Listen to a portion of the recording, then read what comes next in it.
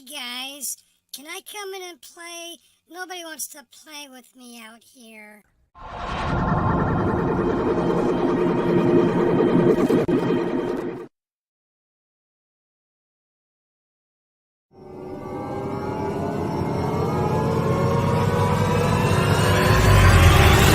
Hey, Sarge.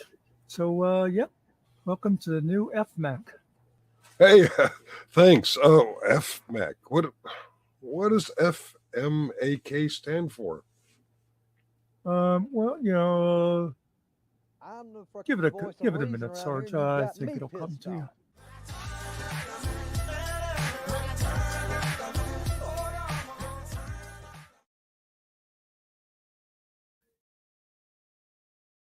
I'm the fucking voice of reason around here, and you've got me pissed off.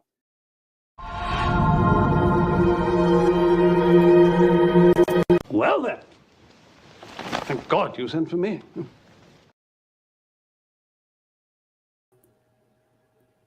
Well, then.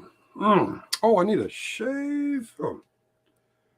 Good evening, all you kind and wonderful 6 viewers out there. It's good to see you all, although I can't see any of you. Why don't you give us a little chatty poo? I got a humble request. How you doing, old guy Mitch? I got a humble request today to offer a public apology to someone I haven't seen on YouTube in a long, long time. He writes books very poorly. He opines on things that he's studied for decades, and no. Vegas Vips, my response to your email is no. Next. That's one ugly. Oh, how rude. How rude. Mitch, take care of my light work for me. He meant Mitch. Okay, I'm sorry. I took it personally. I shouldn't have taken it so personally. Hey, let's stream snipe somebody here. Let me see. Here we go. Sniping away. There we go. Where's my apology for making me listen to these ramblings? This is food for thought. Listening to me, makes you dumber. Oh, smarter. Something like that. I don't know. How you doing, Mitch? How you doing, Killing? And anybody out there? I actually thought I'd have a company up here. Anybody want to come? You know what? I done goofed. I did not put out the link. How would y'all like a little link? All 7 of you. Ooh, we're growing fast. We're going from 6 to 7, just like that. Oh man, I'm hungry. Yeah, if you come here for food for thought, yeah, you're gonna starve. Sorry. Let's pin that thing up there. How you doing, Kiwi? How you doing, Just Muckster? Oh, that's actually me. Okay. Still dealing with critters. Yeah. What was that stuff called? Cruel? I'm sorry. That was wrong. I'll see how far this infinity mirror will go. What is new in the news? Did your favorite Olympian win the gold, the silver, what are the colors? Gold, silver, bronze, copper, brass, copper? Yeah, I don't know. How long are you going to let that infinity stream go? I'm just going to let it go forever and ever and ever until, one of my co-owners comes up and gives me something else to share. I just thought the close-up of this ugly face was too much for old God. Not that kind ass bag. I'm an ass bag. Killing time. Take care of my light work. I'm an ass bag now. Am I an ass bag? Yeah, I guess I'm an. I'm an ass bag.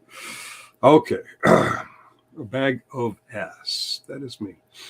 All right. Let me see if I cast out there and get some of the panelists up here. All right, they're not biting. All right, Howard, how are you? How you doing, Howard? Well, apparently, I've made the fan list of what's his name? Bandit. Bandit, where are you? You know you can't quit me. Bandit is informing in another chat that he can't quit me. You can't. You just can't quit the things. All right. That's. I'm going to need reading glasses to see if this thing continues. This infinity. Oh, it's getting real small. What if I blew this up? There we go. Okay. Yeah. Cool. I like it when there's more than one of me. Oh, I have someone to share the screen with. How you doing, Muckster? What up? I Oh. thought Ariel said he was going live. You guys never saw. Punk. So let me give people a little back scenes look at the FMAC Sunglasses. thing. Well, I heard you say something about glasses. Also, I want to know where the hell the food is. I was promised donuts. But anyway, so I tell Sarge, I have this huge backlog of TV shows and movies I've been wanting to get to. And Sarge's response was, let's go waste a couple hours on YouTube. Why not? I mean, what better television is there than watching Sarge put on his fake peak Randy Rainbow glasses? Cut the crap. And then you see each of me cutting the crap. Have you ever heard of a math puzzle called the Painter's Paradox? I don't think I've heard of that one.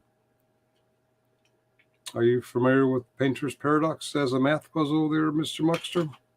No, I thought if I was to guess, I'd think the painter's paradox had something to do with painting yourself into a corner. So Oh, okay. I don't know. I knew Oh, there by was the some- way, Huh? hello everybody. I'm not going to scroll back and see you all's here, but thanks for being here.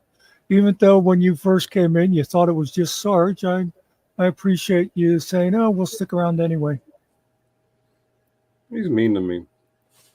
Someone suggested in text, being that I used to be a Sarge, I should drop Mr. Muckster for push-ups. What do you think? Should Muckster do push-ups? When are you going to show us your plank? It's not that kind of channel, Master Sarge. It's not that kind of channel. That's not my YouTube channel. That's my what they call it, OnlyFans channel,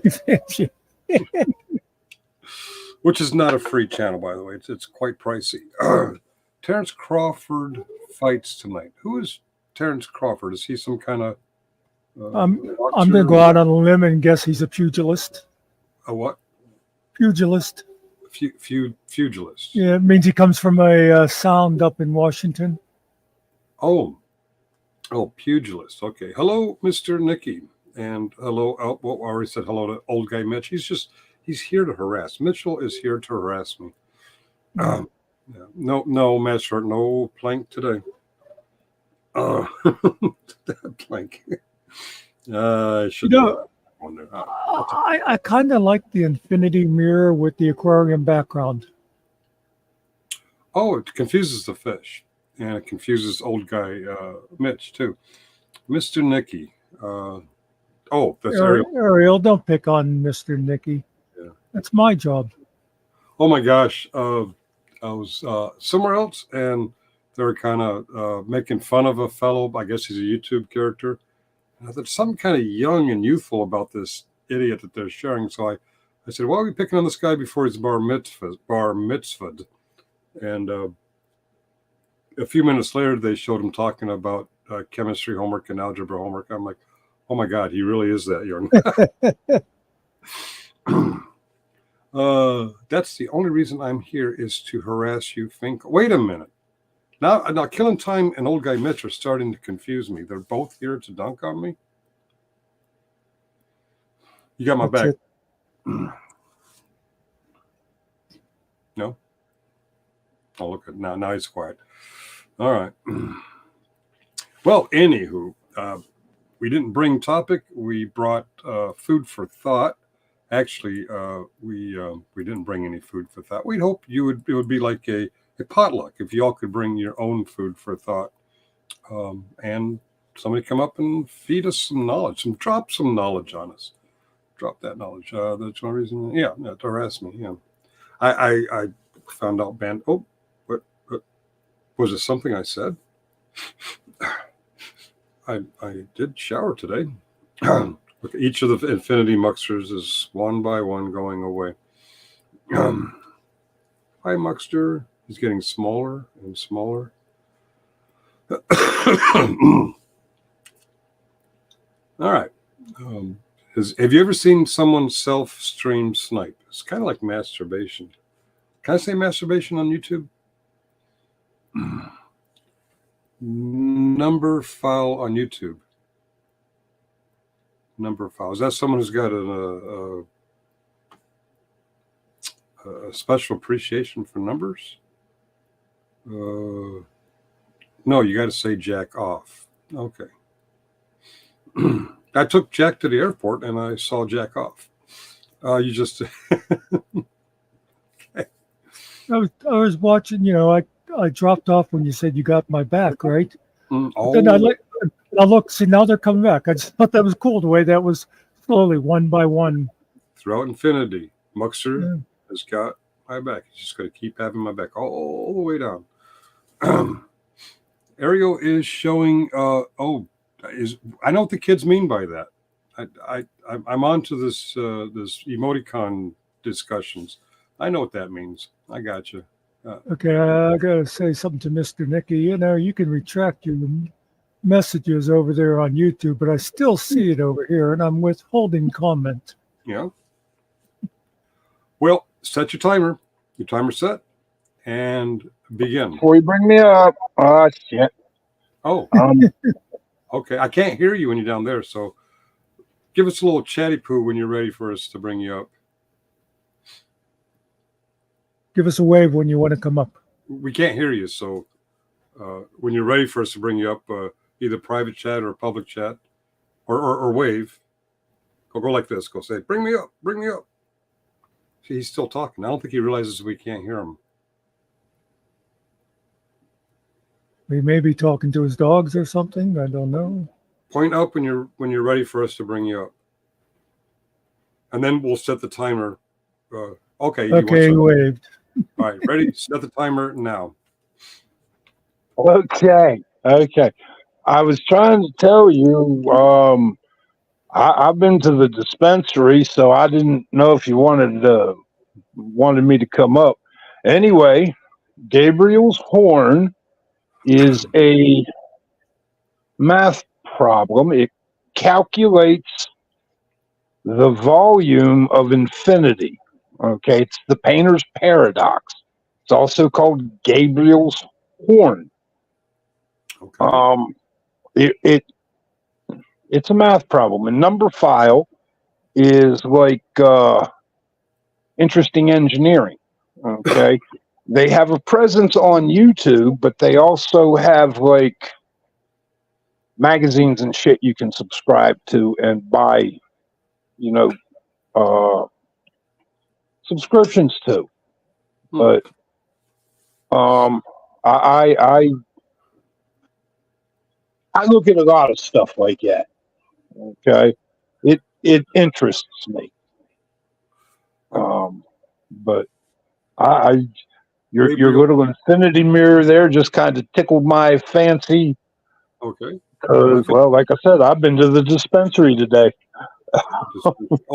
For medical THC? Yes. Oh, okay. Gotcha. That's why I wasn't sure if I wanted to come up. Gabriel's horn. It's some kind of measurement for infinity. I've heard the same thing about Finkel's horn. Love the aquarium. Thank you. I filled it up and stocked it with fish myself.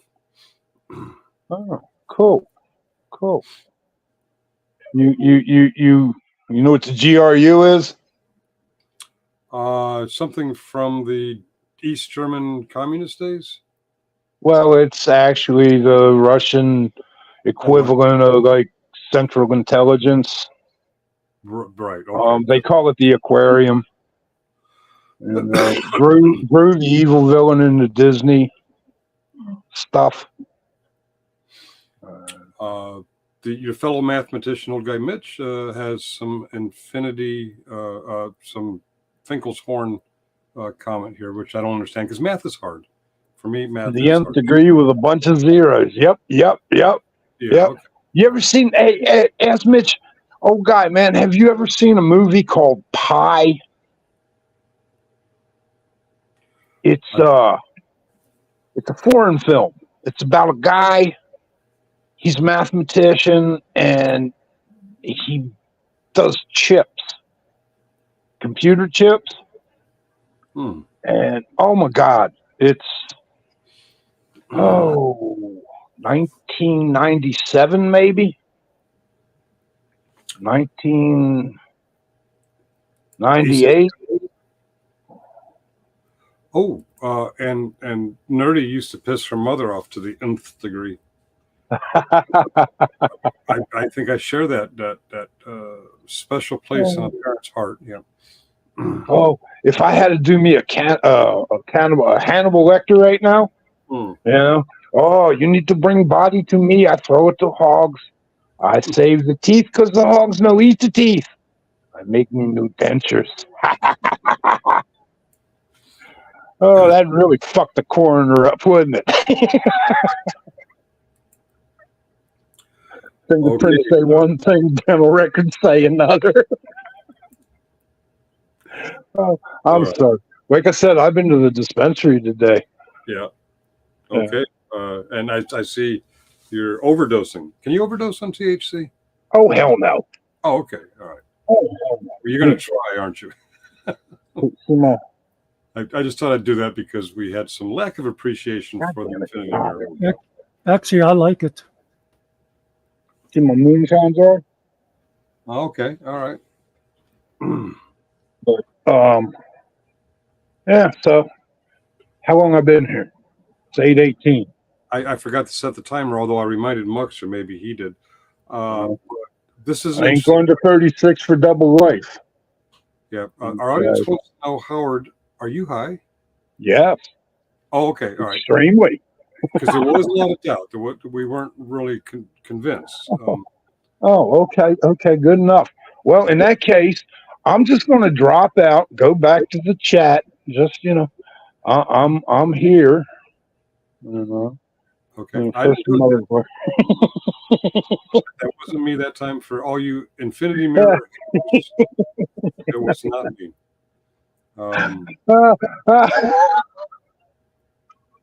Okay. Yeah. All right. It's good weed, man. Y'all take care. All right. Okay, thanks. That's because Kiwi told me to shut up, so I had to bring it back. No, I don't see anything in there that says Kiwi saying shut up. Oh, quiet Muckster. That's like shutting up. Okay. Well, you know, that's the Kiwi version. All right. I totally missed that horrific insult to your freedom to run your mouth. Okay. I don't. I'm not even high, and I like this thing. Seems like the kind of thing you would do on acid, doesn't it? Howard gave you a contact high. So if I do this real quick, you'll see the orange square slowly move from one mirror to the other. The F-bomb, you say? Oh my. Oh, Kiwi put out the law and reminded, it's not no F-bombs. It's just don't make F-bomb every other word. Nerdy's calling us locals. Okay. Thank you, Nerdy. All right. So how has Muckster's day been? This is regular coffee. I don't think this is local. Local. Okay. Yeah. When I first started hearing YouTube phrases like local, I thought they meant low caliber as opposed to high caliber, low quality. But I guess the laugh out loud cow, I guess it works the same. Yeah. I don't remember which one of us annoyed Mr. Bandit, but he was in another chat telling me he couldn't quit me. So, Bandit, you know you're watching. You're number 17 there. We have 18 watching. Bandit is 17. Good. Kiwi House Things, hoping you're wussy. You're calling Kiwi a wussy? Well, actually, he said he's hopping your wussy. So I don't even want to know what that means. That sounds dirty. Yeah. Keep it clean. Keep it clean. It's like these fish. They're very clean. They're constantly getting rinsed off and swimming in their own crap. Oh, wait a minute. That doesn't sound very clean. So it's I guess it's an open panel, and we're hungry for thoughts. So come up and feed us, if you will. Talk about the Olympics. We could talk about politics. We don't want to negatively talk about other channels, but individual spider dogs is fine, I think. No? Yep. Mr. Cousins, the food Steve. does not include cake. There's no cake here tonight, unless you brought some. There he is. He couldn't quit us, and he's here. Hey, I knew you couldn't quit us. I'm watching equals never. I missed a live. Okay. Someone else just hit the dispensary, too. Hello, Wingspan. The rings. I shouldn't be saying hello to new people since I didn't say hello to the old people, but Who are you calling old? Pass the cake. Do we have cake for thought? I was told there were donuts. No, donuts. They're not healthy. They're fried. Did you know donuts are fat if fried in some kind of grease or something? It doesn't sound very healthy. But if I go off screen, I'll eat the hell out of some donuts. You need the halibut. Hellbutts. Okay. All right. No Olympiads favorites. No political politics. Political politics. How about the other kind of politics? Is there another kind of politics besides political politics? See, I got a contact high from Howard. What is this? Are these popcorns? Oh, the birthday cakes. All right, Steve, there is your cake with candles and all. Killing comes through. That can't be Muckster's birthday cake. There's nowhere near enough candles. All right, church politics. Oh my, my church has got some politics going on. They'll get over it, right? Because church folk are more mature and enlightened than other folks. Yeah. I don't know. I haven't seen much of a difference between YouTube lately and my church. Are you serious? Why is Steve calling somebody a hoe? I cannot see whatever that's supposed to be on camera. That is actually one of your favorite people, so I'll leave the bring up stage to or not to you. It's up to you. It does authenticate as the real guy. Well, people can fake that, but go ahead. We haven't been on that long. All right. It's easy enough to get rid of it. No inner channel drama. All right. Oh, wait. Make sure. Let me take a picture of this. Vegas Fips. Oh, he went away. Oh, I was just about to bring him up. Give us another try. We'll bring you up a little bit quicker. I just wanted to make sure you weren't, if you were going to do something silly, we would actually be able to prove to YouTube who you are. Oh, you know what? He disappeared as soon as I said, let me take a picture. Did you notice that? Yeah. It was like, I don't know if it was just coincidence, but it was interesting timing. Okay. Well, Mr. Vegas Phipps, if you would like to give it another try, we are looking for food for thought, and maybe if we find it, it would help you. It could quite possibly help you. Hey, Finkel, check this out. You'll get a kick out of it. Is that safe? Let me check it out over here silently on the other screen. I'm going to mute. All right. Mute.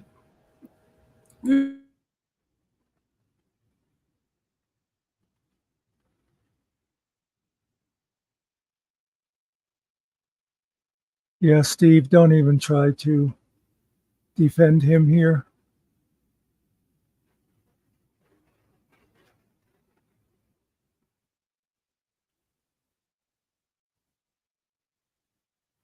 This is that part of the show where we all wait and see how long it takes for Sarge to remember he muted himself. I knew that I muted myself. I was just old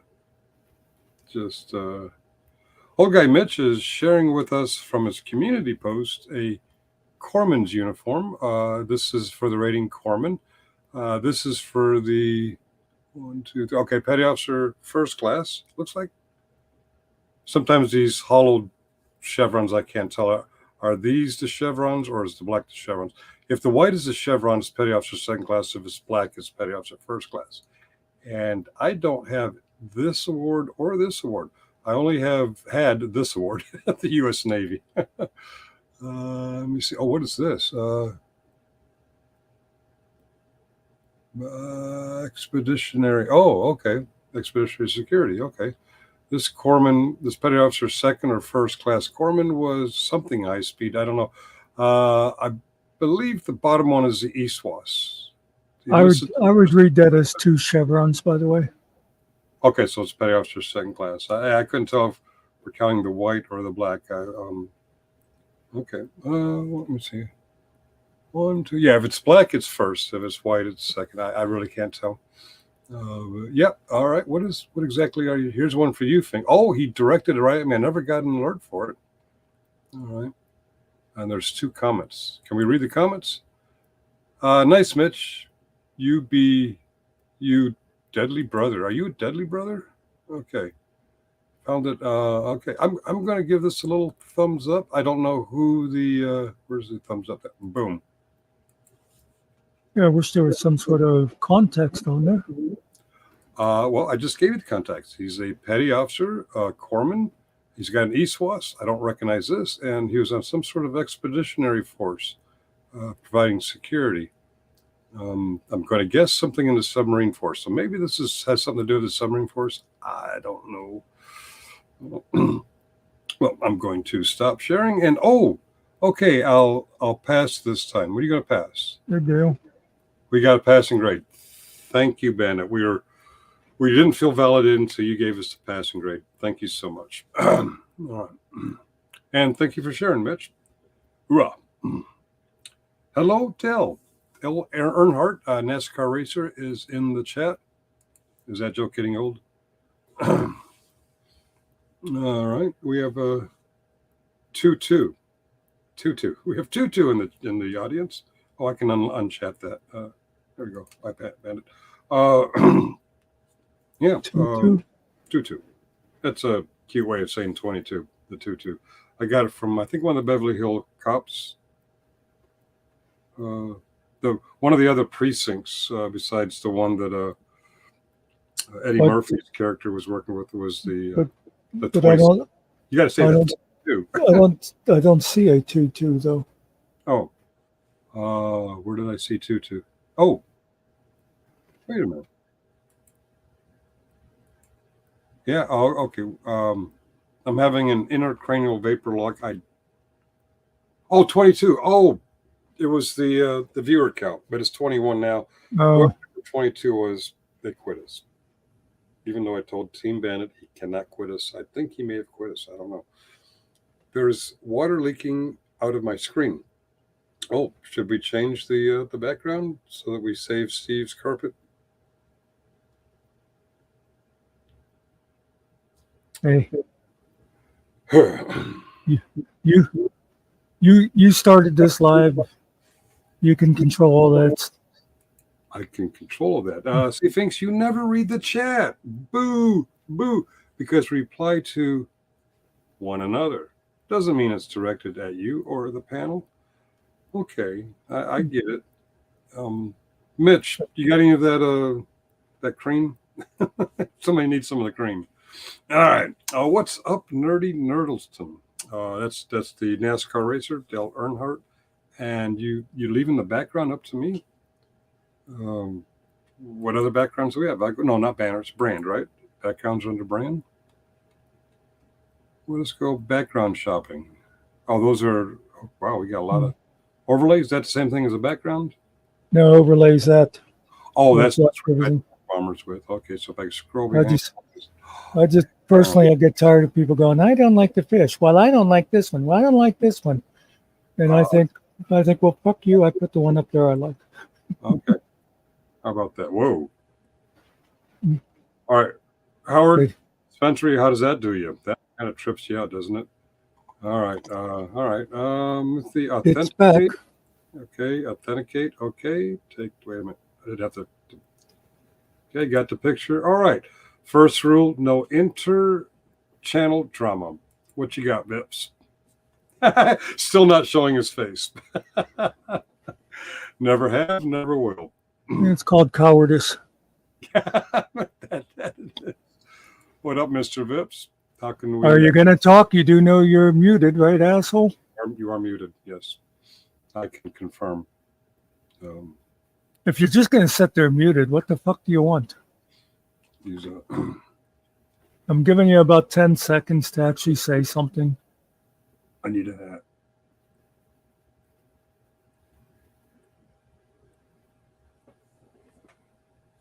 He did that himself. My glasses has a camera. Does his? All right. He's a odd fellow, isn't he? Fact of madness. How are you? But according to Steve, and I forget who the other one, or Dale maybe. Oh, he's a nice young man. Yeah, fuck you guys. He's an odd duck. Oscars or discuss some other feeder fish? Well, I don't know much about feeder fish.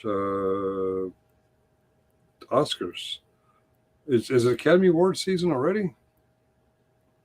Let me join. Vips, we didn't kick you out, jackass. You left on your own. Let me back, he says. He's a clown that Charlie Brown was. Everybody always picking on me. All right. Well, as you saw, we will give almost anybody a chance. All right. So, yeah, the channel is open, and Hello, Muckster has been ordered to shut up. Shut up, Muckster. Vegas has said so. You will just shut your pie hole. Well, you know why he said that. To see if you'll kick him. Yeah, so then he can go back to his other little lady friends and go, yeah, Muckster kicked me out. We're picking on Vegas, the individual, not Vegas, the channel. So, you know.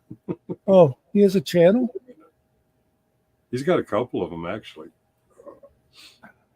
He's pretending to do one of those interviews of somebody who's not going to show up, and when they show up, he'll be like, "Oh, they must have car problems." So you see what he's doing now is he came up and sat there and did nothing. Yeah. And then he left so that he can claim I kicked him out. Team Bandit is his first mod. He needs all the mods he can get. I have more subscribers. Yes, yay! Yes. And you're monetized. You need them. That makes you a real man, doesn't it, Scott? Oh. Okay. Anyway, that video is too long for in here. What video? Did we have the fish video? I don't know. I'm not paying any attention. We do have some shorter videos. Where's a nice short one? Oh, here's one. You can't handle the truth. Yeah, that's 6 seconds long. I'm missing comments. Yeah. Bandit says Vips is a good guy because he made him a mod. Oh, well, I make people mods too. Old guy Mitch will swear up and down that I am a good guy. Oh, you know what? Why does Fact Madness not have a ability to send links? I don't know. We fixed that. It ain't my YouTube. Nerdy doesn't have the ability to send links. What am I thinking? I've been screwing up the mod thing here. Now, I do believe Nerdy is a mod on my channel, and I am much more discerning. Show off. Well, let me make Vegas Fips a managing moderator. Oh wait, no, I made that mistake before. Yeah, that's not going to happen. Look, this one's cute. I like this one. Yeah. Vegas's last one. Muckster's so tough. Was that This- the flying purple people leader? This is, One flying purple people leader. but it's just so funny from a guy who's afraid to ever show his ugly face on camera, and who hides behind 120 socks. He can't show his face. He's explained it many times because of his business, which is reselling food stamps. Would be if law enforcement saw his face. Well, he does ride around. I mean, you got to give him credit. He rides around in a $500,000 vehicle. Oh, Maybe it says Greyhound on the side, but he does ride around in it. better looking than you, which is why he puts the girl's panties on his face. Yeah. and sunglasses, Yeah. and it's why he has to hire hookers. You're not cool unless your sunglasses has a camera. There's a camera right here. Only the cool kids have camera glasses. I got a pair of those, and I could never figure out how to work them. Oh, you push the button right here. I did that, but I couldn't tell if they were actually recording or not. Oh,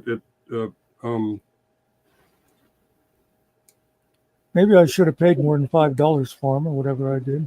see that Okay, red. yeah, I don't think mine were doing that.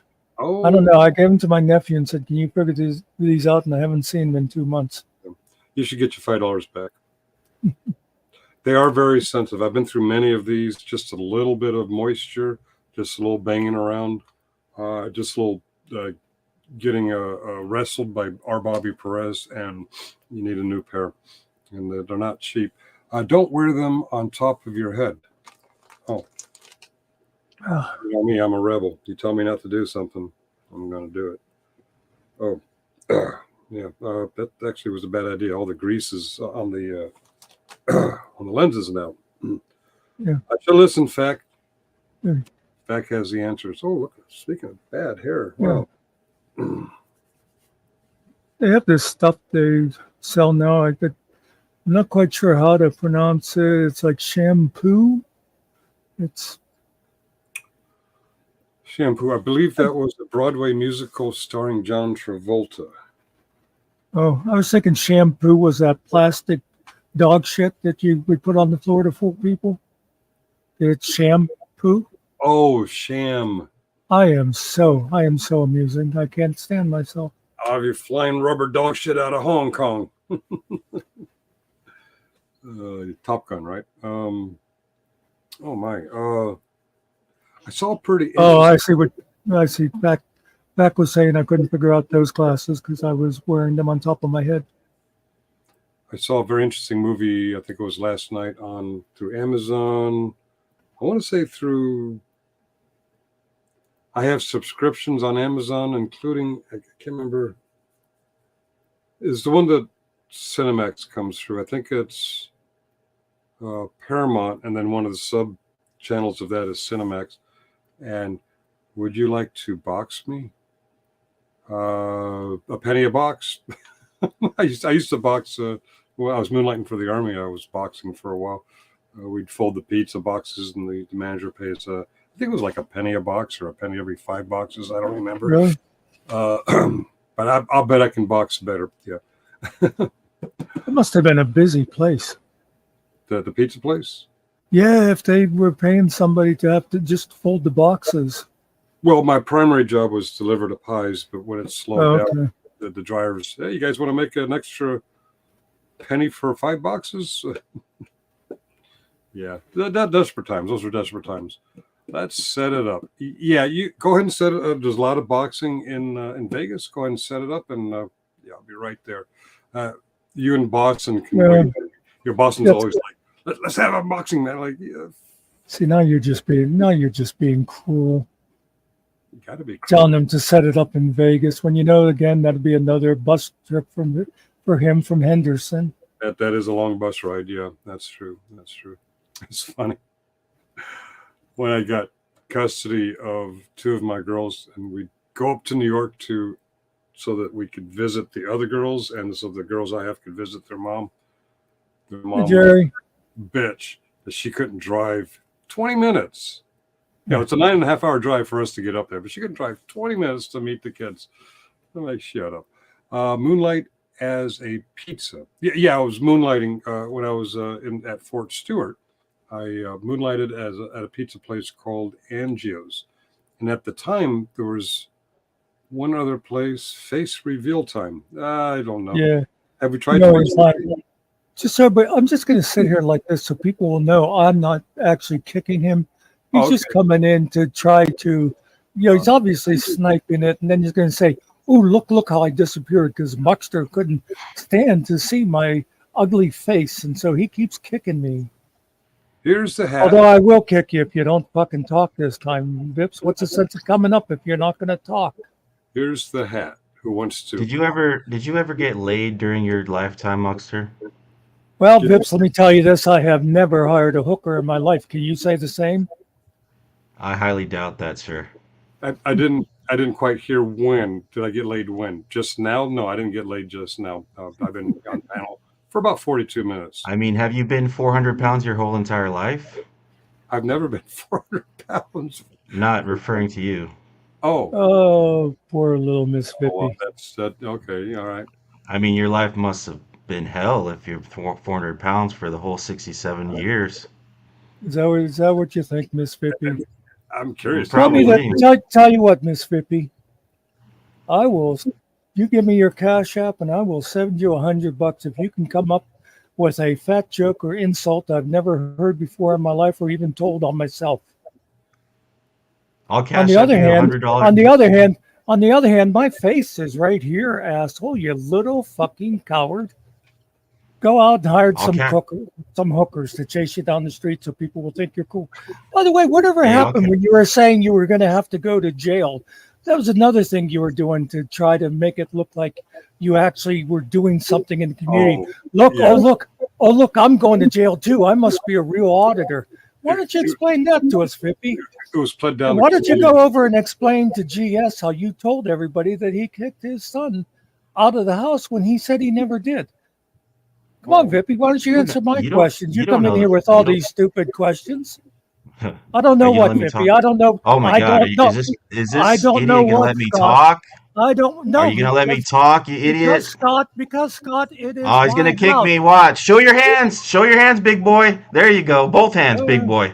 Both hands, you big fat idiot. Come on, both hands. Come on, show him. He's gonna kick me, guys. He's gonna kick me because he can't let me other people talk.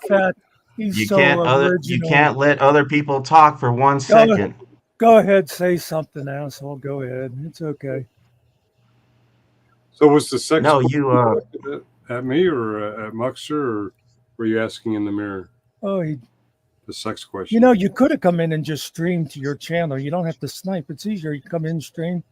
Oh, that's true. You just click on the. I'm not sniping. I'm not sniping, Mr. Know-it-all. Sure.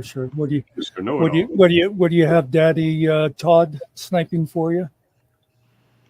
I wanted to address the earlier thing that you have an envelope. You brought up Todd's son. Are you gonna let me finish?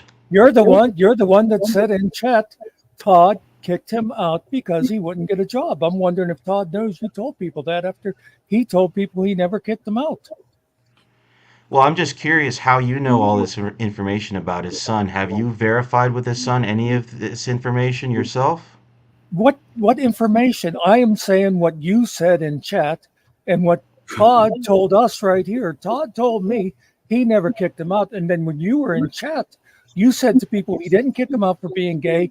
He kicked him out because he wouldn't get a job. I said probably. I said no, if you listen carefully enough, I said probably, which is speculation. No, you don't listen to print, Vegas. It was right there, typed out. He kicked him out because he wouldn't get a job. Interesting for a man who won't get a job. Oh, I'm very, very nice. So you claim to not play childish games. What? Look at the title you gave me, Finkel. You claim to not play childish games, but you're 60 years old playing these games. Did I say I don't play childish games? I don't remember saying that. Yes, you did. You've said many times before. Oh, Vegas VIPs play these childish games, but I don't. Ooh. No. Find me a clip where I said that. Yeah. I have many clips of you, sir. I know. But I thought you don't snipe. You're my biggest fanboy. Once upon a time, months after I deleted a video, right after I wrote it, created it, you brought it up as a childish game, as a matter of fact, pretending to be all sympathetic towards someone that you've been quite the asshole towards. That's the childish game. But yeah, I'm aware that you're recording me all the time, and in all of your recording, you'll never hear me say I don't play childish games. Hey, you should probably take off this Inception thing. You're going to give Muckster a stroke. Well, I'm trying to entertain the folks because we got the most boring panelist in the history of panelists right here above Muckster. Of course. Yeah. All right. No, but I was serious, Muckster. Have you got any action in your lifetime? 67 years on this earth. It's amazing that you're so interested in my sex life when you don't have one of your own. Come on, Scotty, go out and get a life. Go do something. No, I mean you claim to quit calling yourself an auditor. All you do is walk down the street. I never claimed to be an auditor. You used to. By the way, quit tagging me on your videos. It's annoying. I'll tag you all I want. I will tag your fat ass till the end of time. I will tag you till the end of time. There's nothing you can do about that. Trust me, Vegas. It will happen. Your voice will start to change. You'll grow little hairs on your testicles. Well, they might drop, and then you'll grow hairs on them. And eventually, some stupid woman out there will give you the time, and it will happen. Just give it time. It gets better, man. It does get better. You will someday get laid. She'll regret it right afterwards, but you will get laid. Hang in there. I'm rooting for you. And please stop worrying about my sex life. Honest to God, even if you showed your face, will worry about your sex life because you're obviously invested in mine. You're obviously highly invested in mine, so it's open game. A 400-pound, 67-year-old man wants to talk about my personal life. Well, okay, I think it's fair game. We can talk about you. You're putting yourself out there by going on camera as a 400-pound, 67-year-old man. So it's fair game. Let's go back to Steve saying about this nice young man. There you go, Steve. Steve. No, the only reason I'm disrespectful to this Muckster guy is because he came at me first with such hatred and disrespect. So it's fair game. The only reason you don't like this Muckster guy is because you think that Daddy liked me because best. You're a bigot. You're a tyrant. You argue with every single person on the panel. Hot Mess Summer can advocate. Perfect Soulmates can advocate for that. Who's the other guy you picked on the other day? I forgot his name, but you picked on several innocent people. You picked on Steve Cousins. Did I laugh like a fucking 12-year-old? Well, wait. Hold on. Tell me how I picked on Steve Cousins. Go ahead. Oh, you want to know how you and Sarge picked on Steve? You've got the way. Let's start with the rent.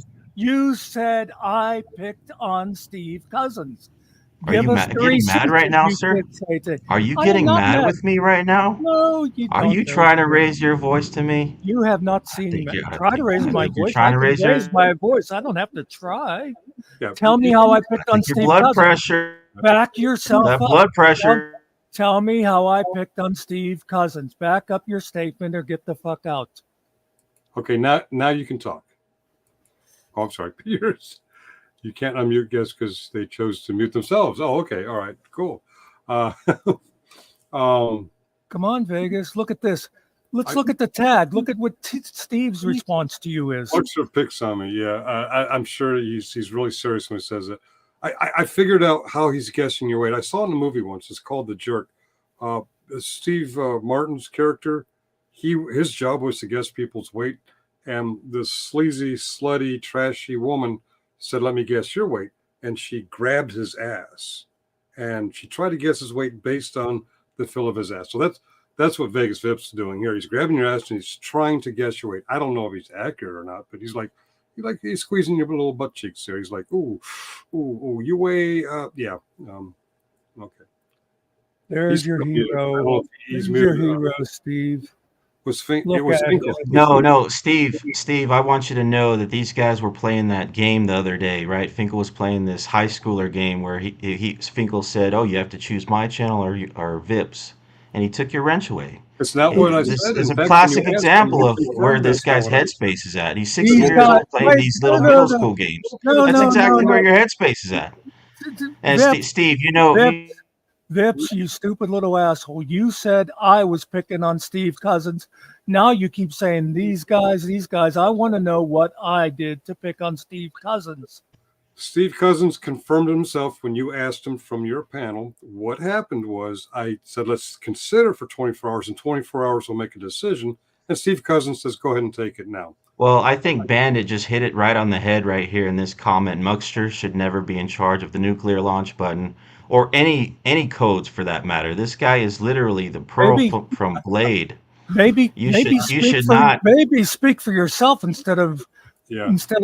relying You on should not. people who are more You- Well, intelligent than in you. front of the witness himself, Steve Cousins, I just outed him for the bullshit liar is, and he shifts to something else because like some of his pals, he just can't handle being pointed out that he's wrong. I think Jeff It's a challenge. and Scott have pointed you out to be wrong many times, Finkel, and they're laughing at you. They know you and Muckster are clowns. They've been pointing you out and they've been exposing your crap for the past couple. You think Jeff is a reliable source? He's way more reliable than your fat ass. Well, Reliable. should we go back and find everything they've said about you then? Yeah. He showed me the He emails, by the way, too. He should. I showed the emails right here on my channel, Vips. You didn't show anything but your Don't fat titties. Don't try You to just- make shit you- up. I showed them live. The only thing you showed was your fat face and your fat titties. Come on now. Oh, he's running out of ammunition. He's going with That's just like when you tried to hook up with that other stupid bitch and you said, "Oh, I've seen all the evidence." Somehow, neither one of you ever showed that evidence. the other bit. You are such a lying. Muckster, you're nothing but a tyrant and a bigot, and your political my views God. are so Well, garbage. I don't know why you keep saying bigot, but I openly admit to You being are a bigot. tyrant. Okay, what am I bigoted against? Besides, Oh, I stupid don't little know. bitches Perfect like you. soulmates, political views, hot mess of summer, outbursts against. It doesn't make you a bigot if you disagree with somebody political, you little moron. You Did are. you even I mean, you can't graduate high see it. school? Obviously, you can't see. You need to Oh, look I in the can't see mirror. a lot of things You need to because look you in the won't go mirror, on Muckster. camera. You need to look in the mirror. I If I highly look recommend in you the look in. mirror, I'll actually see my face instead of a stupid hat and sunglasses. Well, there you go. There you go. So, anyways, you need to look in the mirror, Hey, Muckster. Nikki, how you doing, Nikki? And you really need to acknowledge that the people in the chat know you're a bigot. They know you're a tyrant. They know you're an imbecile. And I told everybody. Your face people just came up a little bit too much, and I realized that you need those glasses with the fake big nose. Yeah, there you go, Finkel. Everybody, I'll come clean. I am a tyrant. You haven't heard that before, have you? It's a big revelation. Now tell me again how I'm a bigot. Because I disagreed with your perfect soulmate on politics? That makes me a bigot? I'm just disappointed that Finkel has decided to advocate for someone as grotesque as you.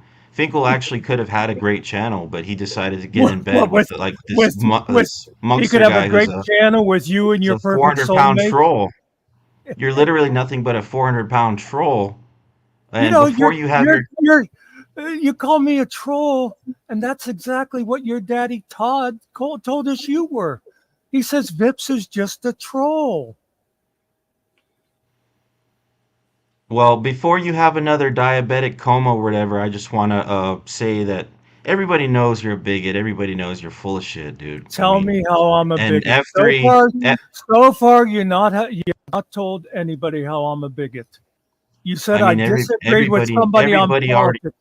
Everybody already knows. Everybody knows. If everybody knows, why can't you come up with an example? He's like because I don't know. Because I didn't like your perfect soulmate. That makes me a bigot. A No, white no, guy. no. That was long ago. It maybe because I don't know, you lie with Jeff all the time and Jeff exposed you. Maybe because these weird emails that you send to You know, Ronnie and Give us an Izzy, example of oh, see, you now lying. want you're you now want You to you now want Jeff you're being the guy inventing behind that. you emails want again. Jeff to be the middleman between your weird advances on We Izzy. we saw You're we have coming you off as some recording type of creep admitting that towards you're the Izzy guy and stuff. Oh, Uh, you News are. Network, and you're the guy who sent her the emails. And we have her recording saying, "I know oh, that." Well, really? Really? yeah, oh, it's You right have there. proof of I this? did a You have video proof just of a couple this? months ago. Yes, we do. It's called actual video. And where'd you go? Wasn't me. Although because Shit. my hands Okay. weren't on screen, so he'll say, "Oh, look, Muckster kicked me out." Kicked him. Yeah. It's all for He TV. didn't want to folks. hear it. Him as Vegas Vips came out as RTL, and in that same show, he came out as the guy who was sending Ronnie News Network those emails. Yeah. And then later he did a show with Ronnie News Network where he was like, I don't know who was sending you those emails, and Ronnie says, "Oh, I know who it was." I'm like, it was him. He admitted it himself. And wow. And as soon as I pulled that up, where'd he go? Where'd you go, Vips? Come on back up. Let's finish the story with your non-face up there. This is where he goes off and tells the other girls that he won. Look, I owned them. I owned them. Yeah, we got owned. Okay. Back to intelligent conversations. Yeah. I've totally been ignoring the chat because he was so engaging. Well, it was kind of fun, you know. That got the blood pumping for a while, and you know. Oh, look! We got 100 views. You know, that's what we're all about, is getting the clicks and views, according to certain little douchebag women I won't mention. No offense, Ariel. Oh my! Okay. Now serving milk and cookies. I think what was requested, old guy, was cake. You have failed to deliver cake. No, I don't want to pick on you. I pick on you, Steve, but no. Tell us about Vips being a nice young man. Oh, I think the way Steve sees him, the same way we do, that he's a clown. Only he's not annoyed by the clowns. He might be a little bit more annoyed by the clowns. We want to tell the clown to get off our lawn because we're a little more curmudgeonly. Okay, yeah. so just I want to help Vips out because I know he's listening. So Vips, record this. Try this instead of this stupid forklift stuff that you feed the toddler and stuff. How about this one? Muckster is so fat that his Cadillac Escalade has stretch marks. Or how about Muckster is so fat he's got smaller fat guys stuck in his orbit. Or you could tell them the story about how I was crossing the street in Pittsburgh when I lived in Pittsburgh, and the taxi hit me. And the cop comes up and says, "Why did you hit me?" And the taxi driver said, "I didn't have the gas to go around." Come on, Vips. I didn't have the gas to go around. All right. I wish he didn't rage quit like that. I was looking forward to him. No, I said pizza. No, not you, Jerry. Steve wants cake. In chat, wasn't he asking me about boxing? He didn't even bring up the boxing. He was up here on stage. Well. Shouldn't pick on children, but I'm sorry. It's a failing of mine. We're trying to get you the cake. We are trying to get you the cake. Hang in there. It's coming. Or maybe Jerry's going to bring the pizza. I don't know. Feck the man. Oh, geez, for a second, I thought it was going to be him again when I heard the He's back. How you doing, Mr. Wait a minute. I'm sorry. Now that I see him on camera, I have to leave because I am a bigot. He didn't say what kind of, you may be bigoted against people who wear gray shirts to wear have stone vet on. We don't know the name of bigotry. How you doing, Fack? What's up in your life? Hey, XO. What's up, gentlemen? Just wanted to stop by and say hi. I put on my Vegas hat in honor of Vegas Vips. Oh, is that a Vegas hat? Yeah. Well, it says it's live lucky here. Hey, you gotta hide down on the camera so just your glasses and your hat show. He did show his nose one time. Are you a golfer? For some reason, it looks like a cap a golfer would wear. I'm getting a golfing vibe, which I didn't know. It's an Olympic sport. They had golfing today on the Is it Olympics. really? I just recently started golfing. I became a member of the club where I live, and I generally golf like maybe 3 to 5 days a week, about 6:30-ish, 7 o'clock, and before everybody gets there and work on the game. My wife and I went out today. So I think you did tell us that once before. I remember you saying about going out real early like that. yeah. What's funny is in the golfing world, somebody who does it 3 to 5 times a week is somebody who's not serious. It's funny. My mom, her partner, so she is with a gentleman that actually coached me when I was younger. So I call him coach. But he kind of introduced golfing to my mom, and she has Alzheimer's. I'm pretty sure I told you guys that before, but she tells me almost every time I talk to her that she never thought that she would enjoy chasing a white ball on well-kept grass, but she loves it now. So I got to tell you, I graduated from high school in 1822, and I still call Dave Caslow coach whenever I see him. He's the wrestling coach. Mm-hmm. Yeah, there's a couple of people that if I saw them, in fact, when I went and visited my mom and they were together, I kept looking at him. This is like the first time I met him with her, and I was like, "You look familiar. You sound familiar." And he kind of was talking about things, and I'm like, "You coached at the Y, didn't you?" I'm like, "You were my coach," and I saw pictures of him. I'm like, "Sir, yep, that's him." So I call him affectionately Coach now. So if you just started playing this year? Yeah, I mean, so when I lived in Utah, I lived on a golf course, on the edge of a golf course. I could walk onto the green with my friends who golfed all the time, and I would try to play with them. I hit a couple of balls, but I just recently started playing kind of seriously, because I really do enjoy the game. It's me against God and the numbers and the greens and all that stuff. So, yeah, I enjoy it. So. But I just started, like you said, this year. Yeah. This is a little off, but I was just thinking, talking about still calling him coach and stuff. Mm-hmm. A few years ago, I came out of the library, okay? I was going over across the street to do a bank deposit. Sarge, are you frozen? Yeah, I believe he is. Anyway, I saw my 7th grade, 7th grade English teacher. He was getting out of his car. And, that had to be like 80 years ago. I had him in school. Mm-hmm. And just without even thinking, I went, "Hey, Dave." And he was like, "Oh, hey, how you doing?" I think he called me Rich. He always called me my brother's name. But anyway, right after I said, "Hey, Dave," my brain was going, "Oh, my God, you just called Mr. Lewis Dave." That many years later from 7th grade, it was still like, anyway. I've actually seen a YouTube video and it seemed like it might have been maybe a public school with a private school, but where these kids were going around and addressing their teachers by their first name, "Hey, Rich," or whatever. Yeah. And someone would say hi, and then they'd be like, "Hey, you don't call me that," And I grew up during a time where, my mother and father taught us how to generally address anybody older than us as yes, ma'am, no, ma'am, yes, sir, no, sir, etc. And for the most part, even after I got out of the military, I address people who are older than me generally with, yes, sir, no, ma'am, all that stuff. And now I find myself in an older age, and I can kind of dictate and determine who are my peers. And sometimes there might be somebody maybe slightly older than me, and as peers, we will address each other as, "Hey, dude," or Craig, or, whatever. So I always find it interesting that Vips, he came on.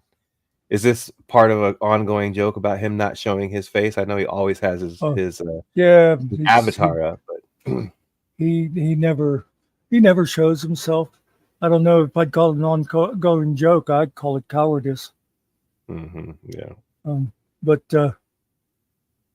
yeah, Sarge just sent me a text showing that he crashed. Oh, But I came yeah, in and made the screen dark. I didn't get a Anyway. chance to listen to. I was actually anxiously awaiting the intimate discussion that you had with the young lady. I'm still going to check it out, but Oh, I kind of heard you guys touching on it, and maybe you all discussing between yourself and Sarge. I think how well it went. So I don't spoil it for me, but I'm going to be listening to it. But I'm sorry I didn't make it on that time, but I'm definitely going to check it out. all I'll say is, well, hey Nikki, thanks for putting his link up there. Thank you, Nick.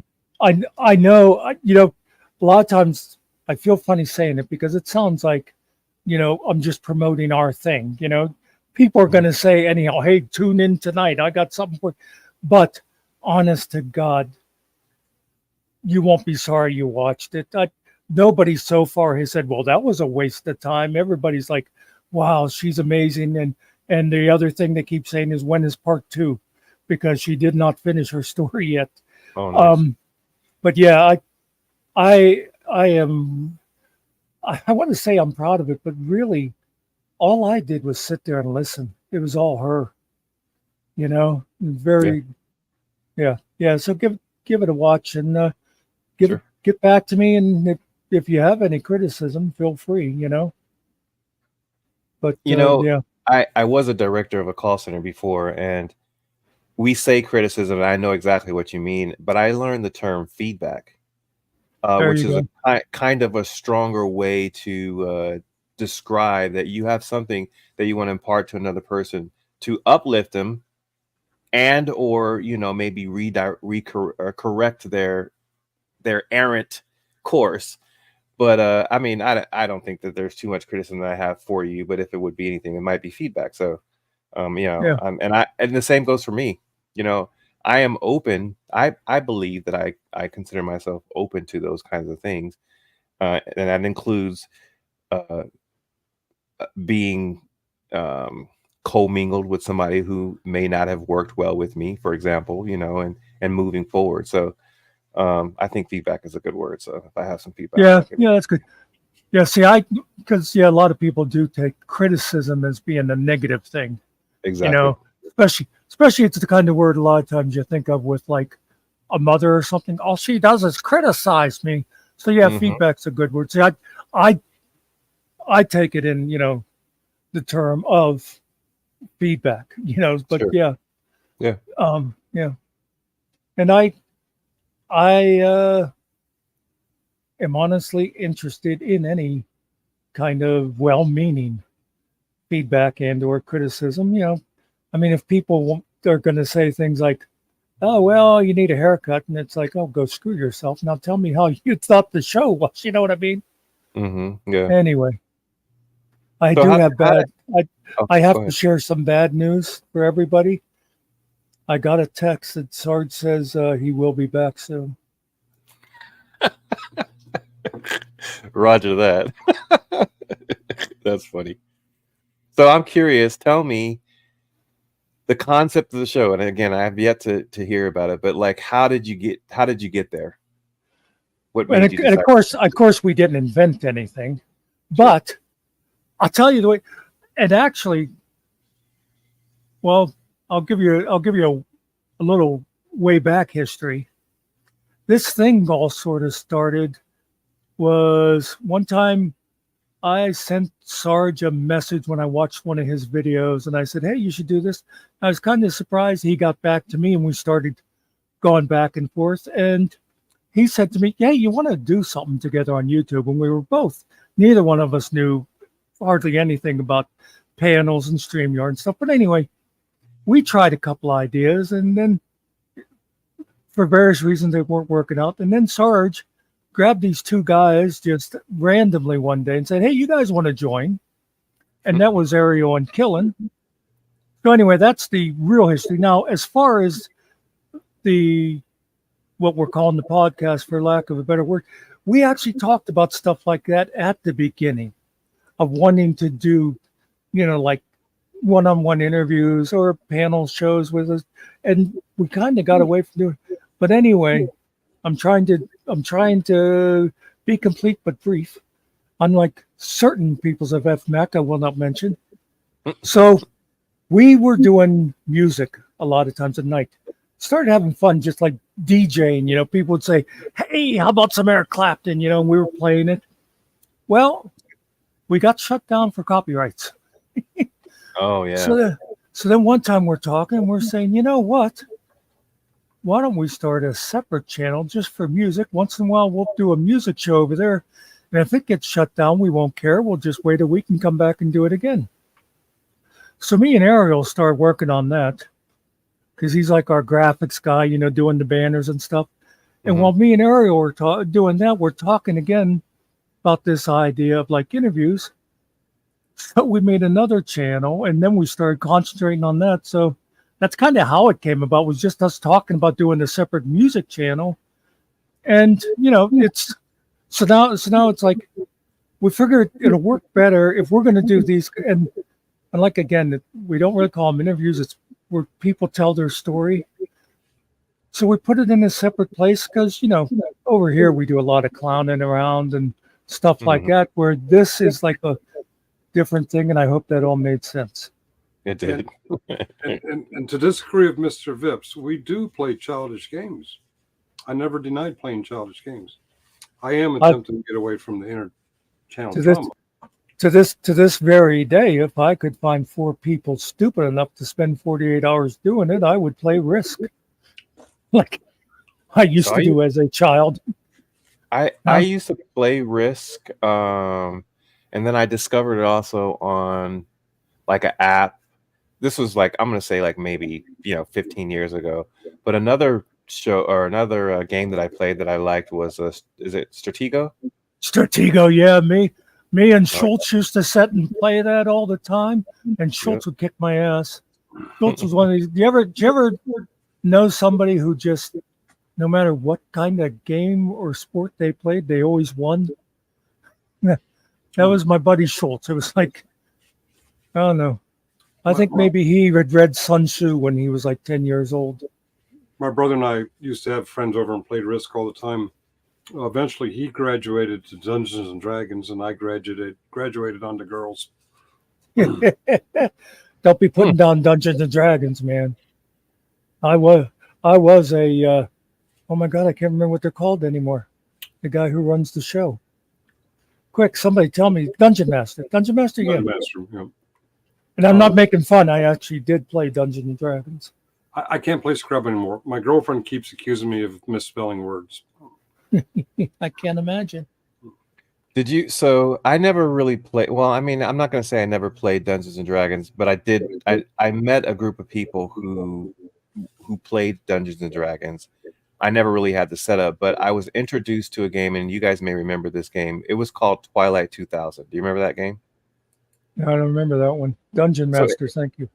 It was kind of like, I mean, the person who introduced it to me was a dungeon master. They played Dungeons and Dragons, but it was kind of like a apocalyptic type thing where you had to get guns in a group and raid people's camps and all those kind of things. And I kind of so I never really was a fantasy type person. Gotcha. Yeah. But I kind of like the role playing type thing in that regard, because it was kind of like real world. You didn't just cast spells and stuff like that. But yeah, that sounds like something I would have liked, because post-apocalyptic books and movies are always one of my favorite genres. Yeah, like the Book of Eli, is that what it's called? Book of Eli. Yeah. Yep. I Am Legend, like that kind of that vein, like you're talking about. Yep. Yeah. For sure. Games About Frontiers. I enjoyed that song, but I didn't understand its meaning. I like the line about someone built a bonfire and someone else plays with it. It turns out that song is based on a European game show where they had kids from different nations have team competitions. Oh wow! Yeah, nice, cool. Nikki has in the chat. Yeah. To Twilight 2000, 1984. So I graduated in like 89. So like, yeah, Children. 84 would have been right around that time. Yeah. So I did remember the name of it and everything. Yeah. I realize I'm being rude. I keep popping blueberries into my mouth, so I'm going to stop my cam and continue to pop blueberries into my mouth.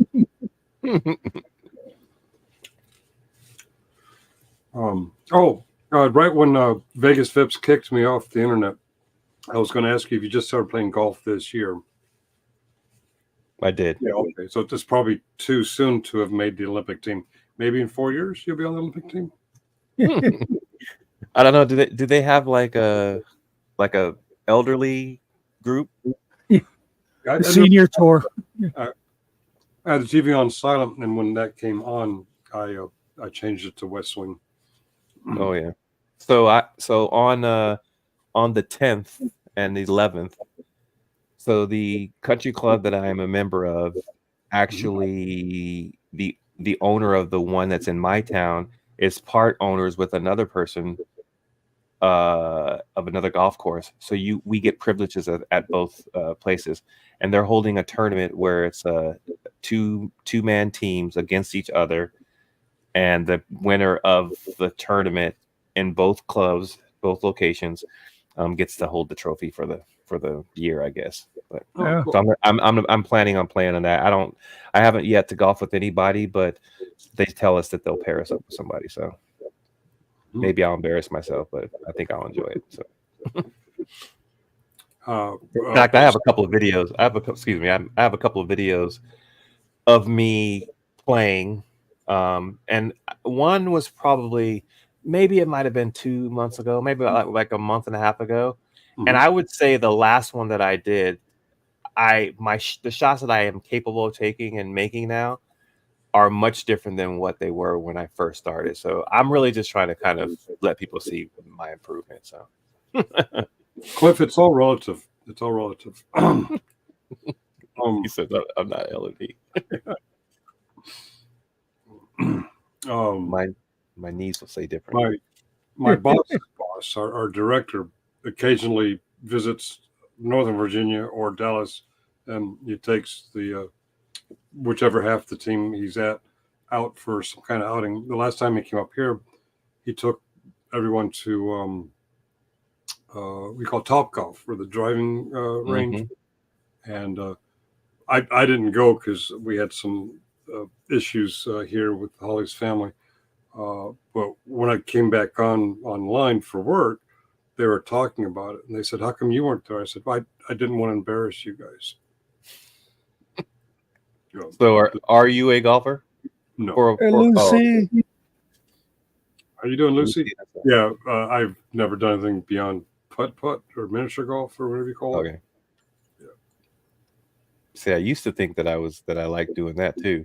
Yeah. I mean, I'm sure I'll be able to enjoy it. You know, birthday parties and those kind of things have gone, but now, I mean, there's enough people in my family, extended family. You know, my father is a pastor, but he likes to play. My uncle plays. There's a coach that plays. My wife's brothers, my brother-in-law, he plays, and all of them saw me when I really didn't play at all. But I literally have been playing, 3 to 5 days a week for the last month. Wow. And I'm getting a little bit where, surprisingly, the ball's kind of going where I want it to go. So I mean, I think I might like this game now. I am damn Tiger Woods up in this mud. I'd be the guy who gets down on the ground and looks at the ball. Why don't you want to go home? Pack your bags and go home.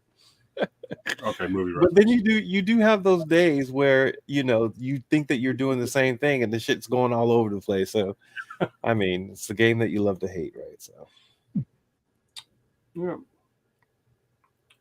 All right. Love her name, Lucy in the Sky with Diamonds. Lucy in the Sky, yeah. I'm a Beatles fan myself. I guess I'm not hiding the blueberry eating very well. It's all good. You're not. My daughter sent me. She's one of those people that beyond having the pulse on like what's kind of cool-ish. Her and I would say of all of my daughters, we think a lot the same way, kind of like how I am with my mom, my sister with my dad. But she showed me this. She sent me a little snippet of a guy that she likes, and I can't remember exactly what she was trying to tell me to emulate from this particular show. But anyway, the guy took a big old bite out of something, and the whole time he was like smacking, on this show, and I was like, dude, like, I don't know if that's the look you're going for, but you didn't do that. All you did was like have it like, but you couldn't hear it, so it was all good.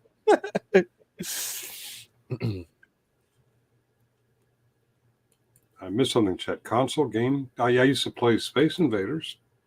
Of all these modern gamers, I'm like, how do you get beyond Space Invaders? Again, I graduated onto girls when everyone else graduated onto Dungeons and Dragons. And how did that work out for you? Well, let's not go there. I've been intermittent. Go ahead. I was just gonna say I've been intermittent fasting. Intermittent fasting. Okay. For like about the last week now. Oh, actual fasting. What you meant with girls? Yeah. Oh. Well, my wife probably is. Well, she's asleep now, so okay. But I don't eat after 8 o'clock. So I played basketball and then volleyball in high school. But when I went into the Air Force, I had the opportunity to play volleyball, and I actually went to volleyball camp. So to try to play for the Air Force volleyball team. I think if I would have stayed in the military, I would have eventually got and played on the team. But I got to work out with them guys. So, I feel like I was an athlete for a period of time. And then I just recently tipped the scales at around 230 and feeling a little sluggish. So I just started kind of losing weight. My father's wife looked at me the last time I visited, and she's like, "Wow, what is she feeding you?" So I just figured I'd kind of tone down a little bit, get rid of this gut that I have. So if I look and sound hungry, that's why, because I'm not eating. I can't eat till tomorrow morning at noon. Oh, I'm sorry. I will stop eating the blueberries on screen. No, I can do it vicariously through you. So. Oh, okay. Yeah, it was like. I've tried that with the drinking when I quit drinking. It doesn't work. Yeah, I'm the same way. I haven't drank for quite a while now. So. Congratulations on your sobriety. August 9th is another year. Can't believe it. I actually forgot. I keep forgetting my date, and then I looked at my shared calendar with my girlfriend. I'm in big red letters. I'm like, oh, that's right. Okay, we're coming up. I get a new coin. Nice. Fac is 63. Oh, 6'3". Oh, okay. Yeah, Cliff and I met each other, and it's always like you see. I mean, even though you see a individual, we get on camera, right, and talk to each other, and we hear each other's voice. It's always a different kind of experience when you meet face to face, and we got to sit down and fellowship for a little bit, so it was cool. Oh, so you, Cliff? I'm so sorry to hear that. I'm kidding. Let me ask you this, Fac. And I in no way am saying I understand the Black experience, but I know from another thing what used to annoy me. So you're 6'3" and Black. Did you get tired of people saying you must play basketball? Yeah, no, and I totally get the notion. And when I played volleyball in high school, it was during a time where there wasn't a lot of Black people that played.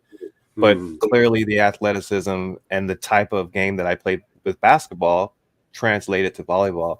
And so I kind of jokingly would reply, no, I play volleyball. I mean, I still play basketball, but I consider I excelled at volleyball. So it didn't really bother me. And now, I'd probably give anything to be able to go out on the court and play. But the last time that I ruptured my Achilles tendon, my ex-wife was like, you're not in your 20s anymore, Craig. So, so that's probably one reason why I've kind of gravitated to golf, because it's not so demanding physically completely, right? You can still play the game and not be so physical. So, the question has been posed, to me. Because I was 6'2" and large, and everyone would go, "Oh, you must play football."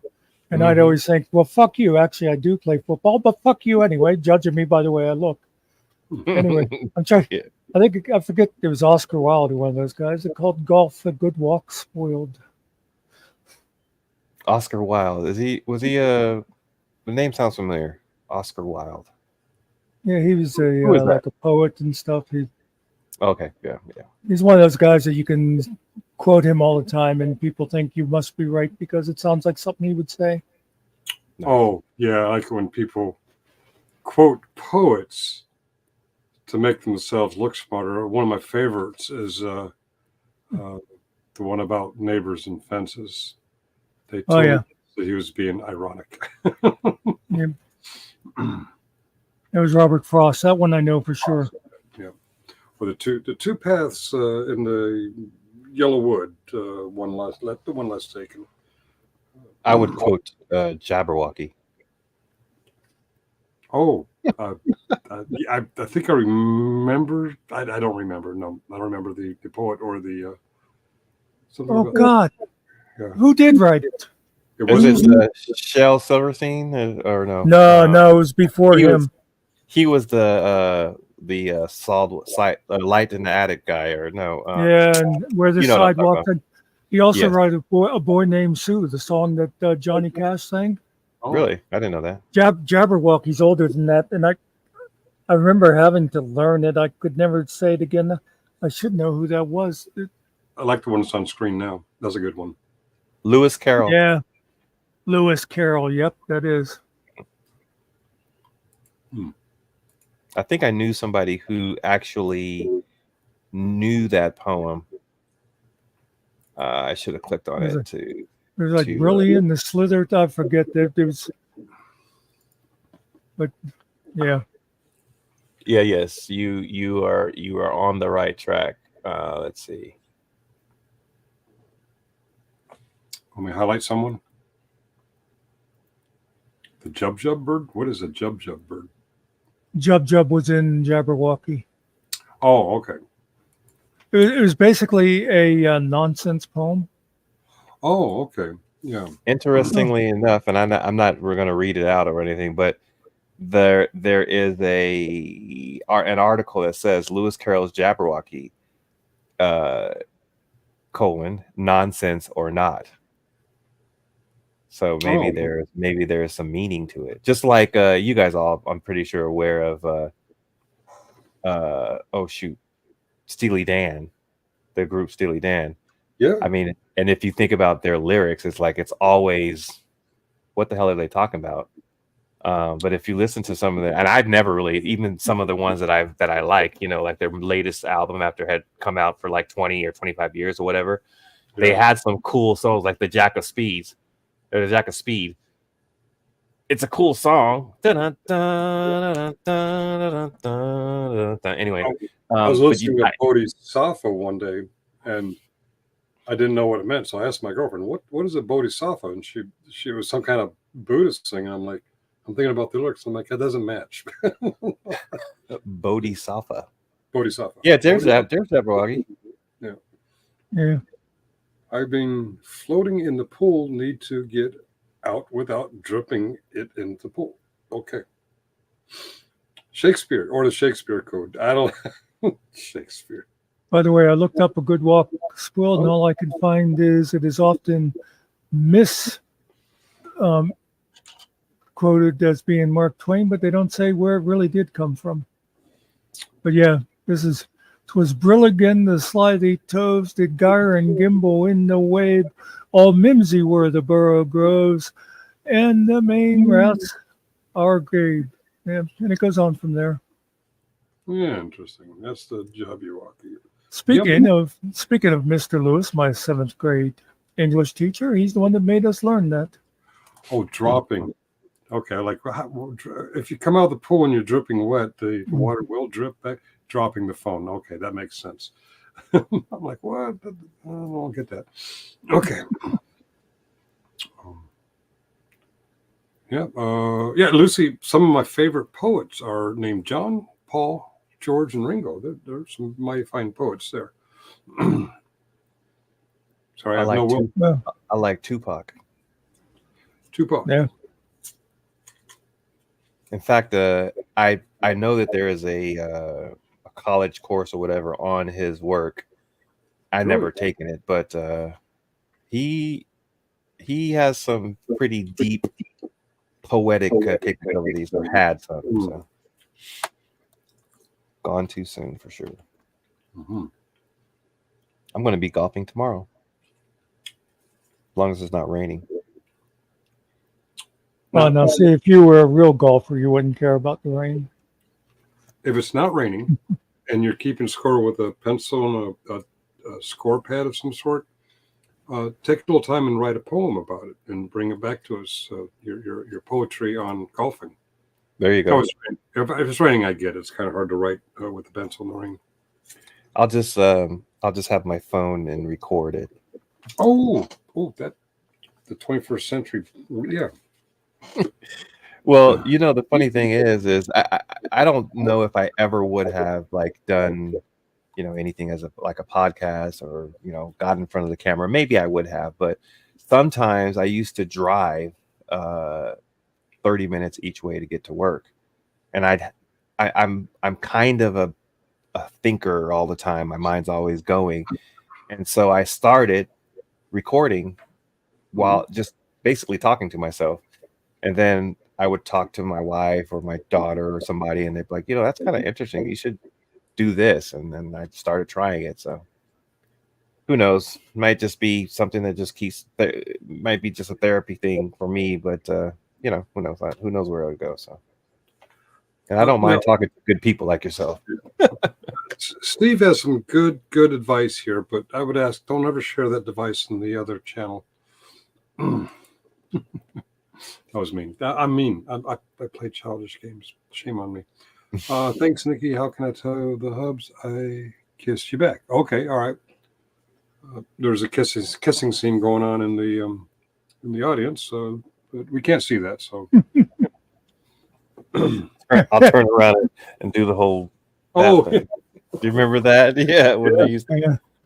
Was it the Horseshack that used to do that? Do you remember the character Horseshack? Yeah, I remember that. Welcome back, Kata. Yeah. So this all started last night before Nikki was blue. It didn't look as obvious, but Mr. Nikki said something to her, and he did the tag thing, so it would highlight her, and it said, Lucy in the Sky with Diamonds, and there was the little kissy lips at the end, and he was like. He couldn't figure out how they got there, and he was like, "That's right, honest to God, Nikki, honest to God, I did not throw her a kiss." Nice. We're gonna have to tease Mr. Nikki about that I forgot about that. I'm like, what are you talking about? The funny thing is I saw that and made a comment about it, and meanwhile in the background he was like, "I don't know how that happened," So, Muckster, you mentioned it about kind of the impetus for all of you all coming together, but how long has it been? We're trying to think. The one time we think it's February. I was thinking maybe it was February. Yeah. Okay. I feel like you all have been on my radar for longer than that.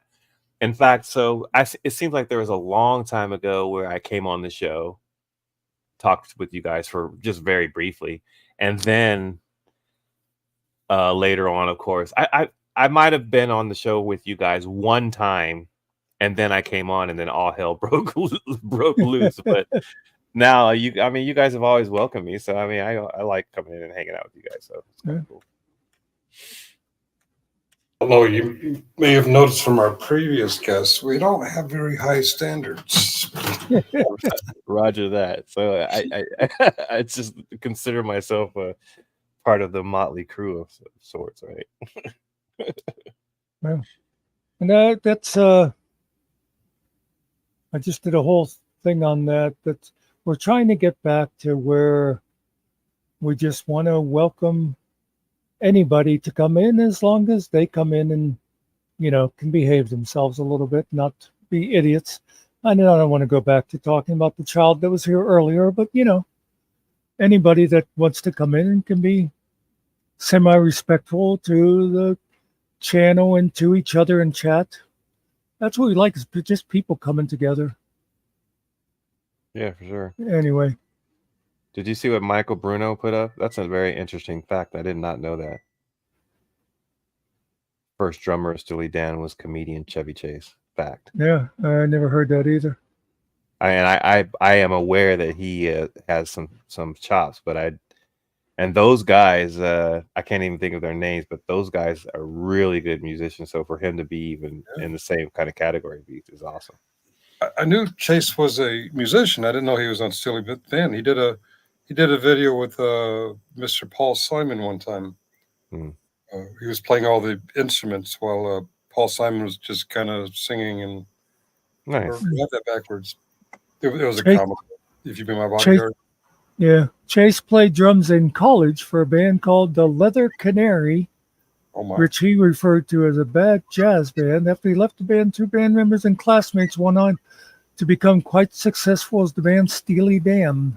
Oh, nice. Those 2 men are none other than Walter Becker and Donald Fagen. Yeah, Donald. Now that I see the name Donald Fagen, that's the one that everybody thinks of as Steely Dan. You know. I don't have much Steely Dan knowledge. I just have some of their songs, and I remember in Bodie Foster. The reason I asked my girlfriend about it is I'd heard her mention that word before. I'm like, what is that? And it was something to do with Buddhism. I'm like, that the lyrics don't match. That does so match. Maybe it was a joke song. I don't know. By the way, Bruno is pretty much an encyclopedia of musical knowledge. Especially for the older stuff. And he does have some facts. Okay. He can pretty much tell you anything about the Beach Boys. Oh, okay. Old guy Mitch said they even let me up. Fact. Yeah. Oh yeah. We have low standards. Well, you clearly need to meet a quota every now and then. So I guess old guy Mitch and I will be able to do that for you. Oh, okay. The quota. Okay. Auditing while black will take care of that as well. So you got a couple people that you can always rely on. Just give us a ring. Talk about leaving the door open for anybody. Hi, Grim. How are you doing? Oh, Chevy went to college with those guys. Okay. Yeah, one thing I liked about Chevy Chase is his jokes seemed a little bit higher intelligence than a lot of comedians of his time. Mm-hmm. I thought, of course, that was a dumb kid. So what do I know? I will say this. There's some kind of echo going on. Okay, it stopped. I will say this. Every once in a while, we'll bring Joe Cool in just so people go, oh, okay, yeah, there are intelligent black people too. Yes. and his laugh is very infectious. Yeah, yes. I can't even imitate it, but it's him on the line for sure. Old guy Mitch and Joe Koo have both earned the title Black Supremacist. Have you earned that title yet? Sure. Oh, okay, all right. A certain YouTube channel we don't mention anymore has been giving people the badges of honor as Black Supremacist. Okay. Interesting. Oh, and yeah. I mean, I had on my channel for a period of time when my wife and I got married. And you all may see that might not be the case. I don't know if I can. I'm a little bit. Yeah, she's a little bit on the bright side, if you will. Yeah. Bright side. You mean intelligent, or as in of the Caucasian, rice skinned. Oh, okay, all right. So yeah, that makes you a black supremacist. Okay, according to the definition we heard. Okay. Gotcha.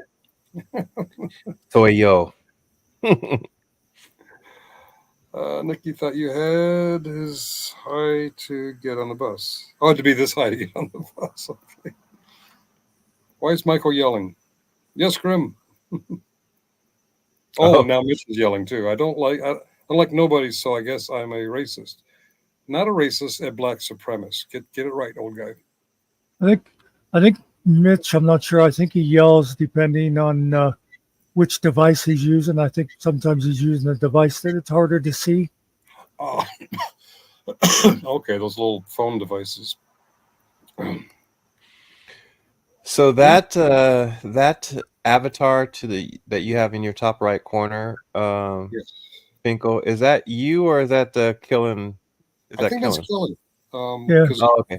it kind of matches. Yeah.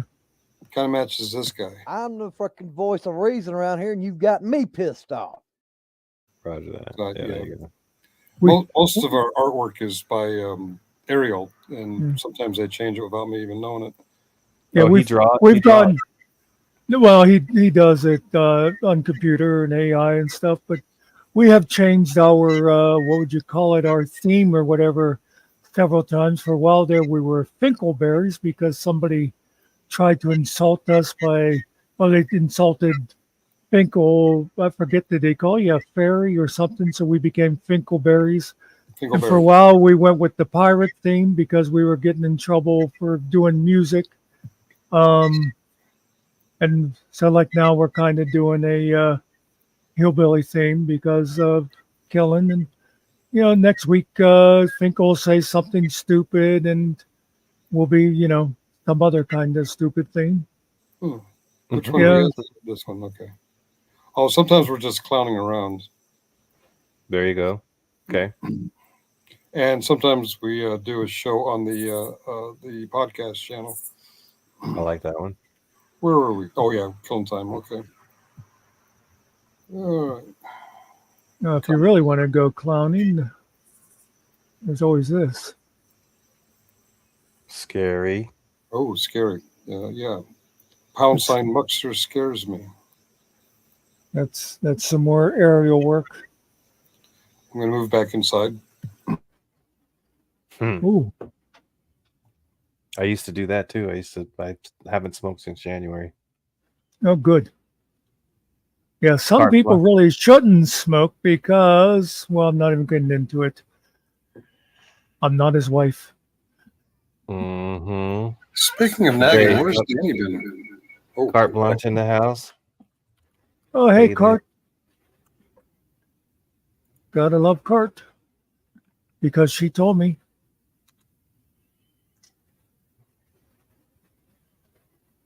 Okay, now this is the way I like it. Yeah. Oh, I typed in "hey there" twice. This is what's always fun is watching to see how long it takes Sarge to realize he's talking to a muted microphone. Oh yeah. Now he's just doing it on purpose, but I think he's saying I'm putting my headset in.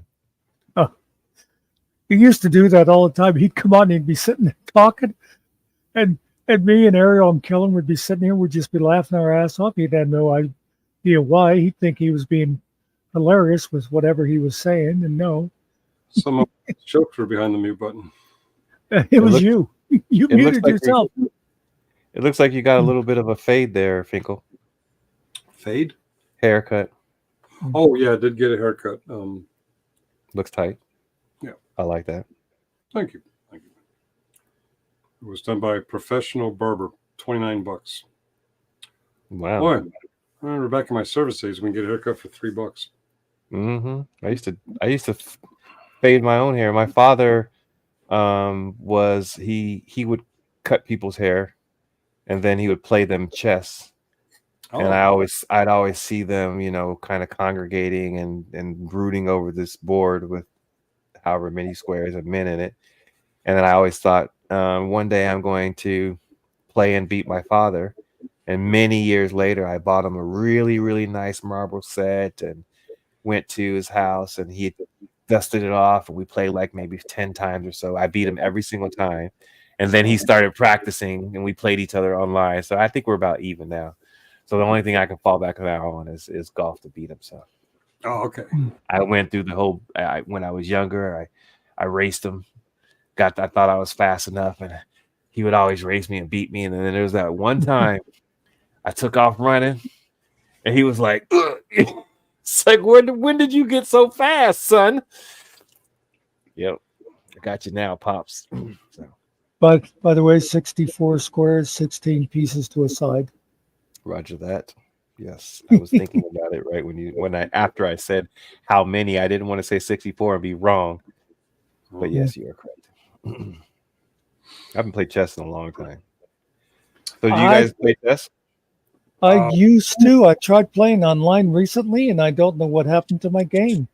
I was never like a master, but I used to be good. Yeah.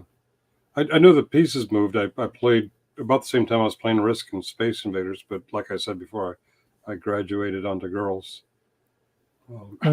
My buddy Schultz that I mentioned earlier, we learned to play it at the same time in a church basement. They were having a youth group, and the guy taught us chess. Oh, Odell says he let you win, fact. I was responding, and you know what? My father was the kind of person, even to this day, where there is no letting me win, and I was the same with my kids. I just didn't do it. I mean, you got to earn it. I'm the same way with like all my nieces and nephews. Like I wouldn't sit and kill them in a game. You know what I mean? Mm-hmm. But I always won because I figured, one of these days they are going to beat Uncle Dan, and it's going to be like a big deal. Yeah. Oh, sorry. Go ahead. I was just going to bring someone up on the stage. Just want to make sure it was them before I did. Oh, cool. I was just going to say, when we lived in Japan, our chaplain became friends of the family. My he and his wife and his daughters, we babysat for their kids and all that stuff, but we all became good friends, and he would always play me Othello and Risk and all those strategic games, and he would beat me all the time, and occasionally I would win. And I asked him as a grown man, I was like, did you ever like let me win? He's like, no, anytime you won, you earned it. But it built like something in me as a child to have been beaten so many times and still want to keep playing and try to learn the game. So I always liked playing people who were a little bit better than me. I wouldn't want to play Bobby Fischer, but I liked somebody who was, because then I would learn from it and I'd get better. And hey Grim, how you doing? Okay, that's enough of him. What's up, Grim? I'm trying to think if I know who the Grim Reaper Network is. Grim, do you have your microphone on? They are from the UK. There's a group of them over there with an interconnected kind of a thing going where they have their channels joined together. Okay. Grim, if you're talking, we honestly are not hearing a word. They drive on the wrong side of the road. I did know that. Well, But there's him and a guy named Mellows and another guy named Bear, B-A-R-E, Britain. Is that better?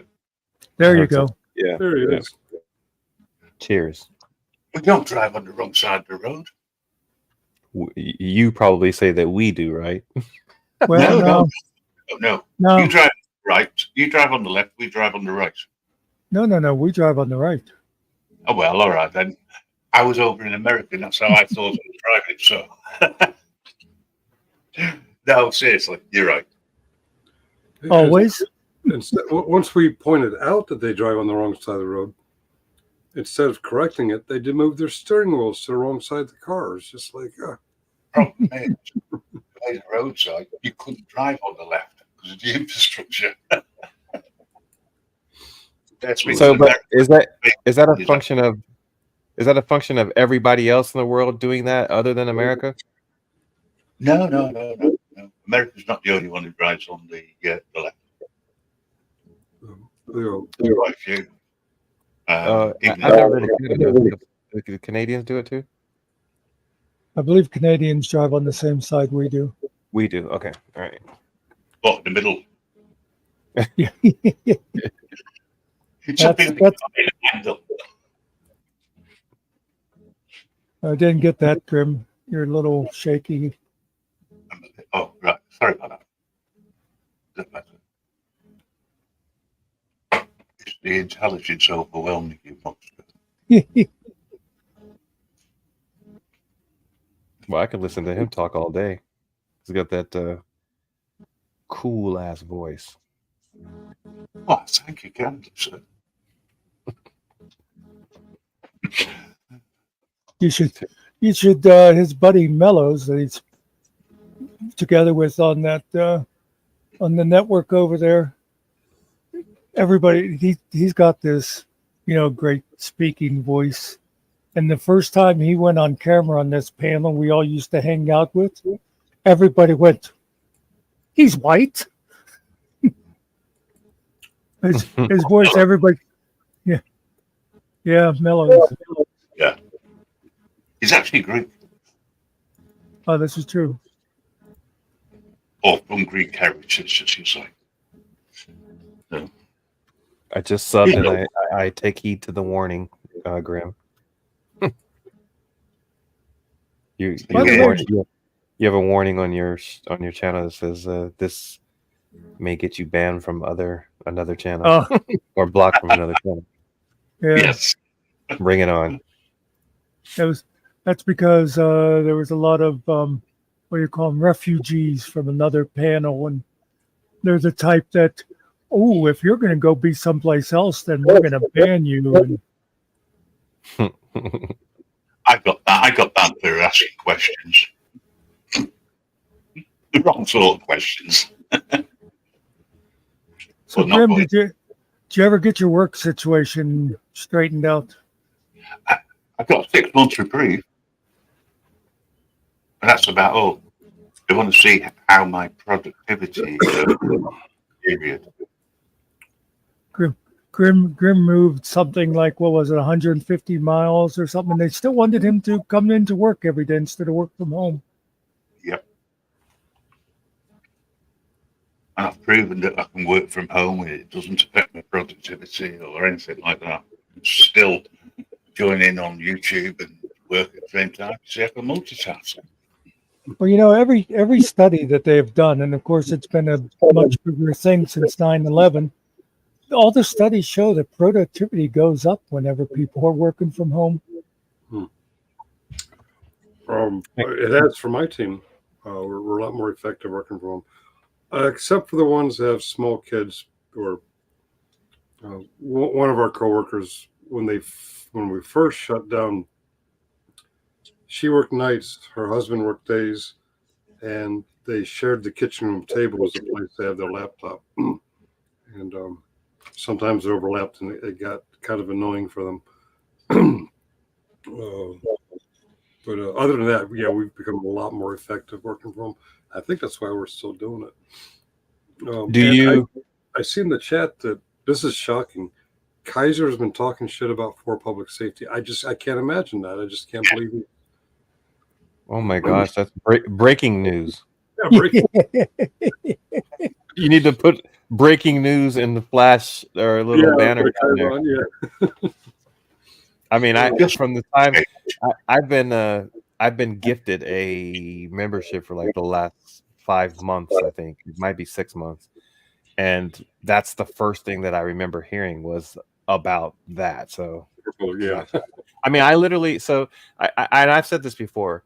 There are some things that you can credit him for doing, which, for example, putting out a whole lot of content. People argue that, it's all, he steals it and all that stuff, all those things. But the bottom line is he does put a lot of content, and that was one thing. But I literally got to the point where I would listen, just to kind of hear what was going on. And I just stopped really being able to bear his voice.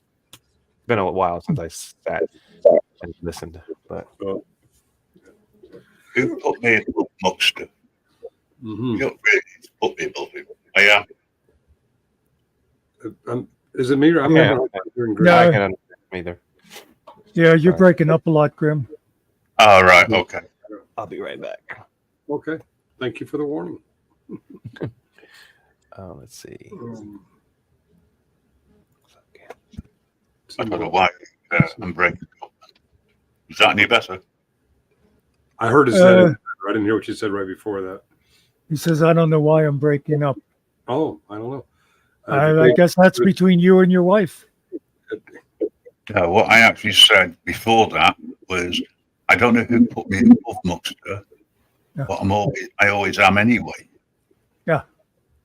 That's what I said initially when you didn't hear me. Are you up to date on your British Telecom bill? Is that still use British Telecom over there? No, I use a decent company. Oh, you're coming in real clear now. That's all right. As long as you can hear me. Yeah. When I moved, I downgraded speed, you see. That's possibly what part of the problem is. Yeah. You got any favorites in the Olympics? I don't think anybody's watching this year. Every time I ask that, we're like, Olympics? I've never watched the Olympics, so no. They have half basketball this year and they have golf this year. I like to watch the gymnastics and the swimming and the diving. The synchronized, oh my God, the synchronized diving is amazing. I don't know how they do that. So hang on a sec. I know they have a marathon, which is running. So why put a sport in, so-called sport, that ruins a good walk? Golf. I didn't know that part about the Well, marathon. golf ruins a good walk because you're always stopping to hit a sodding ball. So right. Yeah. I ran a marathon in 2002, and the way they trained us was run for 3 minutes, walk for 1 minute, run for 3 minutes, walk for 1 minute. I forget what they call it, Farley? I can't remember. So, Foxtrot. Oh, that's what we got. I mean that a Foxtrot. I think it was Fart. It looks like Fartlick. We joked about it being Fartlick, but it's Farlick or something like that. Stuff. Walk around. Yeah, and it's Grimm's fault that the marathons are 26.2. They're supposed to be 25 miles, but his queen made them extend the route so that she could watch them run past the palace. So now a lot of marathon runners, when they hit the 25-mile mark, they say, God bless the queen. They knock out that last 1.2 miles. You do realise the Queen's no longer, and we've got a new king. I know, but we still blame her.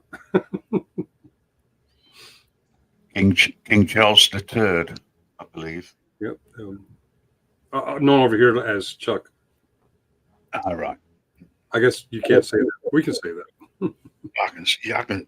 Well, I'm not a royalist, so I'll say what the hell I like. Oh, okay. Have you heard about the lunatics, so-called rioting over here? No. Right. There was some idiot killed 3 young children between the ages of 6 and 9. Oh, shit. Injured 7 more in Southport, which is in the northwest of England. As a result of that, there was a couple of minor scuffles, I would say, in Southport, where parents got really pissed off, which I can understand, and it started a little bit of a riot because although the name wasn't released because he was 17 at the time when he committed it, his name has now been released, but beforehand there's a lot of social media stuff. Now, because he's a Muslim, now there are a lot of far-right activists and idiots going out onto the streets, stirring shit up and causing riots all around the country down, which has caused our new Prime Minister, the idiot Starmer, to turn around and say, quote, we will protect the Muslims. Not that we will protect British people, but single. And that's infuriated people because he said it. So now you've got more and more riots going on, which have been sabotage joining the riots and turning cars over and setting them alight, things like this. I would say it was small skirmishes, but it's going on for a couple of hours at a time. And it's stretching the police. I'm not a lover of the police in any way, as anybody knows. Right? But they've got to protect other people. I was watching a live stream earlier on, and it was in a built-up area full of houses where children are. And it was late at night, your early afternoon, late at night here, right? And it was going on till about 1 o'clock in the morning. Now, how does that attack the government? All they're doing is attacking communities of people and potentially injuring people because they don't give the monkeys to these idiots. Because all they're doing is setting bins alight and setting cars alight, throwing stones, and the police are trying to pen them in so they can actually pick out the ringleaders or the ones that are starting it. You know, it's going downhill. I mean, if they were rioting for the right reasons, I could understand it and probably sympathise a little bit and may even be on the front line, even at my age. But they're not. It's causing more and more division within communities. And because one person did this, blaming everybody who is a Muslim, which is wrong. Yeah, I would agree. I mean, I don't know the whole story on this one, but I'm sure there have been murders and other heinous crimes committed by proper Brits. Just not proper. I don't know if that's the right term. I know where you're from. I mean, the guy was born in Cardiff. He is British, and his parents are from Rwanda. Yeah. Oh, okay. Oh, wow. Okay. Not even Muslim. Yeah. Over here, about 100 years ago, Muslim and black. I'm sorry. I said Muslim and black. Muslim and black. Yeah, that's what I'm getting from. I remember back in the 80s when there was the far right fascists causing problems, and you had the anti-Nazi League, and we fought against them. We actually rioted when they turned up. We turned up in force. There was battles on the streets for it. In the end, the far right was. That's all I'll say with that one. And they got a lot of head injuries, but we had to get past the police because the police were protecting them. And that to me was wrong. They shouldn't have even allowed them on the streets, never mind anything else. But they did because everyone's got a right to what is wanted. All they wanted, it was thugs, all they wanted was to beat the hell out of blacks at the time. But guess what? It didn't work because everybody in all communities joined together to oust them out of the areas and out of the communities and off the streets. Quiet for about 20 odd years, 30 odd years, and now they're starting again through people like Tommy Robinson. But they're homing in on Muslims, they're anti-Muslim for whatever reason, and that's what's driving the current riots. But they're not thinking about the damage they're doing to the communities as a whole or to individuals who get caught up in it. Right. Because they're throwing missiles, using Chinese rocket launchers, fireworks, indiscriminately at the police. It's getting great. Just going to hit infants.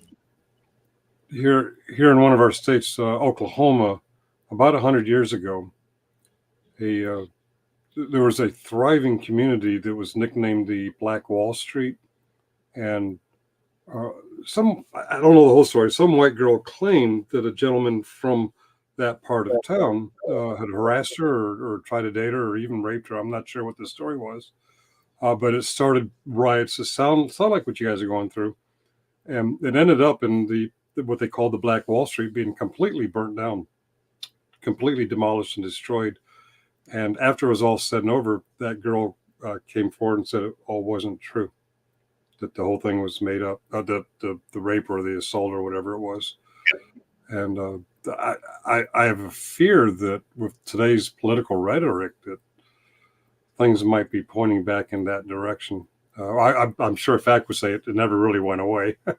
You did a show on that for a while on lynchings and stuff. But Well, it surprises me because as an Air Force brat, I lived in England for a while, and my memory of England was a very polite society. In fact, so polite that when I came back to the States as a kid coming from England, the rude American kids made fun of me because I was so polite. But now I thought of I'm a here. question. Uh-huh. I thought of a question while Graham was talking. Mhm. Now, does England have the same? I mean, they certainly can't have the same type of issues that we have in America, being bordered from the south and top. But and the other side of that question is it considered an island? Well, it is the British Isles. Right. Isles. Okay. All right. Yeah. Because England itself is attached to land attached to Scotland, Wales. Help me out. Scotland, Wales. well, the United Kingdom is Yeah. England, Scotland, and Wales, but Great Britain includes Northern Ireland. Okay. Right. Which, But it's off from the main of Europe, right? It's like a yes, right. because Okay. the North Sea is between the two, or parts of it is anyway.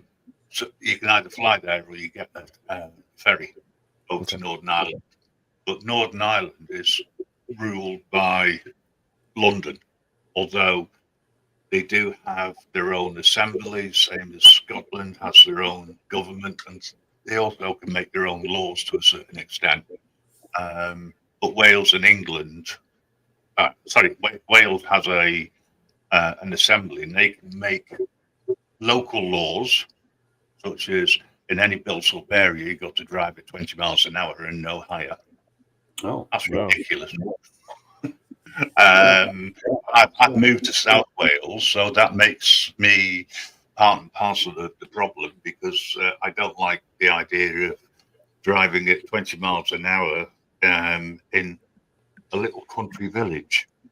I can drive safely anyway, but to have it enforced, and they always, because the way where I am, there's a lot of hills, and they always put speed cameras going when you're facing going downwards. You try to keep a vehicle at a certain speed constantly, but they don't just put, it's not the flashy ones, it's the average speed cameras that they put up. It's a money-making machine, basically. But I haven't seen any sort of riots in Wales. It's all been in England. So, okay. I don't see the point, because it's not doing anything. All it's going to do potentially is the government's going to turn around and say, right, there's a curfew in certain areas, and they've already got the local councils have got the power to enforce that. So why? And of course, we're good little citizens. We'll do as we're told, and because we did that for a couple of years when we were told you had to stay in our houses and only go out for 1 hour's exercise per day, things like that. Wow.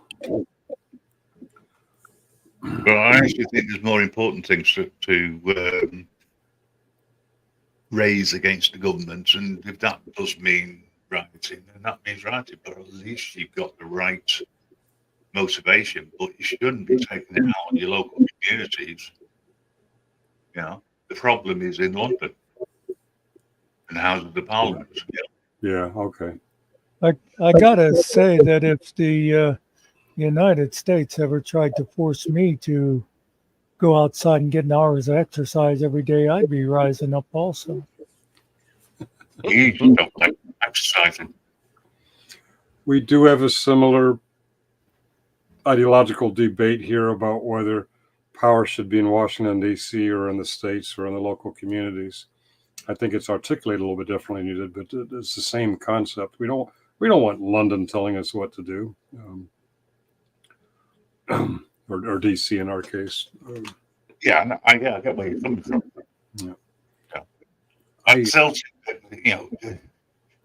overall, you've got to have some sort of law to live by. But you've got that. Hang on a second. You've got the Constitution. That's law. about 20 miles an hour. That's pretty slow. Our school zones are 25 here. Oh, it's ridiculous. So, yeah, it's a good job about cruise control. That's all I can say. Just hit it once and it's 20 miles an hour. So I thought, okay. I feel badly because I could fully pay attention when a clown named Vegas Phipps was on. But now that we're having a good conversation, it's time for me to shut this computer down and turn on my peripherals over to my work computer.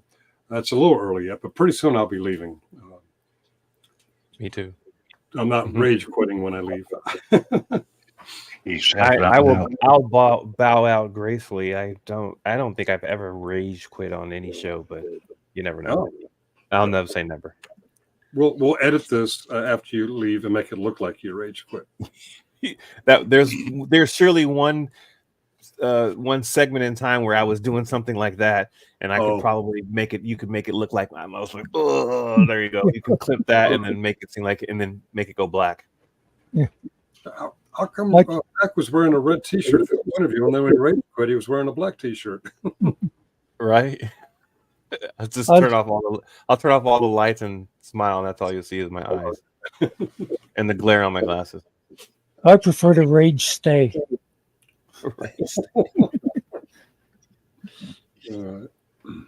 Unfortunately, he does that quite a lot. Grim, you ruined my night. When I start my shift, I usually watch West Wing, but I think I'm going to turn on my Sky News app and see what this is all about. I haven't watched Sky News since it's been about a year. The app's still on my Roku.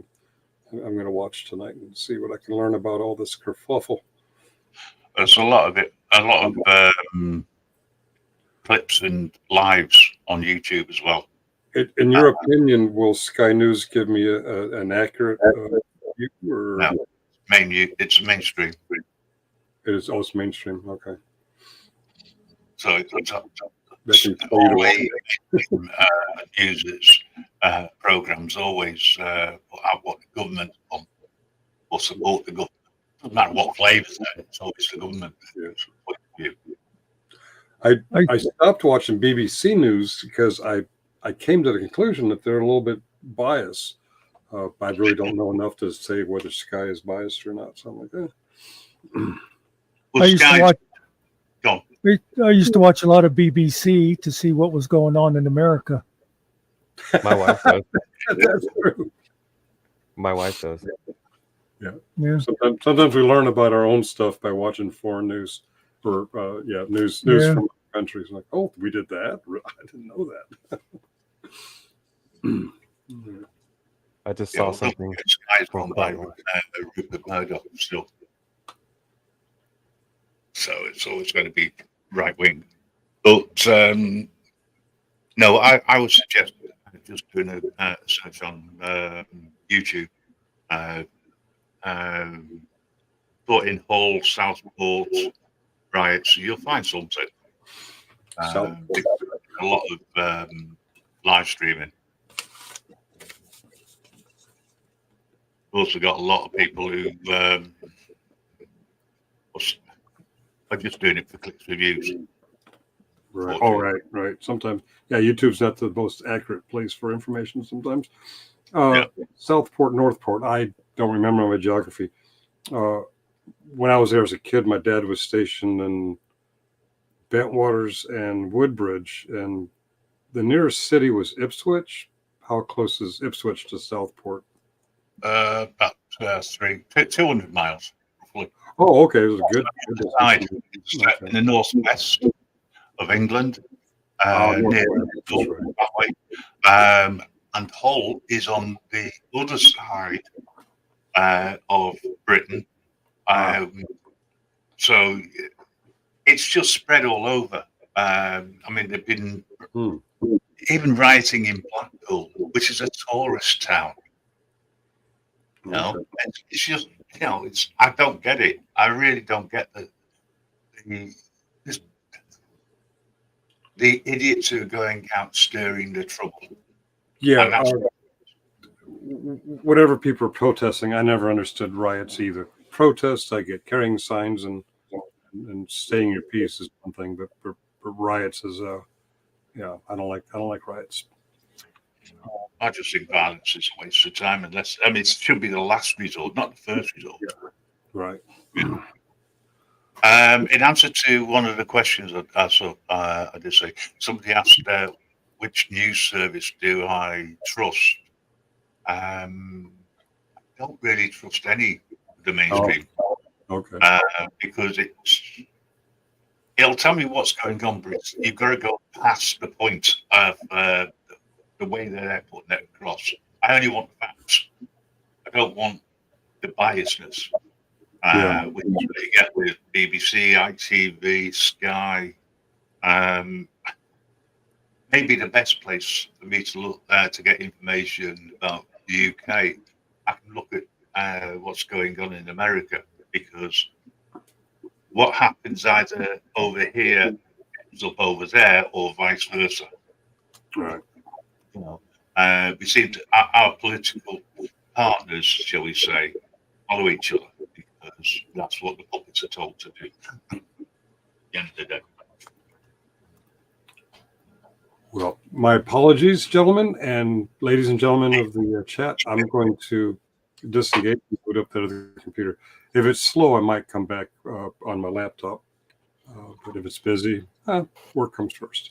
You all have a wonderful night, and thank you guys for joining the panel. And thank you, chat, for saying stuff. My old man said Provo. I don't know what a Provo is, but okay. Have a good night, guys. Good night. Cheers. Take care, Todd. Would you leave already? Jeez. You'll probably put that now.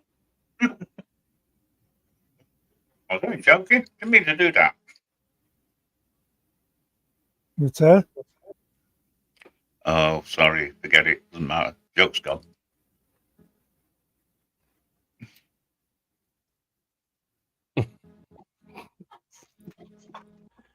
I'm talking in the chat with Kiwi about kangaroo meat. I asked her if it tastes like chicken. She was like, "No, dumbass." Like kangaroo. Tastes like kangaroo, yeah. It's like snake. That tastes like chicken. No, snake. Well, like I think I've had the frog legs and things like that, and I always say, "Oh, it tastes like chicken," or people say it tastes like chicken. But yeah, you're right. It tastes like snake, or it tastes like kangaroo. It's its own flavor. Why is it nobody ever has fried chicken and goes, this tastes like gator? Yeah, exactly. I once went into KFC and got a chicken bucket, sat there, ate it, took it back and said, there's a problem. It tastes like McDonald's. It's like McDonald's. I'm vice versa, of course. We used to think it was hilarious when we were in college to like go into Burger King and order a Big Mac. Well, yeah, over here they did an advert. Your burger the way you like it. I like McDonald's, so do you McDonald's? Actually, I don't like McDonald's. Too processed.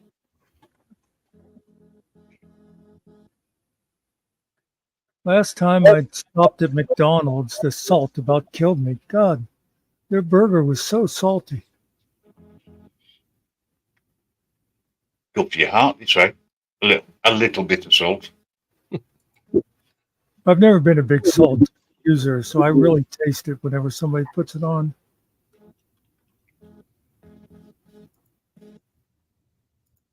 Yeah, salt should be added after it's been cooked. That's what I always said. Shouldn't be used as a preservative all the time. Other spices, it makes a big difference if you put them in while you're cooking, Like if you're making soup, you put some pepper in there, and then it's a whole different thing. But salt, it's in, whether you put it in during or after, it still just tastes like salt. Yes. We use the Himalayan salt. I don't like cooking with salt. I don't like adding salt to anything, even as an accompaniment. I prefer pepper afterwards as a condiment. You know, I think there's too much salt in food, and I think it should be lowered. But that's just me personally. I went out to lunch with a workmate one time, and she put salt on Chinese food. Well, that's different. You shoyu soy sauce. I'm still trying to get over the fact that he had a workmate.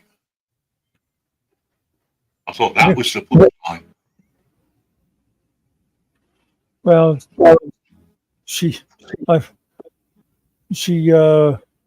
I was the manager, you know, so she had to pretend to like me.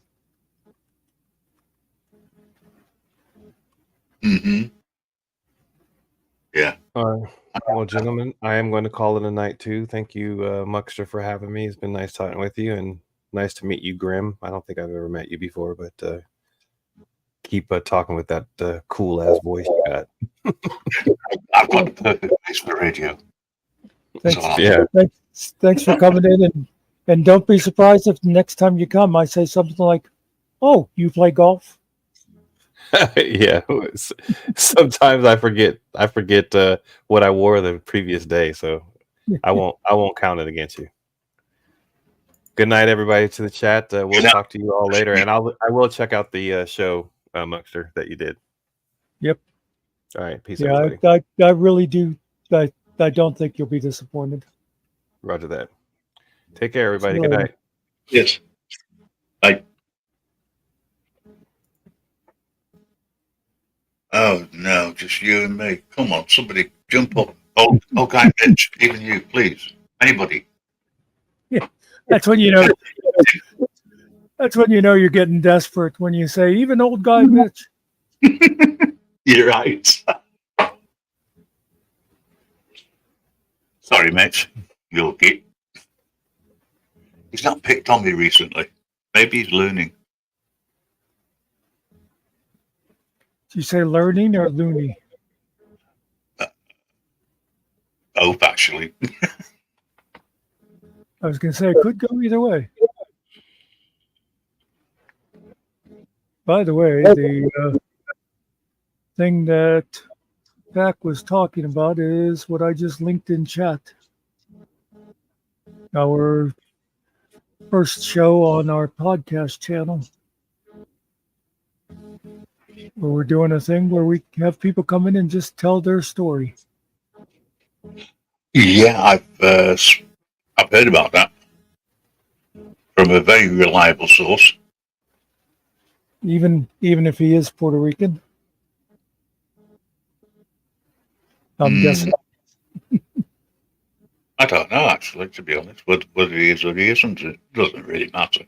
But he was saying that potentially, it's, you know, if it goes as well as the first show, it should gather momentum.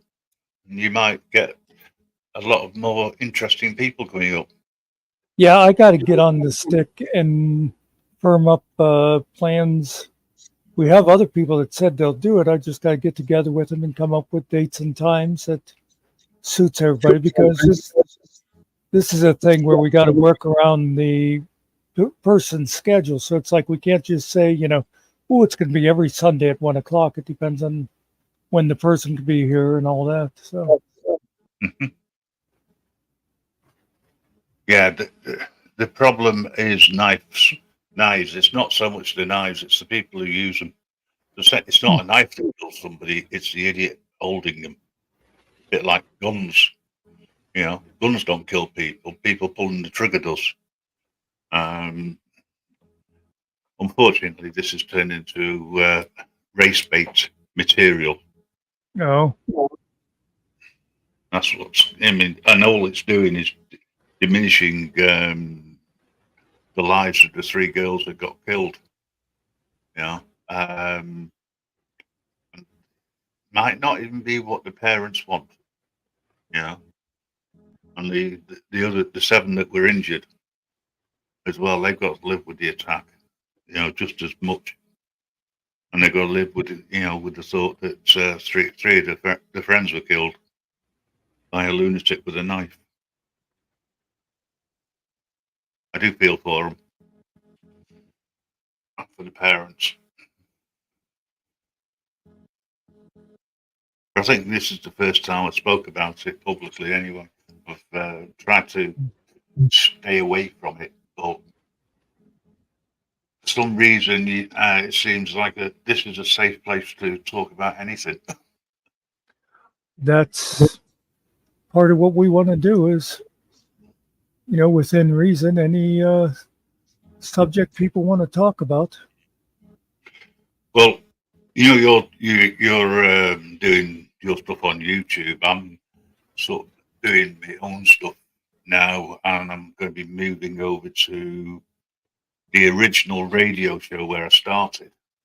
So that I can play music without any issues. I can have guests where we can talk about literally anything and don't have to worry about censorship. And stick it on the original website. That's what we're doing. 24 hours a day music, and we, people want to record a show, we can upload that as well, or they can go. We can arrange them to go live, and set it up for them, and then they can do whatever they want. Yeah, cool. Rather than having, 24-hour auto DJ, I'd rather have people doing their own shows. I think it'd be perfect for some who don't like putting the cameras on. Because obviously, well, let's put it this way: there's no way you can be porn bombed on the radio. Yeah. But that's where I started, and I'm going back there. I'll do the occasional YouTube show, I think, but be very occasional. I'm sort of saying goodbye to that channel, so to speak, for the time being on YouTube. I'll just upload different AI music, if that's what you call it. But that'll do me for the time being. I can help out with mellows on Vigilante Network shows and nip up onto other channels as a guest. Knowing what you can say and what you can't say on YouTube helps. I mean, I could say a lot of things, but then I wouldn't want to put somebody else's channel in danger. Well, like we here, we don't worry so much about the words that YouTube doesn't like because we're not monetized. But we, our basic thing is we don't, definitely don't like the N word. And, well, like I was explaining earlier to people, we think of it as staying PG-13. A little bit of swearing in that. But not people that have to string it together, F this, F that, F that, F that, But as far as that goes, pretty much any subject you want to talk about, as long as you can do it, in a civil manner. Some people don't have the intelligence to do that. That's the trouble. Yep. Yeah. So, and I agree. That's one of the reasons why. I mean, when you are live, I listen quite a lot. Sometimes, some people call it lurking. I call it listening to humor and to serious conversation. Some people have got a dry sense of humor. Some people have greater intelligence than others and use sarcasm. It's understanding the sarcasm, folks. And having a lot of wit. The lower the better, because then the higher the intelligence, of course. That's what Muckster is striving for, isn't it, mate? That's right. I used to lurk you a lot, but YouTube won't let me watch anything live anymore. It always shuts down on me. I get an error message. It's been for a couple weeks. Have you watched anybody live? All right. Well, I got a severe warning and telling off from YouTube for something I didn't do. No. Some idiot tried to porn bomb vigilante network show, but we've got a security built in. And they still don't get it. They go into a waiting area, right, where they get checked out before they go anywhere near the live show.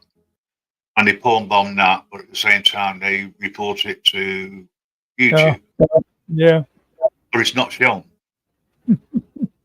So they then turn a live into restriction for adults only. So in other words, you've got to prove that you're over 18.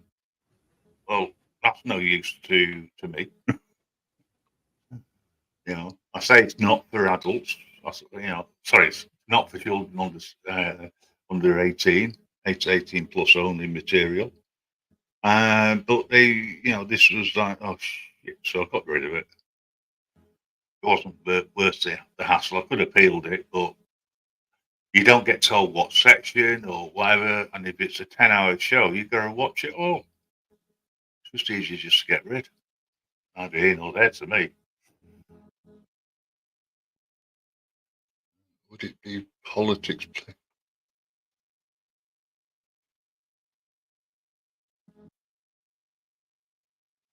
Yes, in short. This is the trouble. And also social media. Because the anti-Muslim stroke, anti-illegal immigration and legal immigration, it's that side of things that cause the problem.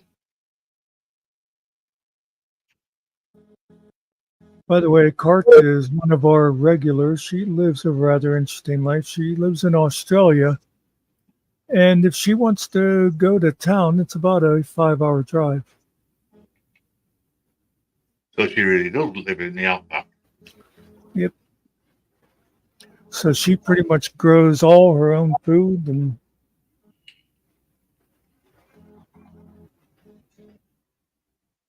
has her own livestock, etc. I think she said most of her meat she gets from a guy down the road who does that, and she does all her vegetables. Yeah. Self-sufficient. That's the sort of thing I'd like to do. But I'm, at my age, I probably wouldn't last 5 minutes. Like you say about age, I would have done that when I was younger. The only problem is I'm lazy.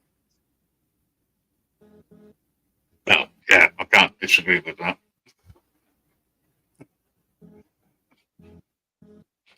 Two minutes, I'll be back in a sec. You okay?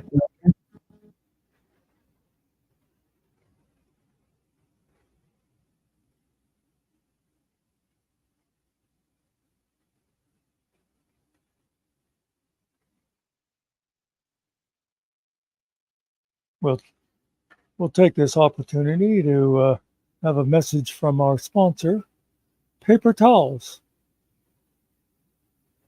When you want some paper, grab a paper towel. Now back to the show.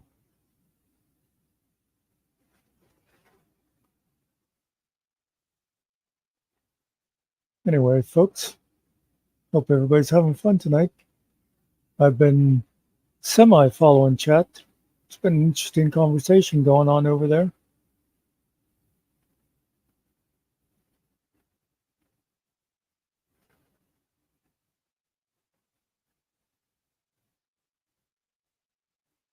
By the way, I've known Grim for a long time in YouTube years, a few months. We found that even though we live on opposite sides of the pond, we have very similar senses of humor and so forth.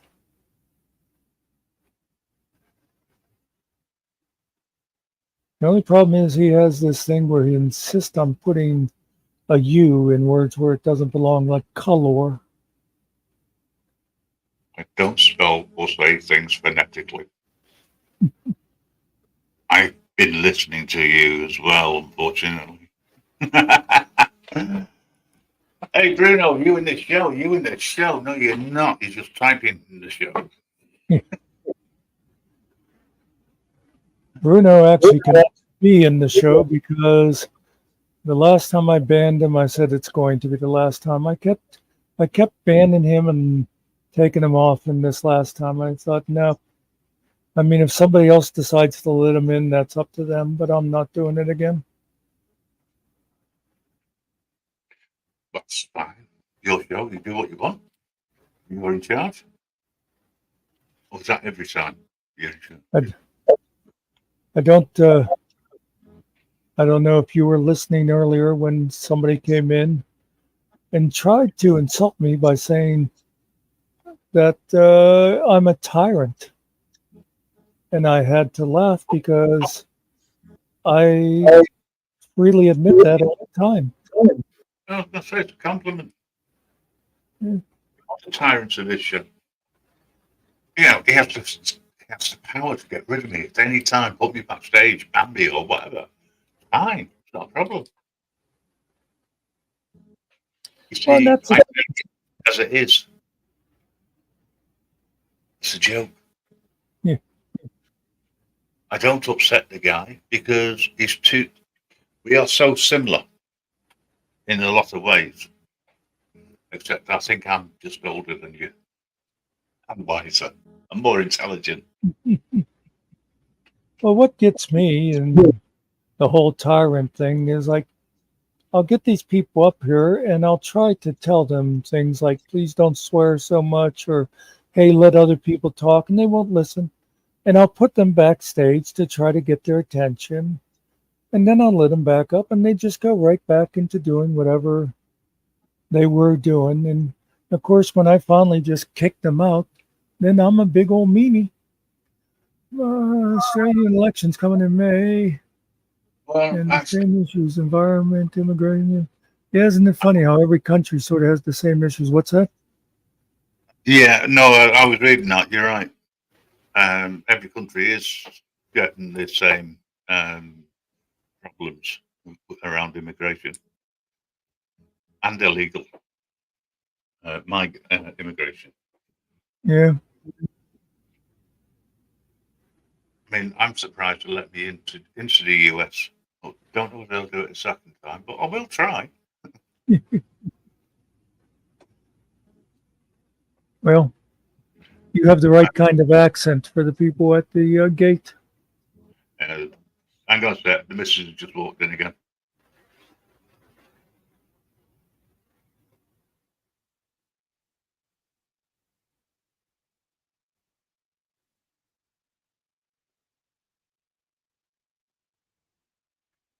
Let's see, Grim, Bruno, Mitch. Trying to think if there's anybody else here who,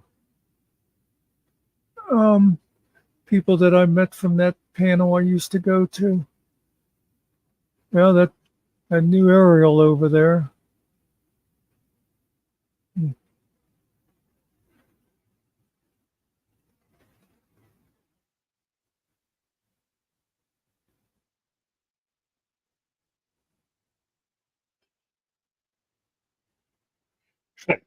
Hopefully, I won't be interrupted again. Yeah, I think calling you a tyrant because you give so many chances to people is wrong. You're not a tyrant because I just get rid. So I must be the tyrant. Well, I always said that I consider myself like the vice principal. I don't know what you guys call them in your school, but you know, you got the dean or whatever. Yeah. And it's the number 2 guy who always has to be the disciplinarian, you know, and suspend kids and stuff like that. So that's how I always said, Finkel can be the principal and be Mr. Nice Guy, and so I got to be the asshole. Well, you fit that, definitely. You've got qualities for it. I am good at it, yes. Naturally. Thing is, though, right? You just said that, number 2. Now, that's because you have all the crap to deal with. There you go. And anybody else who's starting to think about this, number 1 just takes the piss or has a piss constantly. And number 2 just shits a lot. Excuse my French. Actually, I think that's the first time I've sworn. Sacre bleu.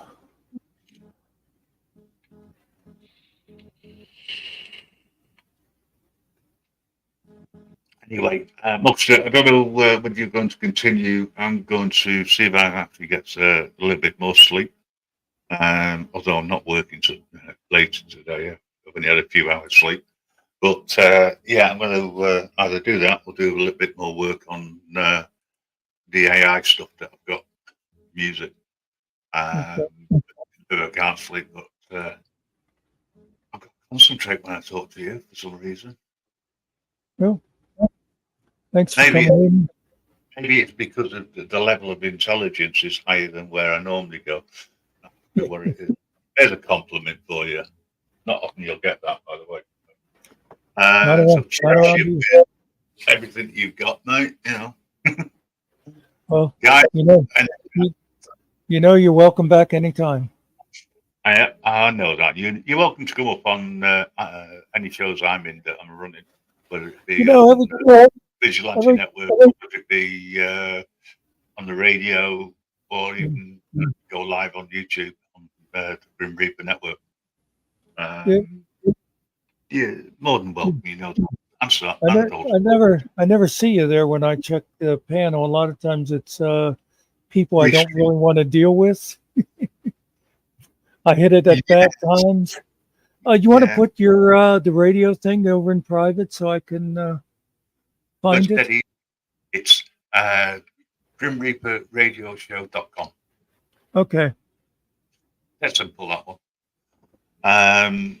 We're revamping the whole of the website at the moment. It's sort of like a demo website. I'm waiting to get the radio connection fitted, but we're using a new server that we've never used before. So we've got to work out how it works first. In the biz, we call that a WIP, work in progress. Yeah.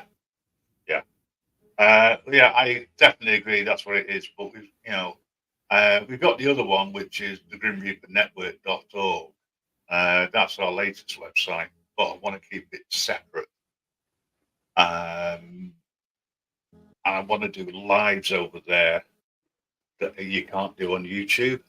So we can have a panel and discuss things.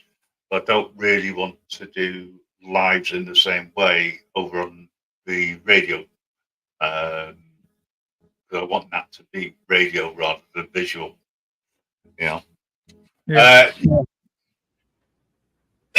It's been a pleasure being here for a change. Not often I'll say that. It was great speaking to everybody. Thanks for your questions. One of the things I do like is meeting new people from all around the world. Just a shame Bruno came in, but you can't have everything, can you? So other than that, I'll say good night. Much respect, Muckster. You take care now, and everybody else. Bye for now.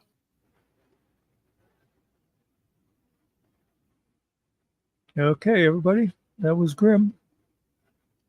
Probably the first time for some of you to meet him. He hasn't been in here for a while. And I know he doesn't hang at some of the other channels that a lot of our regulars go to. He's a good guy.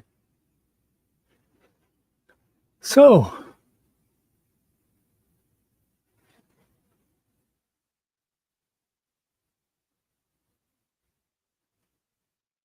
what is everybody up to? Did we get all the roux recipes taken care of?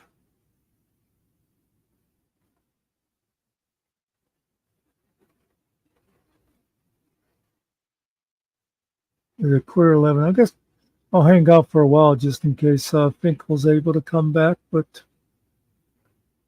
I don't want to do a solo for very long. It starts feeling weird to me. I've got a tentative one, so I don't want to say anything until it's definitely nailed down.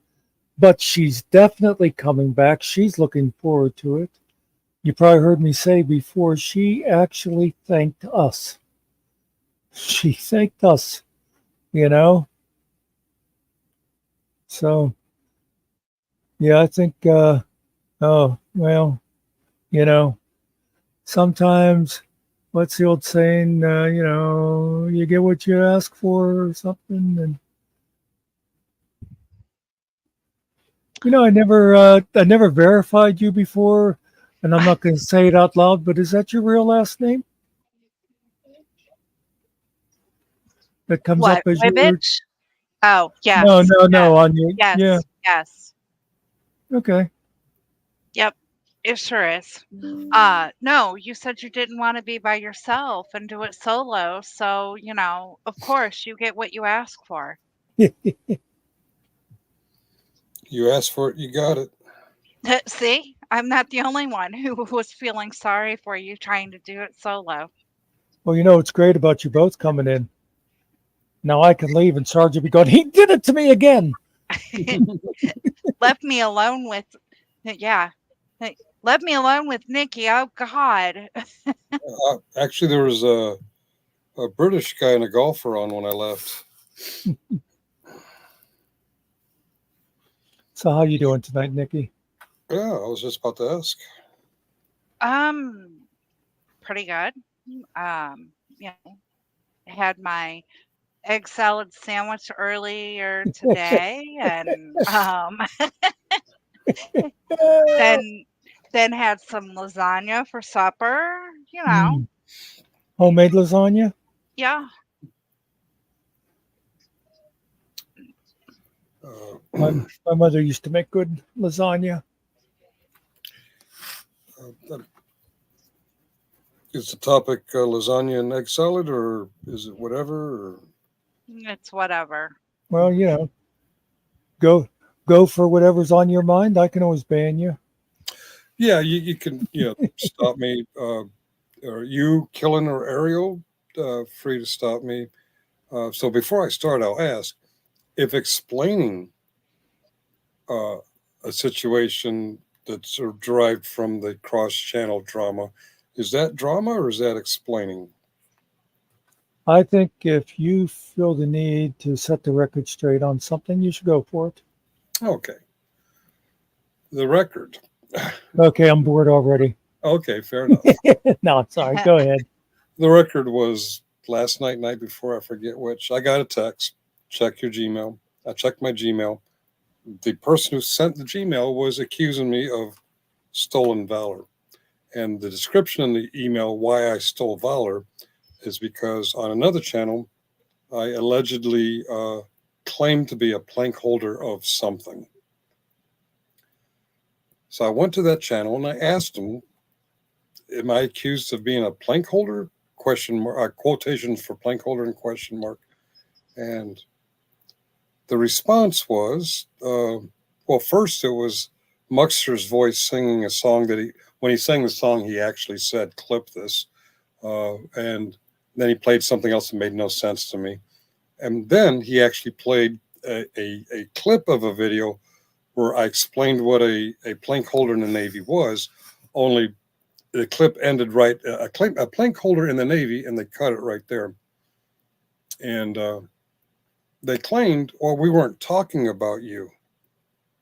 Well, when you go back in that same stream, sure enough, they brought it up, and the question was, did Finkel just claim he was a plank holder of the Navy? You know, they were actually talking about me. I'm not being dramatic. That's what they were talking about. And then when I pointed that out and they played the clip, and I said, oh, it's out of context, and I left, they went on trying to and failing to dunk on me. Well, tonight they're backpedaling, saying, oh, we weren't talking about him. We weren't talking about him. And I'm like, oh, okay. Yeah, you weren't talking about me, but the clip in response was Muckster singing, and then there was a couple other clips that I understand, and there was they were actually restreaming one of my videos.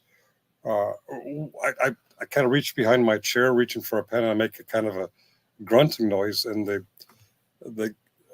the main character said, "Oh, you're making fun of me." I'm like, "Wow." No, I was stretching. Oh, okay, whatever. But now they're saying that I thought they were talking about me when indeed they weren't talking about me. Granted, they have some cover because the voices in the clip did include Yuri and it did include Muckster. But the whole question was, did he just say he was a plank holder in the Navy? No, I didn't say anything about me being a plank holder of anything. But I'm not I'm not dunking on the idiots. I'm just pointing out it's idiotic. It's stupid. It's childish. You might want to explain to the people in the audience who might not be familiar with terms like cob, what exactly a plank holder is. Ooh! I got my hand raised. Can I say it? Go ahead. A plank holder is actually they used to be called plank owners, and basically all it is a person who is in the United States Navy, generally, on a ship, part of the ship's crew when it is commissioned, meaning when it is actually set out for its first official mission. Right. And that's what I explained. Actually, I learned the following night. I guess that would be last night. I learned that they also consider them plank owners if they're part of the crew when it's decommissioned. I didn't know that part. I was happy to learn something. But what I'm explaining, not dramatizing, what I'm explaining is while they're claiming they weren't talking about me, obviously was anybody else on that panel? Let me see who was on that panel. Muckster, Yuri, myself. Was anybody else on that panel in the Navy other than me? I don't think anybody else was in the Navy. No. If you say, quote, did he just say he was a plank holder of the Navy? You got to be talking about me. I don't care how much you backpedal. Yeah. All right. Can I just say? I think I was on that panel, and I said that my ex was stationed aboard the Puget Sound. I do think. I think what started off was Master Sergeant showing a picture of his father-in-law. Yeah. His retirement award. Yeah. Okay. It's silly. Can I just say this without getting into a lot of stuff? As in general about that whole deal, there's a couple reasons I stopped having anything to do with it all. For one thing, it got boring for me. You know, I have a low attention span, and for another, whenever like I said, I can't watch stuff live, and people kept sending me videos and clips and screenshots, and if I was to reply to everything that they either misrepresented, anything they misrepresented, that just doesn't sound right. Where is anyway, or they used creative editing, or they just outright lied about. Yeah. I wouldn't have time to go out and kill goblins and dark elves. It would be ruining my real life. So, yeah, that's why. And plus, I didn't want, I started to reply to them some, and then I realized, I hate those channels that spend all their time talking about other channels instead of doing their own thing. And I didn't want to become one of those channels. But anyway. To explain cob is the part of the corn plant that the corn itself grows on. Yes. Not that green leafy stuff for you people that think you're going to eat that. No. That's you got yeah. And then there's that other stringy stuff you got to take away, which is called silk. Silk. Okay. All right. Thank you. I didn't know that. So I learned something about Cobb the other night. That's where I really felt dumb. I'm like, oh, if someone's going to clip and make fun of me, they're going to make fun of me not knowing what Cobb was. Well, I'm never going to let you forget it. But he doesn't own a channel, so I'm going to very freely say that Spider Dog is a lifeless fucking moron. I just want to bite you. I just want. I'm sorry. Oh, I think you're having a private conversation off mute. Yeah, sorry. That's right. But yeah, Spider Dog. You're on the same level as Vegas Vips. Yeah. Anyway. So what were you guys talking about? Food, right? Yeah, Cart and Mitch were going to make some roux stew, I think. What is roux stew? That is a stew that you make with kangaroo meat. People eat kangaroo? Oh, quite a lot, apparently. You can buy it in the store. Really? With plum sauce. Well, yeah, that was Kiwi, I think, said he had it with, was that Kiwi that said? I think so, yeah. He had it with plum sauce. Okay. I don't think I've ever had anything with a plum sauce. Okay. But it sounds interesting. Okay. I don't think I'm going to try it.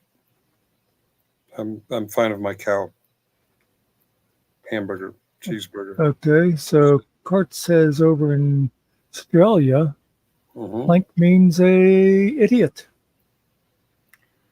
A stupid or an idiot. Adding the word holder means handler of idiot. That's my current job. I currently handle idiots. Sorry.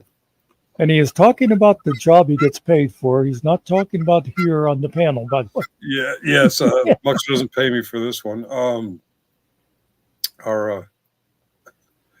Well, a few nights ago it was the Oracle database administrator. Last night it was the mainframe guys, which really surprised me because usually mainframe guys are pretty intelligent, but last night, no.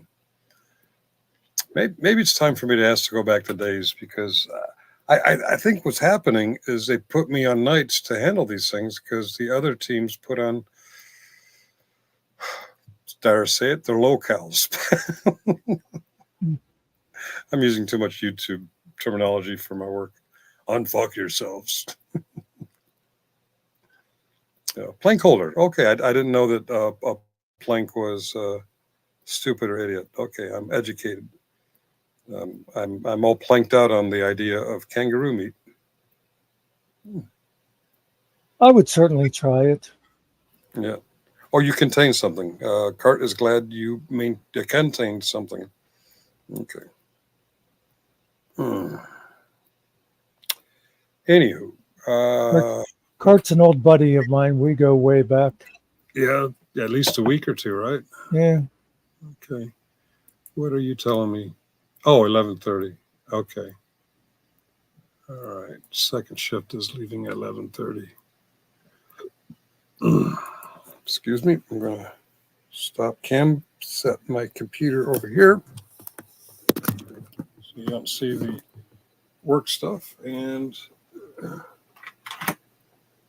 do you want and you guys have a show tomorrow, Nikki? Yeah. And actually, we have Aussie Nathan. Okay, I know Nathan. And we're actually going to go ahead and, per his request, we have moved the show to 12:30 Central, so an hour earlier. But that's like 3:30 in the morning his time. Yeah. And he wanted it at that time, so I'm assuming it's so that he can do the show and then go to work. Oh. I was actually doing a ride along, we'll call it, with Nathan when he did his first actual audit. All right. He didn't realize he was going to do an audit that day. He was just showing live video of him hanging out with his son and his son and a friend were off on rides at the amusement park, and Nathan walked around and kind of fell into a First Amendment thing, and he started doing it regular now.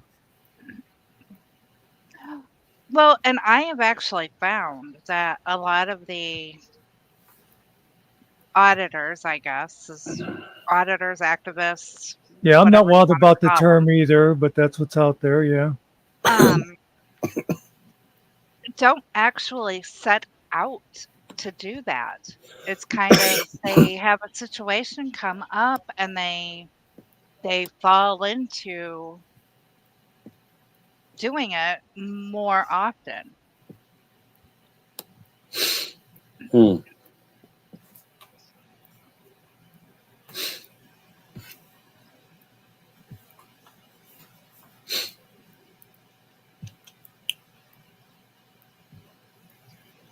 Yes, that should be. Over in Australia too, there's not a whole lot of people doing it. So Well, and that's why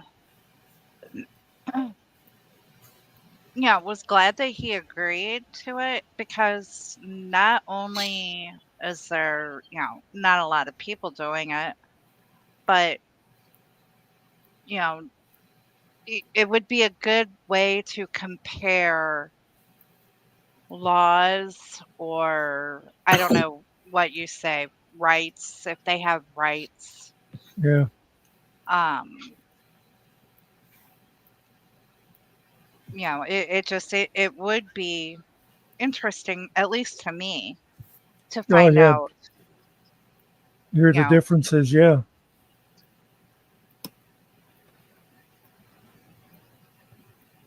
yep. He's a pretty personable guy too. You should have a good time with him. uh, it seems like it through the emails because, we were doing emails to get everything set up and finally got it all confirmed. And he goes, Oh, all right, well, dear, I guess it's a date then. your husband's blowing kisses and you're setting up dates. I don't know. Yeah, I actually met Nathan. In the modern vernacular of how you meet people that you never actually see in person. But anyway, I met him over at that same panel where I originally met Grim. okay.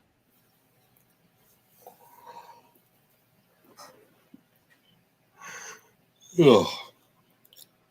But yeah, that should be a good show. I think people will like it. Yeah, I hope so. I mean, yeah, whether people like it or not, like I said, I will find it interesting. Yeah. I hate to say it, if they don't want to watch it, they can just keep scrolling. Yeah. That's a very That's good what point. I tell you. I have had some discussions with people,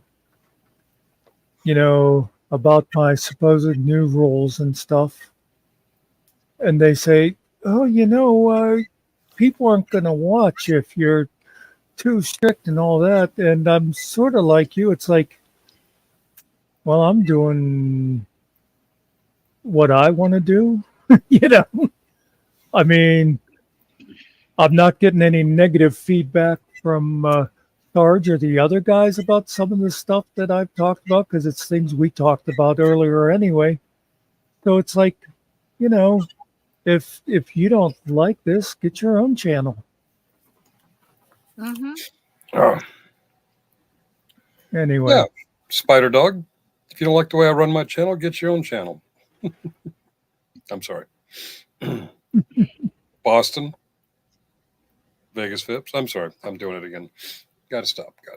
My problem is I see those assholes out there and I can never remember the names except for, Miss Fippy, of course. She's kind of stuck in my head. her hat and sunglasses, and sometimes girls' underwear. What's up with that girls' underwear mask? I forgot to ask him about that.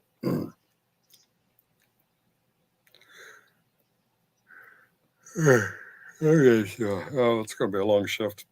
I was gonna say, for somebody who just started working, you're awfully yawny already. Yeah, let's not call it work. Let's call it a shift. Let's call it employed. But work, I haven't worked in a long time. I like that term though. He's yawny. Yeah, I'm yawny. Oh, yeah. Not Yeah. to be confused with yoni. I'm not a yoni. I know. After I said it, I thought, oh yeah, it sounds like Sarge spends his night making elevator music. Oh, And see, that's why I said earlier to Mitch that I couldn't come up here when you guys were handing out those $10 words because I can't compete with that type of intelligence. like Cobb.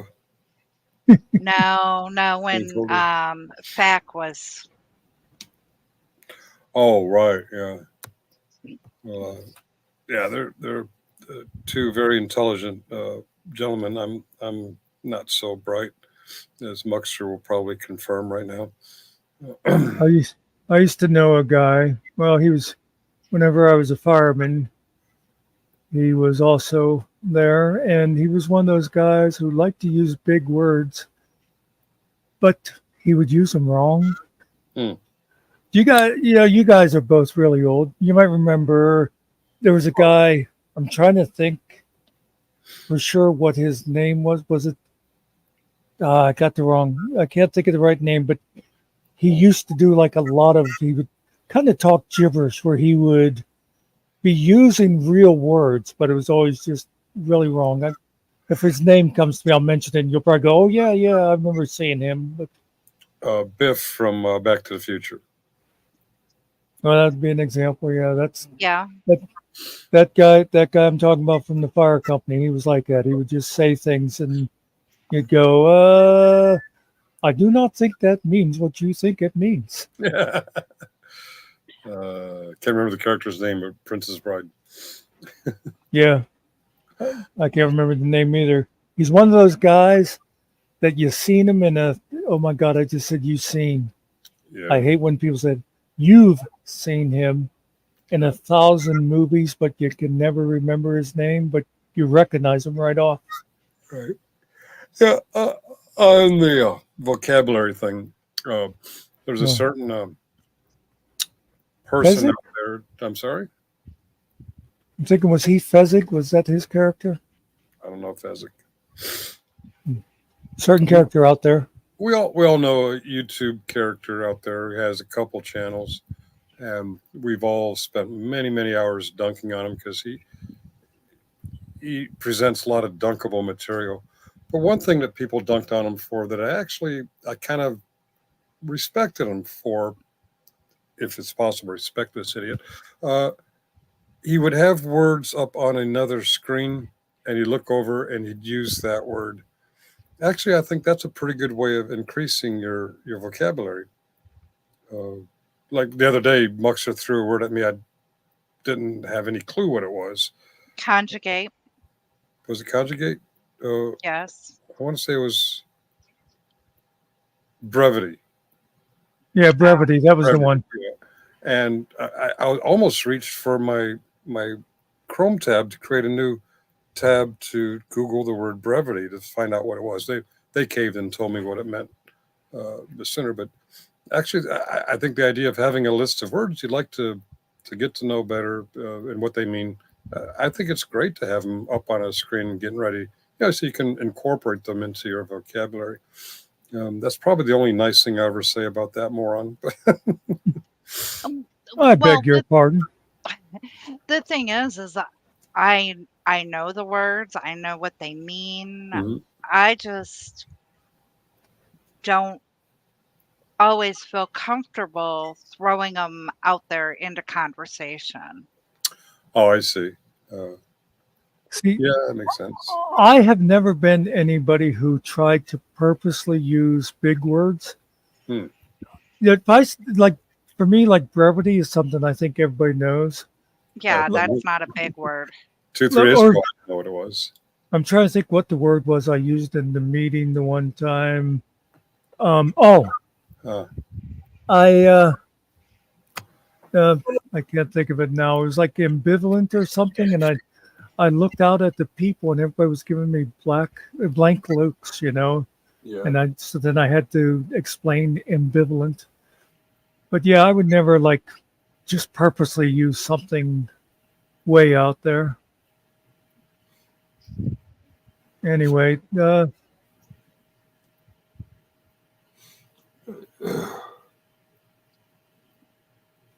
me throw a couple of seconds of this at you, however long we can get away with it. What's that?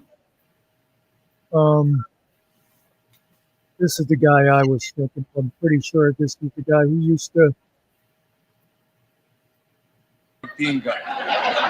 Men today push women into the subjunctive. They give them retard. They do not raise them to the pinnacle where they're supposed to go.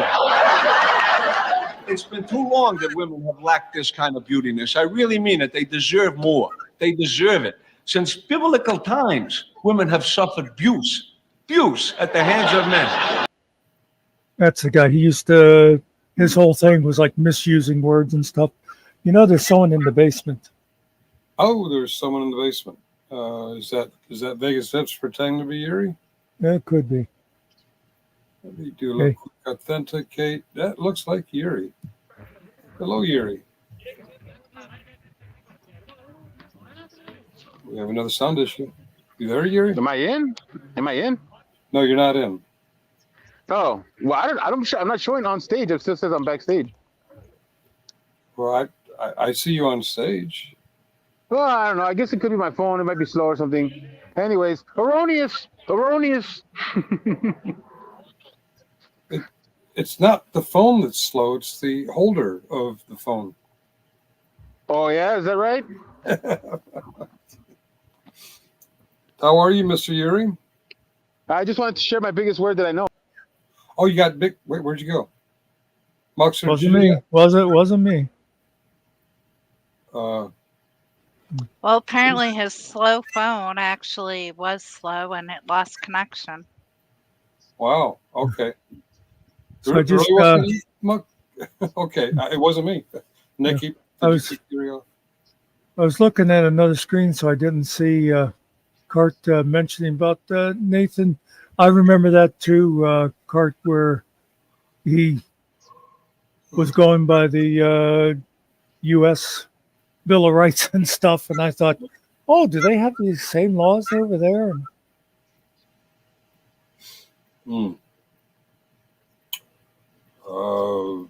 I don't know. I keep thinking, Yuri, if you can still hear us, we didn't kick you out. I don't know if you lost connection. But yeah, I get confused about, like Canada. They don't call it the Bill of Rights, but they have something very similar. Charter something. I'm sorry? I think it's something charter. I think it's something like that.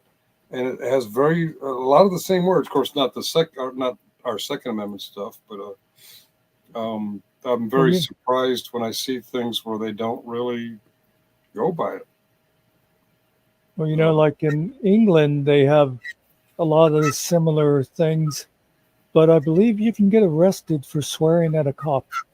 Oh yeah, when that gentleman was on earlier, I was afraid to get him to say anything bad about the royalty because it's my impression. I could be wrong that they come after you for going after royalty. I don't know. I could be wrong. Yeah, I know I used to watch a lot of British shows, like talk shows and comedy shows. Mm-hmm. And there's a lot of stuff they aren't allowed to talk about, especially during an election time. It's like, because, they do their elections weird where the prime minister, it's not like a set time. The prime minister will just be like, okay, we're going to go ahead and hold elections and see if you want to keep me around. But while that's going on, you're like not allowed to talk about politics whatsoever on TV. Oh, okay. Correct me if I'm wrong, anyone in the audience, but I think the citizens don't vote for the prime minister; they vote for their minister of parliament, MP, and the minister of parliaments decide who the prime minister is. I could be wrong, but It's basically, it's as if instead of the president, the Speaker of the House was the chief executive. They're called members of parliament, MPs, member of parliament. And and then they elect the prime minister amongst themselves. that's the way I understand it. I could be wrong. But and then I think there's like there's a certain time period. Like, ours is president every 4 years. Theirs is, it's like within a certain time, and he'll call for an election, and the election is actually for a new parliament, everybody to elect their local member of parliament, and then if like the majority changes from conservative to liberal or vice versa, you're going to get a new prime minister. Or if that prime minister loses his seat, obviously they'll have to get somebody new. Or sometimes his party just says, yeah, you're dragging us down, we're going to get somebody new. That bitch was dragging us down. Yeah, okay. And if they have more than two parties, although the two major ones, but if like one of the two major ones does not have the majority, then they have to do I forget what they call it now. But basically, it's like say the liberals have more, but they don't have a majority, then they've got to kiss up to the libertarians or whatever it is, and do like a joint government thing with them to form a government. They have to combine or allow somebody else in. What I don't get is we fought a revolution to get away from Parliament, but now we have a formed Senate, and whenever they don't know the rules, they lean on the parliamentarian. All right, Muckster, don't kick him out this time. Let's see how long he lasts. All right. Yes, we here in Australia are known to get rid of prime ministers before the time is up. They get impatient. Russia's known for that also, but it's a whole different thing there. They tend to fall out of windows. Yeah. Oh, we're going to be blocked in Russia or for that. Or get poisoned. Yeah. Yuri, you got another big word for us? You there? Okay, thanks for being here, Yuri. Testing 1, 2. This is the most intelligent Yuri's ever been on our panel. You going to take that from him, Yuri? Yuri, just so you know, we are not hearing a word, and I'm not kidding. I don't hear anything either. I heard Mucksters, so I'm pretty sure it was Yuri we screwed with the other day. Kept saying, we can't hear you. We can't hear you. It was. You do that to me all the damn time. Yeah, you start getting... the great thing about Sarge is he'd come in and he'd go, can you hear me? No. How about now? No. All right. Yuri, when you get your audio, I want you to go after Muck with everything you've got. Verbal combat. Yeah. Yuri knows if he wants to annoy me, all he has to do is turn his camera on. Oh. You kicked him out he's gone again.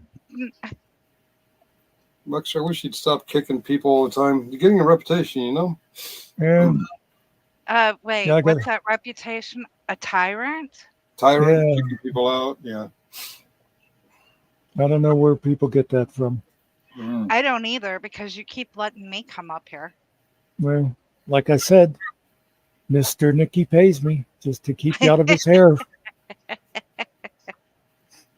Please keep her occupied for at least an hour. God. Check. Look, yep, there it is right there. Okay.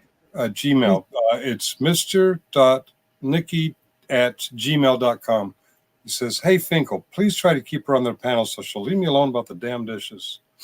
That, and it's like, I can't even make egg salad without her looking over my shoulder going, "Oh, you need more pepper. Oh, you're not really going to put relish in there, are you? What are you doing to that egg salad?" No pepper. No, no pepper. And that actually is something that him and I disagree on is Really? pepper. Yes. Oh, I do hope that wasn't even close to his real email address because I'm not a dog. No, it's not. Now, It's not.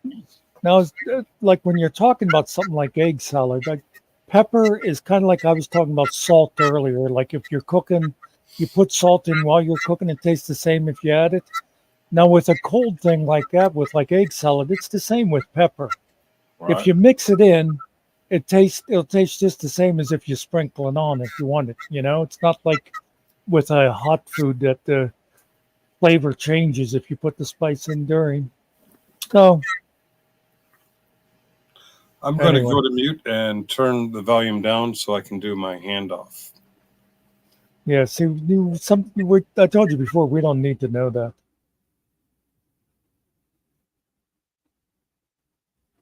Yeah, I'm being a child and making something dirty out of handoff. I'm sorry. You're not the only one. I try not to be too juvenile because I hate all those 40-year-old middle schoolers out there, Right. But I still, the one that got me the most, and I won't mention the name or the panel, I've said about him before, but whenever Carolina Fort Worth was slammed into the pavement by that cop, and her picture was out there with her face all busted up and stuff, there was a guy on a panel who said, "Well, good thing she had big boobs to cushion her fall." And that's the kind of juvenile crap that just drives me nuts. Yeah. Cart nobody knows.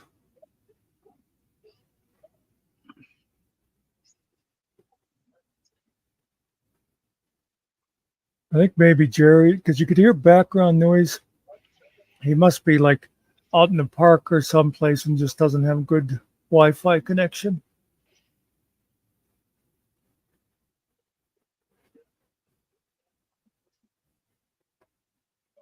But yeah, it just amazes me how many so-called adults still get, all the, whatever you want to call it, scatological humor, and fart jokes and body parts and stuff. It's like, anyway, that's my thing. That is number 642 on Muck's list of pet peeves. Well, I mean, if you look at quote unquote dad jokes, those are kind of, along the same lines. It's like the dads who are adults come in, Yeah, they but have to be the ones who are fun. yeah, They have to go lower themselves to the child's level. the thing about dad jokes is they're funny because they are purposely dumb. You know what I mean? Right, right. It's sort of like you're laughing at the fact that the joke is dumb. It's kind of like we were talking. I don't know if you were here when we were talking about it, like yesterday, I think, like movies like Airplane, Monty Python. They're dumb on purpose, so they're funny. You get other movies that they think they're making great comedy, but they're just dumb. Okay. Carte blanche, I'm not sure where you are as far as your location in your country. Actually, it's good. Okay. I see what you're saying. Never mind. Continue. But Nathan is, I believe, West Coast. I'm not sure. I know he's 15 hours ahead of me. It will be 3:30 Monday morning his time. It's 11:30 here right now, Cart, more or less. So figure out how far you are off from that, and you'll be able to figure out how far Nathan is off from that. If Nathan's 15 and you're 14, Nathan will then be you'll. 14 from you, Muckster. Oh, I forget you don't live in civilization. No, I live out in BFE. Literally. Okay, so he's 15. So right now, Nikki is at 10:30, and he is 15 hours ahead of that. So if you are 15 hours ahead of 10:30, then you'll be on the same time as Nathan, which you said would be what, 3:30 his time? 3:30 Monday morning. Yeah. Now my recommendation, Cart, would be watch it the next day. It will be a good show, and I'm sure it will be worth watching the next day. But I know you're usually not up that late. Or that early. Yeah. But yeah, I do believe it'll be a lot more interesting than that 44-second video. Yeah.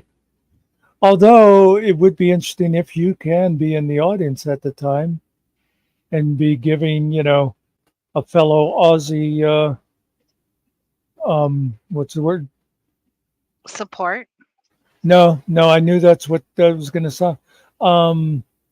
Like an opinion, your opinion, any comments you make or questions you have will be a little different than what all the dumb Americans might be asking them. Right. Right. And I mean, because you are in a different state, and you said that they have different rules and regulations that are on the state level.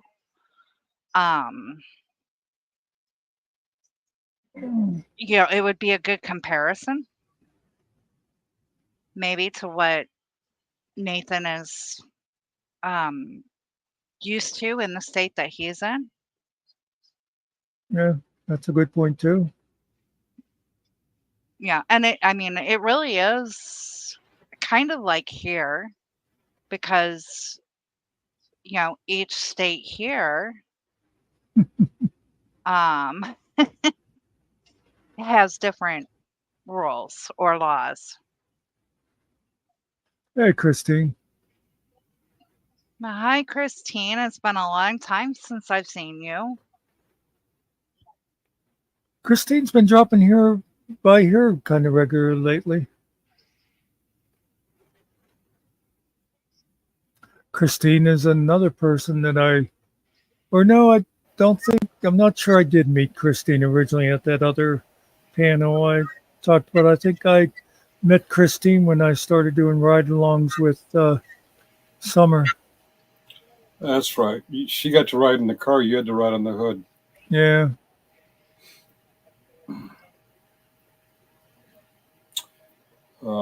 So handoff is complete, and I'm back. Did you miss me? Did you notice he was gone, Nikki? Let's see. I mean, we were able to carry on the show without him, I thought. You were able to carry on without me? Inconceivable. I swear, no joke. It's like Nikki's been like my co-host a lot of times. So if we had the room, we could. It's like we should make her an official one, because she comes in so often while I'm alone and helps me carry on. If only Mr. Nicky wouldn't make her go to bed early on work nights. But he's all about, you have to go to work so you can support me, Hmm. Sugar mama. Okay. Let me explain that to you guys. Now, wait a minute. If this involves another channel, we can't let you talk about it. No, it does not involve another channel. Unfortunately, here in the United States, it is well known that due to DEI, females are now starting to actually make more than males in the employment scenario. Well, it turned out that when we got married, because we lived together, we lived in sin for 10 years before we got married. But when we got married, it was so he could get on my medical insurance. And the only way to get on my medical insurance was for him to not be working. Yeah. So it became more economical for him to give up his job in order to have the insurance. Exactly. God bless America. So ever since then, it's, he's been the one who is the stay-at-home dad, and, he took over doing the household, the feminine chores, I guess, because traditional female chores, we call them, yes. Yeah, the traditional female chores, because it just made sense. But he did that because he said that I was working all day, so I deserved to not have to come home and do laundry and do dishes and everything. Can I just say, oh God, there he is. And I don't see now he's right there, and I don't want to say anything nice about him. But anyway, can I just say, I joke about it, but I actually something like that, I don't care at all. If a guy is the stay-at-home guy or whatever, and me personally, like I've never been married, which makes me an expert on marriage, but I wouldn't have had any problem having a wife who made more money than me or whatever, So, like, I joke about that stuff, but it's not at all anything I would take serious. And I think that says something about Mr. Nicky that he said, well, yeah, of course, if you're going to be working all day, I don't think you should come home and have to cook dinner. And I got to tell you, I do know guys who would do that.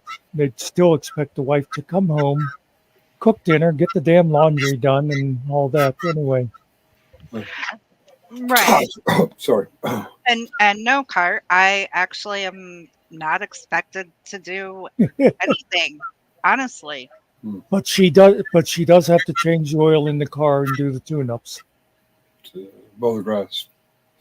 Yeah. No, No, actually, we have learned that nobody mows the grass in that family. Oh. No, he mows the grass, just not always when I want it done. Let me just say one other thing about that, Nikki, because you might realize this about me by now. I actually would not joke about it if I thought it was real. Oh, I know. I know. But sometimes, unfortunately, there are some stupid people, yes, alpha males out there who would still expect me to be the subservient, keep your mouth shut, keep your head down, don't look at me, do the dishes, do the laundry, take care of the kids, and yes, work. definitely. Let me just ask Mr. Nicky one question. Is it true that I am your favorite panel member? Okay, thanks. So I'm hearing two. Yeah, we do know of a particular YouTube character whose name shall not be mentioned, who did groom his 16-year-old bride to where she works many long hours while he plays magic on the internet all fucking day long. But what I'm hearing is what I should have done when I was unemployed in 2015. I should have married Holly, get on her Cadillac health insurance, and just stay home and play magic all day. I mean, clean house. Yeah. For a second, I forgot to I thought you forgot Nikki's name when you said I should have married Holly, and then I said, "Oh, okay, no, I remember who Holly is now." Yes. Nikki's already supporting one husband. I mean, come on. Well, you know, he calls me a sugar mama. Maybe I'd be able to support too. Okay. And yet, you know, there he is, letting you do all the work, and he sits here blowing kisses at at Lucy. He blows kisses at Lucy. Yeah. I mean, you know, I take back anything nice I just said about him. Well, you know. I heard that.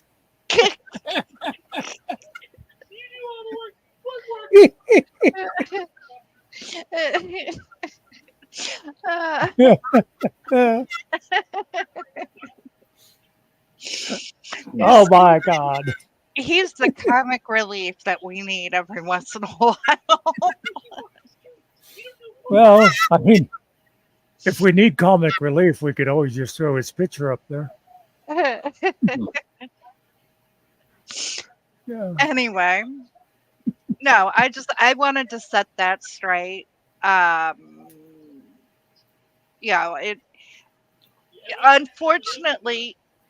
unfortunately it is a common scenario.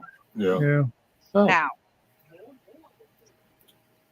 I don't know if it's unfortunate if everyone's happy in the situation and doing their part. I would say it's fortunate that if it works. Right. Yeah. But I do feel that him and I have we don't have a love-hate relationship. We actually have like a better relationship than a lot of people who I see out there, whether they're in the traditional roles, quote unquote roles, or not. You know, I can sum up my theory on stuff like this very succinctly with brevity. There you go, Sarge. You can look up succinctly now. Shut up. And it is this. If it works for you, then fuck what other people think. Exactly. Oh, my. That word to begin with F. Shall I Google that and see what I get? No, but now I got to give myself a 20-second timeout for swearing. Yeah. Okay.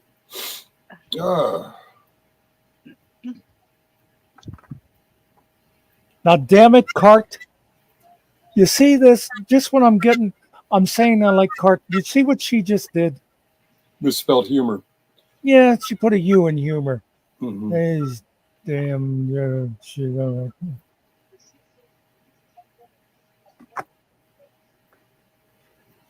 we don't have a lot, but we're happy. Now, I swear to God, if Mr. Nicky starts singing Sonny and Cher, please mute up. Oh, I thought he was going to sing. Who's hang on to what we got. We have. Yeah. I can't remember I got to start earlier. I know we ain't got a lot. It doesn't matter. There's something in there about a pot. We've got each other, and that's a lot. So hold on. Who's sing that? Do, do, do, do. I got you, babe. Do, do, no, not that one. Yeah, that's the song. All right, let me see. I got mine in this one. I want to say Guns N' Roses, but I'm not sure. What are you on? What am I on? Drugs? No. You know, Cart, I actually said that to somebody the other day about putting the U in color, and they said, I speak English, not American.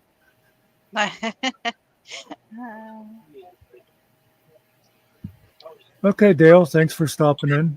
Bon Jovi, Living on a Prayer. What does that have to do with? I know I don't got a pot. Oh, it's nothing about a pot, but we. Damn commercials. I know he's halfway there.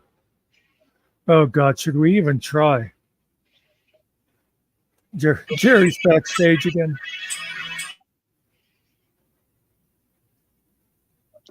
Good night, Dale. Did you bring me up? Oh my God, we can hear him this time. That's bad. No, I just wanted to say the song that he was trying to get is "Living on a Prayer." It was "Living on a Prayer." Yeah, he's actually queuing that up right now. Actually, I just turned it off. "Living on a Prayer" by Bon Jovi. Oh my God, I was getting so frustrated. I'm like, we're halfway there. Oh, we're living on a prayer. Take my hand. Oh, we'll make it. I swear. Yeah, that's the one. Thanks for coming in, Christine. Always good seeing you. Oh, great. Everybody's gonna leave because I'm here. If everybody starts leaving because I'm here, I'm gonna follow all of you to where you're going. I think she's leaving because I wasn't talking. Christine came here to see me, and I was being quiet. All right, fine. You get no stuff from me. I think Christine's been listening to us in her car because she said she has to crash soon. Do not crash if you're in the car. Crash if you're at home in bed or on the couch. Don't crash in your car. Have a good one. Okay, yeah, all right. I guess she's really leaving us. Yeah. Fine. Whatever. Right. It's because of me, isn't it? Just say it's because of me. I think it is. Yeah, I think it's when you came on. She said she was going to crash. Yeah. I'm not sure if this is a typo. Neither am I. I was looking at that one too, and I'm like, Made good, maybe. Mr. Nicky is made. Yeah, I'm sorry, Kuza. Nobody knows what you tried to say there. I'm not making fun of you. Just using talk. He's making fun of you. All right. It's a typo, probably. Okay. Christine is home in bed. Okay. So. All right. That's standing. There you can crash, not in your car. Yeah. Christine helps Summer with the good work that she does. Oh, we're halfway there. Summer's got something going on tomorrow, doesn't she? I've been working getting things done because the storms are coming, and I have family that may or may not fly in tomorrow. Storm upgraded to hurricane. Oh, we got another hurricane coming? I did not authorize another hurricane. Yeah, Debbie. Gabby? No, Debbie. Debbie. Yeah. Living on a prayer. Who's singing? What? No one's singing. Oh, she said that's tonight that Summer had the ring girl thing. These damn meteorologists spelled Debbie wrong. Oh, it looks like it's going to slam on Florida. Baila, pero suavecito. Yeah. Who said no? He's not Mode Media. Who sings that, Yuri? Who sings what? What you were just singing. Which one? That one. Baila, pero suavecita. Besa, besaría, gózale. Porque come suavecita, pero. Yeah, I don't know. Sings that? You don't know who said? Oh, I was going to say let him. What?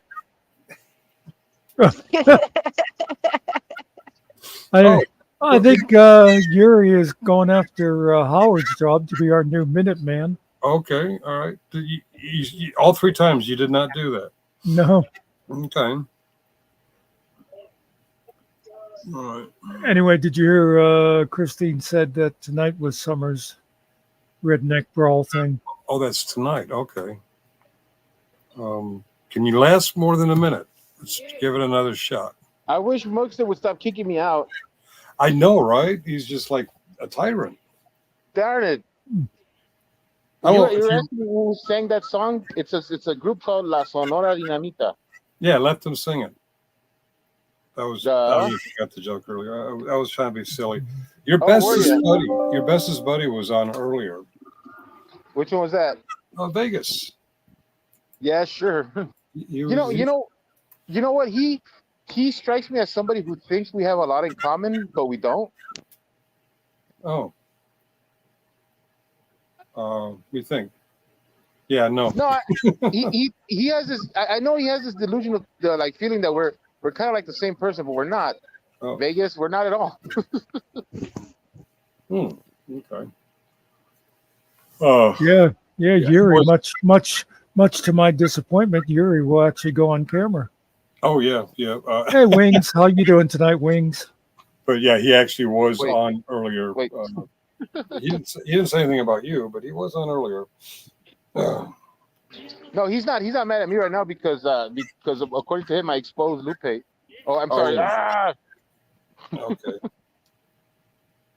I mean, nothing. Yeah, according to him, I understand. He plays a lot of games. He's got a lot of puppy in him. Wingspan, hello, how you doing? Wingspan. He was here desperately trying to get a rise out of me with juvenile insults. Yeah, and then Muckster kicked him out again. Well, of course, any little thing you do, no matter how innocuous, Yeah, there's no L in that word though. Shit.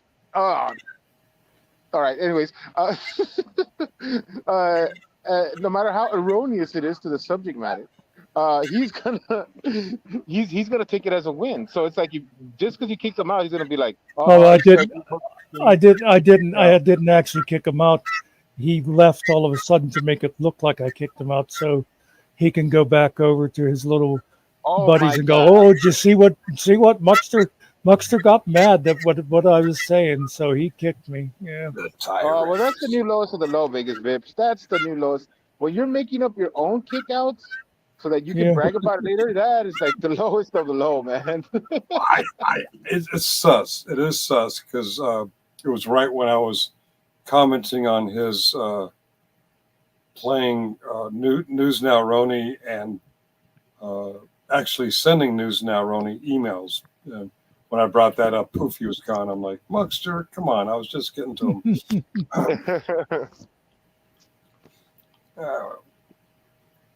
Baila. Yeah. Baila. Ronnie was the one that he actually made a sock of. Yeah. And he admitted it on the air that time when Chris was here and you guys were talking. He admitted, "Oh, yeah, that was me. And I also did this and that." Yeah. And then he goes over to Ronnie and says, "Oh, no, I never made a sock of you." This is a record. Muckster has kicked Yuri out 4 times tonight. Shall we go for 5? And yet Nikki is still here. You just can't figure that Muckster out. No, I don't know why you keep getting me or leaving me here. I mean, maybe it's because I am the one bitch. Well, I got to tell you, I've never heard it, Nikki, but I'm guessing you're a better singer. No. Well, sadly, I'm a better singer than Yuri, and I suck. Freaking dare you! You know what, Muckster? You can kick me out all you want, but don't you turn this panel into a panel of lies with your being able to sing better than I. How dare you? How you doing tonight, Harmony? Yeah. Hello, Harmony. No, this is the truth. The reason Muckster isn't kicking Nikki off the panel. Oh, I didn't see Biscuits. Hey, Biscuits. Is because Mr. Nikki is paying Muckster to keep her up here so she doesn't nag at him about how to make potato salad. Exactly. Oh, yeah. Now there's a conversation. Potato salad. I am very, very serious about my potato salad. I make my mother's recipe. Okay. Does it have mustard in it? I put a little brown mustard in. Yes, I do. What about pepper? Pepper. I'll put some pepper in there. I forget who was on which side of pepper. What I do when I take and this is something my mother didn't do. Mm-hmm. When I take the hard-boiled eggs and I take the yolk out and I smush up the yolks, that's where I'll put like some of like the brown mustard and that in with the yolk, and then that. Biscuits didn't say. Oh, see, Biscuits, you hurt Yuri's feelings. You said hi to all of us. You didn't say hi to Yuri, and he left. Or did Muckster kick him out 5 times now? And I actually now Harmony. I got to tell you, now we call it mayonnaise, Miracle Whip. They claim it's salad dressing. I actually use 2 mayonnaises. I use mostly the Miracle Whip, but I throw a little Hellman's in there too, just to give it a little different zing. And I definitely need sweet pickles in my potato salad, but I would never put, what is it they always claim white people? Raisins. I don't know who these white people are that are putting raisins in their potato salad. But yes, those people should be deported off to some far island where they have a lot of criminals, like Australia. Okay. Muckster's winding up for the 6th kicking out of Yuri tonight. You've been struck by, you've been hit by a smooth criminal. And while I'm on potato salad, let me just say, because I used to my mother, like I said, my mother was the potato salad queen, and I started helping her, but I would do most of it, except she would peel the potatoes because she always cooked the potatoes first. I guess some people will peel them and cube them like you do normally. I always hated peeling the wet, soggy potatoes. Anyway. We have a fight brewing in the chat. Raisins are a must. Oh, no. Who pulled Yuri's finger? Who pulled Yuri's finger? Biscuits is just begging for a ban. Uh-oh. Yellow mustard. He puts yellow mustard in his potato salad. No, you got to use brown mustard. Look, Muckster. I'm with Biscuits and Root Groovy. You do not put brown mustard on that potato. Okay, that time it was me.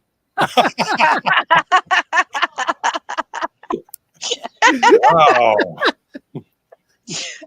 I also put a little ketchup into my potato salad. There's just yuck. Bit of an orange tint to it. Then, yeah. Can I kick him out? Can I kick him out? Ketchup, brown mustard? Get out of here, dude. You know what? I refuse to be affiliated with a potato salad maker that uses brown mustard and ketchup. I'm out of here. Oh my. Actually, leaving on purpose this time? Damn it. I was hoping you would kick me out. Raisins are disgusting. Yeah, especially if you're in bed. Don't eat raisins in bed. Good morning, Christine. That was a quick night. Well, she said she was going to be crashing soon. She didn't say I'm on my way out. Okay. Okay, Biscuits. Okay. All right.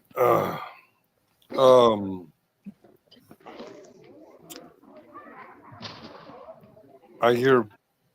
What do I hear? Oh, also, no olives in my potato salad, especially not the green ones.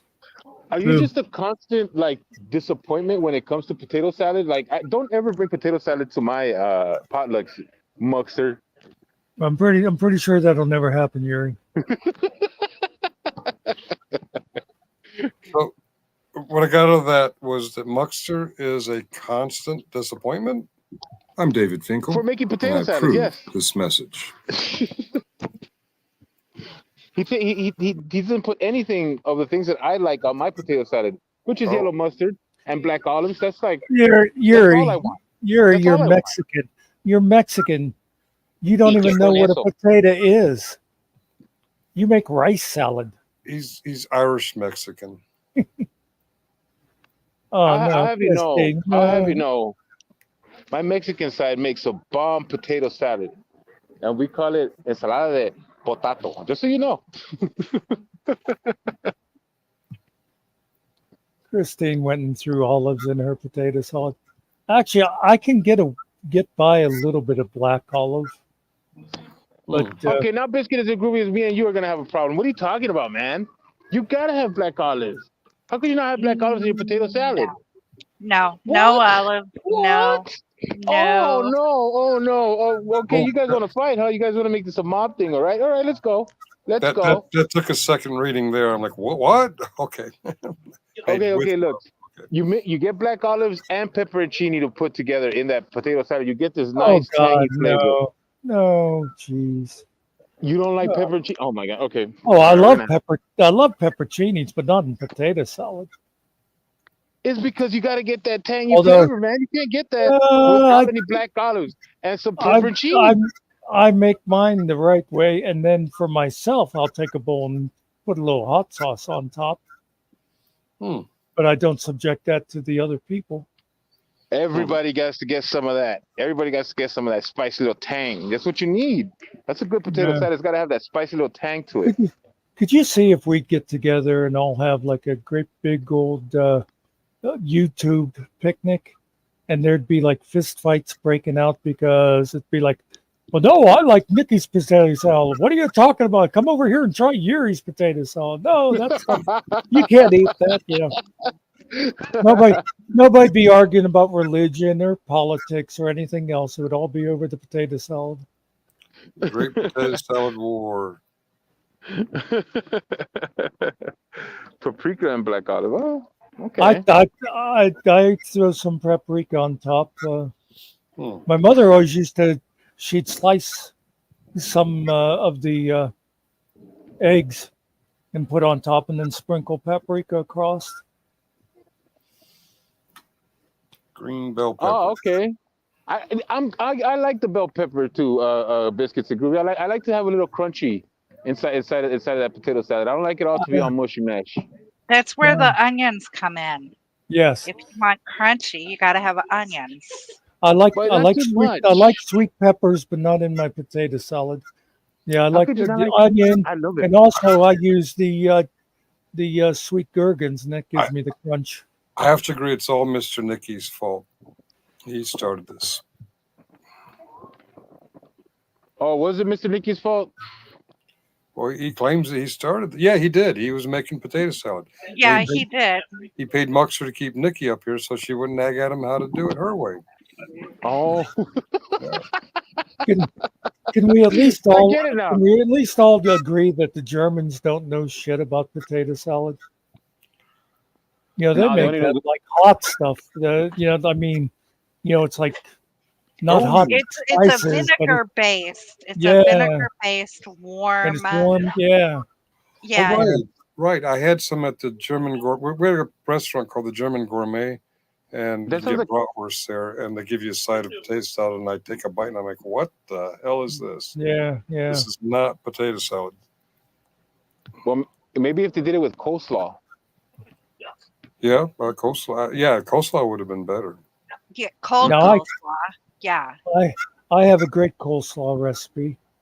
The store that I go to gives you a bag with it all chopped up and different stuff mixed in it, and you just put it in a bowl and add a little of that slaw dressing on, Marzetti slaw dressing, and there you go. That's what we call cheating. Yeah. That's what you call being a lazy bachelor.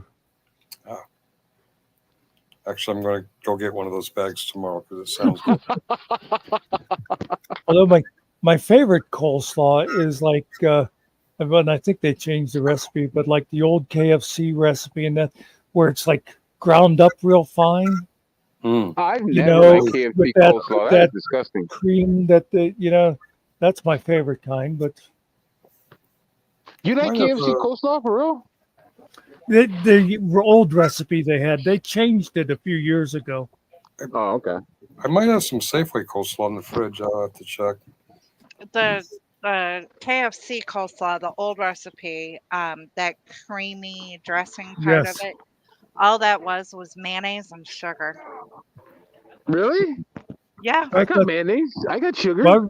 I remember way back on the internet, they had a thing for, like how to make secret recipes, and they had the KFC coleslaw, and they were using some yogurt. And I never tried it. No, not yogurt. Ugh. It's mayonnaise and sugar and a little bit of celery seed.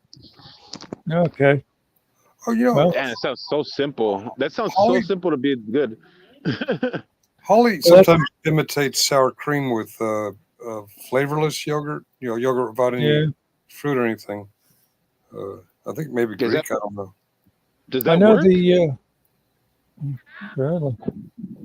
What was that? I said, does that work? Does that like imitating sour cream like that? It fooled me. It did it? I like to eat the unhealthy stuff, and she plopped something white and creamy on my baked potato, and that sounds dirty. But I'm like, this is good. It tastes a little different. She said it's yogurt. If she could actually make you believe that that's sour cream, I would give you my recipe for chorizo tacos. So like that, you can have sour cream on them, and you don't have to eat the bad stuff. That sounds dirty too. But it makes sense. It makes sense that KFC was using mayonnaise because the KFC manager that I talked to one time, she said they changed the recipe because people were getting sick because they would buy the coleslaw and take it to like a picnic and leave it sitting out. And they would sue KFC for because they were stupid enough to not have their coleslaw on ice or whatever. So that's why they changed the recipe. So it makes sense. It must have been the mayonnaise that was spoiling. It was always trying to start wars. Now they want a food war. What was that word you said, Jerry? Chorizo? Yeah, I thought so. I bought some of that once, and the jar had a red stamp on it that said peligro. I don't know what peligro was, but yeah. Danger. That's what. Listen. I'll give you guys a quick way to make chorizo tacos at your home today if your market's got the right ingredients. Okay, you're gonna want to look for a pound stick of chorizo. Usually, the famous brand is called La Mexicana. If not that, Guadalupana or I forget the last one. But you'll find it. You'll find it where you find like all the the sausages and all that stuff in your local deli or whatever. And you just look for that. Look for the one. You can either get beef or pork, but I would prefer you guys start off with beef. Pork is a little bit for the for the more refiner palates on your tongue. But go with the beef one. Get a pound. When you take it home, only use half the stick, and cook it with about depending on how many people are gonna eat with you. So if it's gonna be just you, cook it with 3 eggs. Okay, you put it in the pan, let it fry for about 2-3 minutes, and then you put your eggs on top of it. You cook the eggs until it's nice and scrambled in there. Once you're done, but remember, you want to make sure that it's nice and dry. Don't leave it kind of greasy or anything like that. Let it dry up until it's a nice little scrambled mixture of egg and chorizo. Then once that's done, heat up some tortillas, preferably corn. You get your little bit of chorizo mixed with the egg. You put it in. Now the dressings, as far as if you want to go traditional like street taco and get like onions and chop them up and all that stuff, you can do all that. But with chorizo tacos, you don't have to go too crazy with them. Just a couple of chopped tomatoes, a little bit of cilantro, or just a little bit of dressing on top. Then you get cream. Okay. Now you can do sour cream, regular sour cream. The regular sour cream, you would have to add just a dash of salt, I would say, if you wanted to do that, but I would stay away from that. What you could do better is do this. And this is what we like to do in our households is we get a little bit of sour cream, mix it with a little bit of milk, a little bit, very, very little, mix it into it's like little bit of watery, drop a couple of dashes of salt, mix it, and then you use that as your dressing or top, on top of the taco. Then you have your chorizo taco. That should be it. You have a tasty taco, and there you go. There is an easier way. That sounded pretty complex and effective. But what I do is I just drive south on Highway 1, turn right on Huntington, and on Huntington, if I hit 7-Eleven, I've gone too far. It's just before 7-Eleven. It's a little place called Jeffes or Jeffes, Jeffes, and you go in there and you order it, and they make it perfectly. It's never perfect when it's not done by your hands. Well, that's the way I do it. Now, biscuits and groovy, I do have to agree. I prefer cornbread dressing to stuffing. You know, the I don't know. stuffing is a Yankee thing. Cornbread dressing is, Southern. Southerner, yeah. Yeah, Is I sweet don't potato like. southern?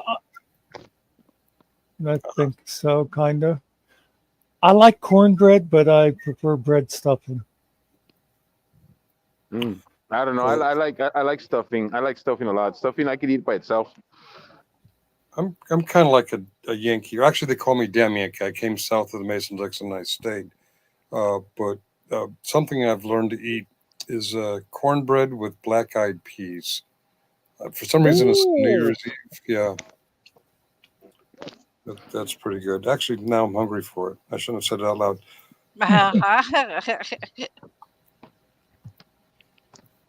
I don't know. I really like stuffing. Anything like rice roni style type of stuffing for whatever reason. I eat it up. I gobble it up. I just destroy it. I don't Now, know why. I gotta disagree with you on this one, Christine, because for me, stuffing is what you put in the bird. Dressing is if you cook it on the outside. Here we go with the technical shit. Okay. Oh God, now see, I'm gonna have to ban biscuits because I hate cooked cabbage of any kind. Cabbage is just wrong. Cabbage which is made- just the wrong. Well, it's good as coleslaw, but yeah, that made me like the black sheep of my family that I do not like cabbage because that is my heritage. Well, Salvadorians make a. Halushki. So you don't eat cabbage and new potatoes with corned beef? No. Yeah, that's pretty good. I love corned beef and hash.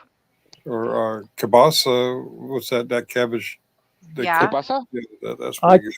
I got to where I can handle if the kibasi, the hot dogs, whatever, are cooked in the sauerkraut, and even if a few strings cling to it, but I can't have a kibasi sandwich with the sauerkraut piled on.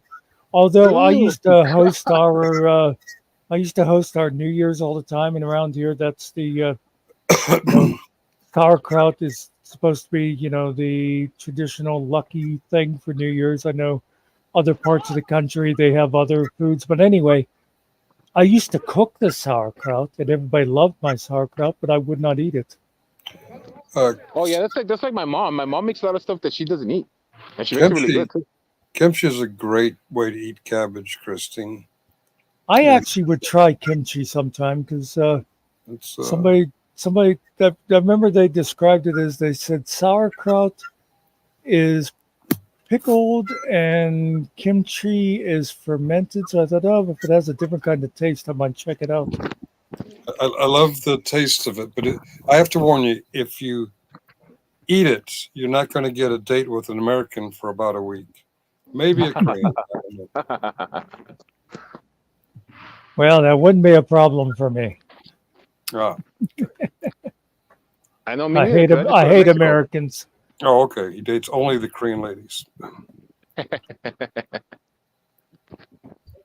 What? Now- Cow produce all methane. Okay.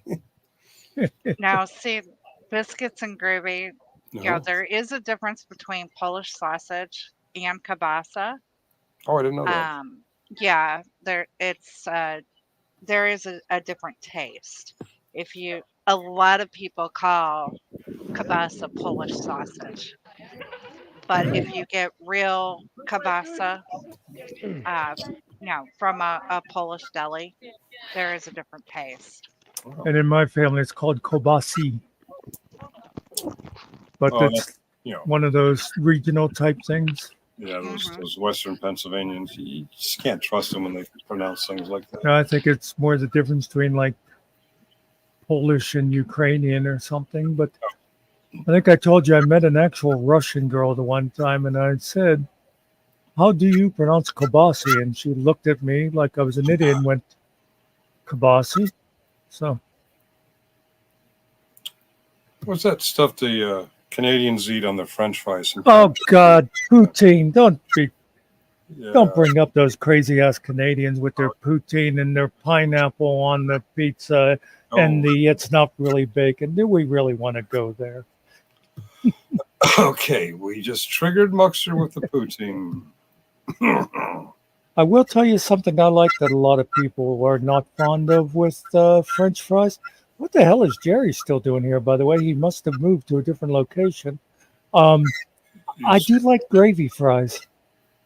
Isn't that poutine? No, that's like cheese curds and stuff that they put on there. Oh. All right. Jerry's still here because he's waiting for the freedom fries. Yeah, I've been waiting for him. Somebody give me some freedom fries.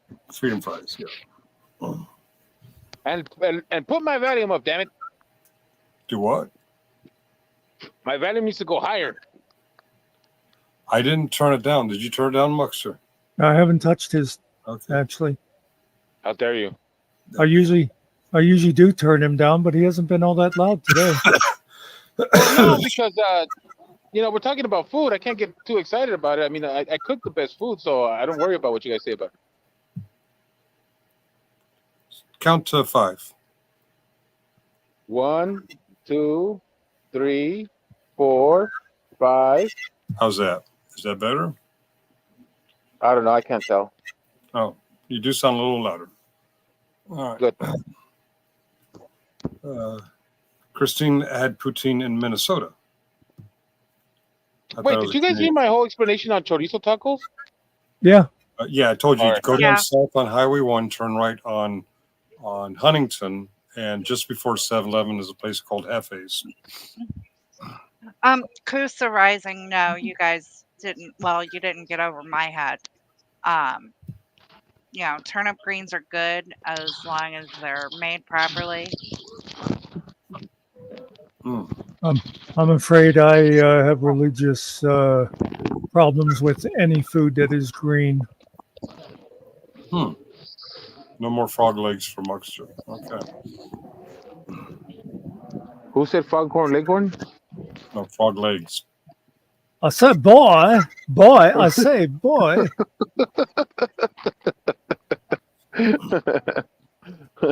I love and foghorn is leghorn. good too. I said pay attention. And then biscuits and gravy, do you put a little pat of butter, not margarine, but butter in your grits?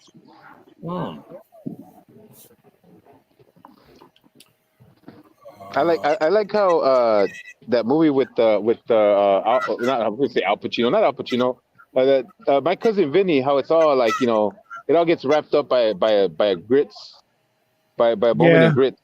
Joe Pesci. Yeah, he's like, are you sure about those 15 minutes? Yeah. Do you use instant grits? No self-respecting Southerner would use instant. Yeah. There was a weird episode of Outlander, Sassenach, where they're in France, and I didn't understand it, but the king of France had an audience for when he took a crap, but he was very badly constipated, and the male star of Outlander suggested porridge. It was kind of funny. I guess you have to enjoy it, but porridge. Yeah, I guess porridge. So. That's cow food. No, porridge. Anyway. Is there a difference between porridge and what's the other one? Quaker instant oatmeal. Oatmeal, cream of wheat, cream of corn, grits. I get those from oatmeal, but the cream of wheat, cream of the grits, the cream of corn, I don't really understand what the differences are, and I really don't know which one is porridge. But apparently the French thought it was cow food.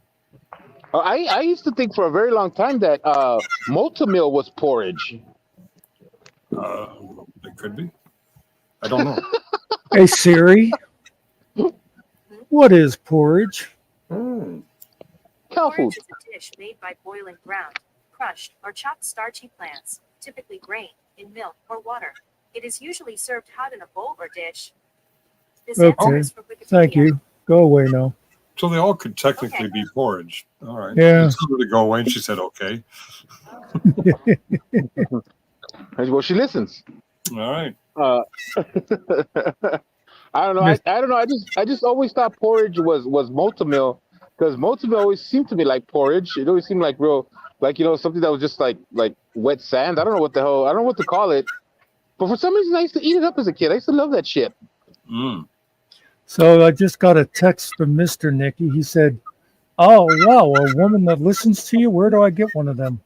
Oh, okay. And actually, I was gonna say that, but you know, I didn't want to you know, make people think that I was that way. Well, the truth is, you didn't weigh in because you weren't actually listening. Actually, it's the men are accused of not listening. At least my woman accuses me of not listening. No, I was listening. I'm just trying to type in the chat too Oh, about okay. chitlins. Chitlins are so good, but you can't make them inside. Oh, you know what? The first time I heard chitlins, I didn't understand what the hell it was, but I just thought it was the funniest thing, because I heard the guy said, I want some of them collard greens. I want some of them chitlins. I was like, what the hell? What is that? I heard it described to me, and I don't think I want to try them. Yeah, that's one of the ones I'll try a lot of things, but no, not chitlins or haggis or menudo. What? You know what? I'm gonna beat you up, Rico. How dare you? Menudo is the shit. You better fucking eat some of that. It actually tastes good, and I ate it, and I loved it. And then the guy who made it told me what it was, and I'm like, never again. Why? That's like, dude, you know that is the best stuff for a hangover? I'm not that experienced in hangovers in the last few years. Oh, that's right. I heard it's not, you know, the official menudo unless it's made by Ricky Martin. Oh my God, you went there. I don't know. Well, as long as I'd love to throw menudo and potato salad at everyone, parsnips roasted in the oven, then made a Gruyere cheese sauce. Gruyere cheese. Very chef-like. I'm going to log off and pretend like I care about work, although I will be faking it. I'm going to wish everyone a good night. There is a sports game near Jerry. Are you at the Olympics? Yeah, I'm in France right now. We're preparing for the 30-meter dash, something like that. I don't know. You go a lot faster if there's a police officer behind you. Most of the time, yeah. All right. I want to wish everyone a good night, and I'm gonna log off. And by the way, Muckster, last time I heard you say I thought you'd never leave. Well, that wasn't. I think that was probably Nikki. Oh, right. She had a very deep erogenous, one of those voices. Almost said erogenous. Yeah, yeah, I know. That was close. We need bigger words. Oh. Did you leave? Yeah. Oh, well, now I feel sad.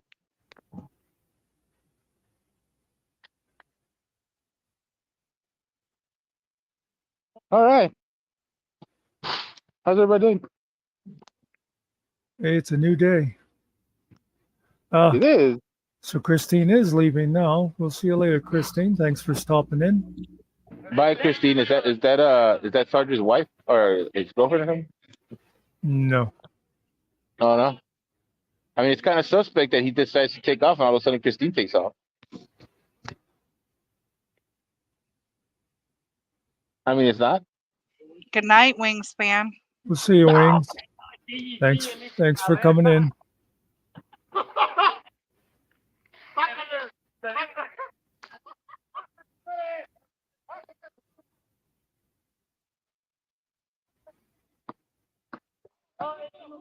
It's always a pleasure.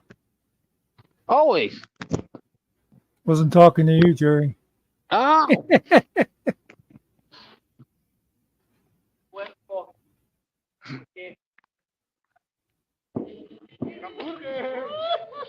All right.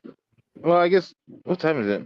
Man, it's only not. Oh man. It's only 9:15 for you. Nope. I think this time he meant to leave. I'm not sure. Yeah, I don't know. Either that or he tried to look at his clock on his phone and knocked himself off. That could be. I've heard people say that sometimes if they touch their phone that it knocks them off, but that's okay. I just looked up there and we've been going for almost 4.5 hours. It seemed fast tonight. Of course, we started a little early. I don't know if you were here at the beginning. I said to Sarge that I have a whole backlog of TV shows and movies I've been meaning to get to, and his response was, "You want to go live?" Okay, then. I guess I've been putting those off this long. I can put them off another night. Yeah, well, since it is tomorrow for you already, I guess I'll let you go so that you can go watch your TV shows. And then the night can go by so fast because you don't remember what you watched. Well, the sad thing is, if you decide to leave and I shut down, I'll end up going off and killing goblins and dark elves and still won't get to my movies and TV shows that have been backing up on me.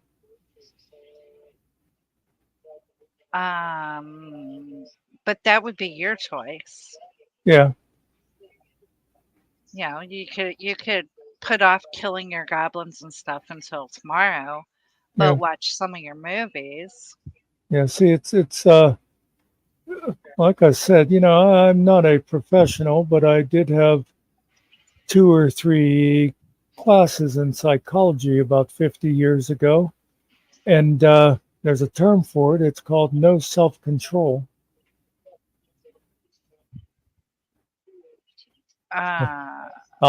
I'll log off and think I'm going to do something, and for some reason my finger just goes over there and clicks that stupid button to go off and kill things.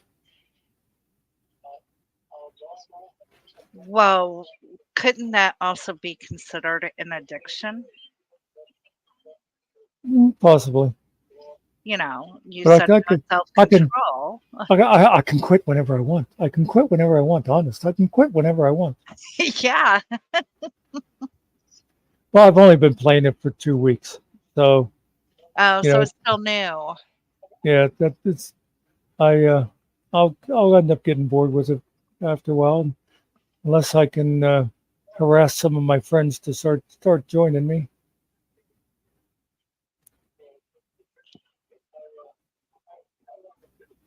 Oh well. But yeah, I actually really do need to get off of here so I can go get a bowl of potato salad and then critique it. That's the word I was looking for earlier when you guys were talking. You, in fact, were talking about criticism and feedback. Yeah. It's critique. Yeah, and critique does not sound. People don't take that as negative, as if you say criticize, because I think that just got that connotation from, like I said, it sounds like what people would say about like their mother or mother-in-law. Oh, she's constantly criticizing me. Yeah. Where if you say, what did he use? Feedback or even critique, then it sounds like you're doing a helpful thing, Mm-hmm. Yep. Yeah, critique. That's a good word too. So see, we started off talking about words and we're ending on words. There you go. In between, we had all kinds of talk about food and kangaroos and Jerry's internet connection. Yes. But anyway, you have a good night, Muckster. Thanks for coming in. All right, bye. Kiss Mr. Nicky for me. And I'll make sure to tell him it's from you. No tongue. No tongue. Okay. All right. Good night. Good night. Thanks.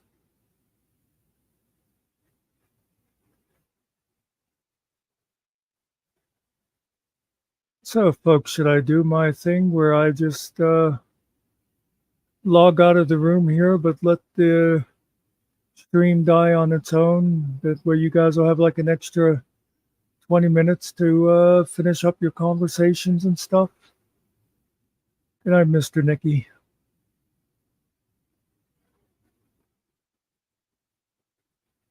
Yep, we'll see you, Kuza. Who else is still in here? Biscuits. I know Christine and Wings already said goodnight.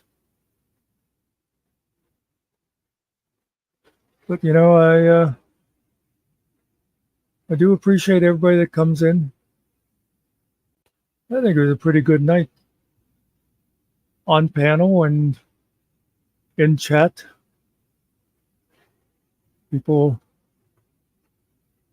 exchanging ideas and recipes and stuff. I like that.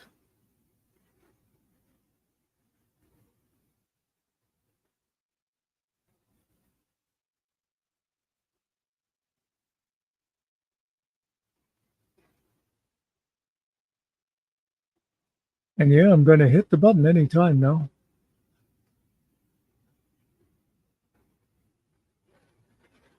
By the way, have I mentioned to people the FMAC podcast?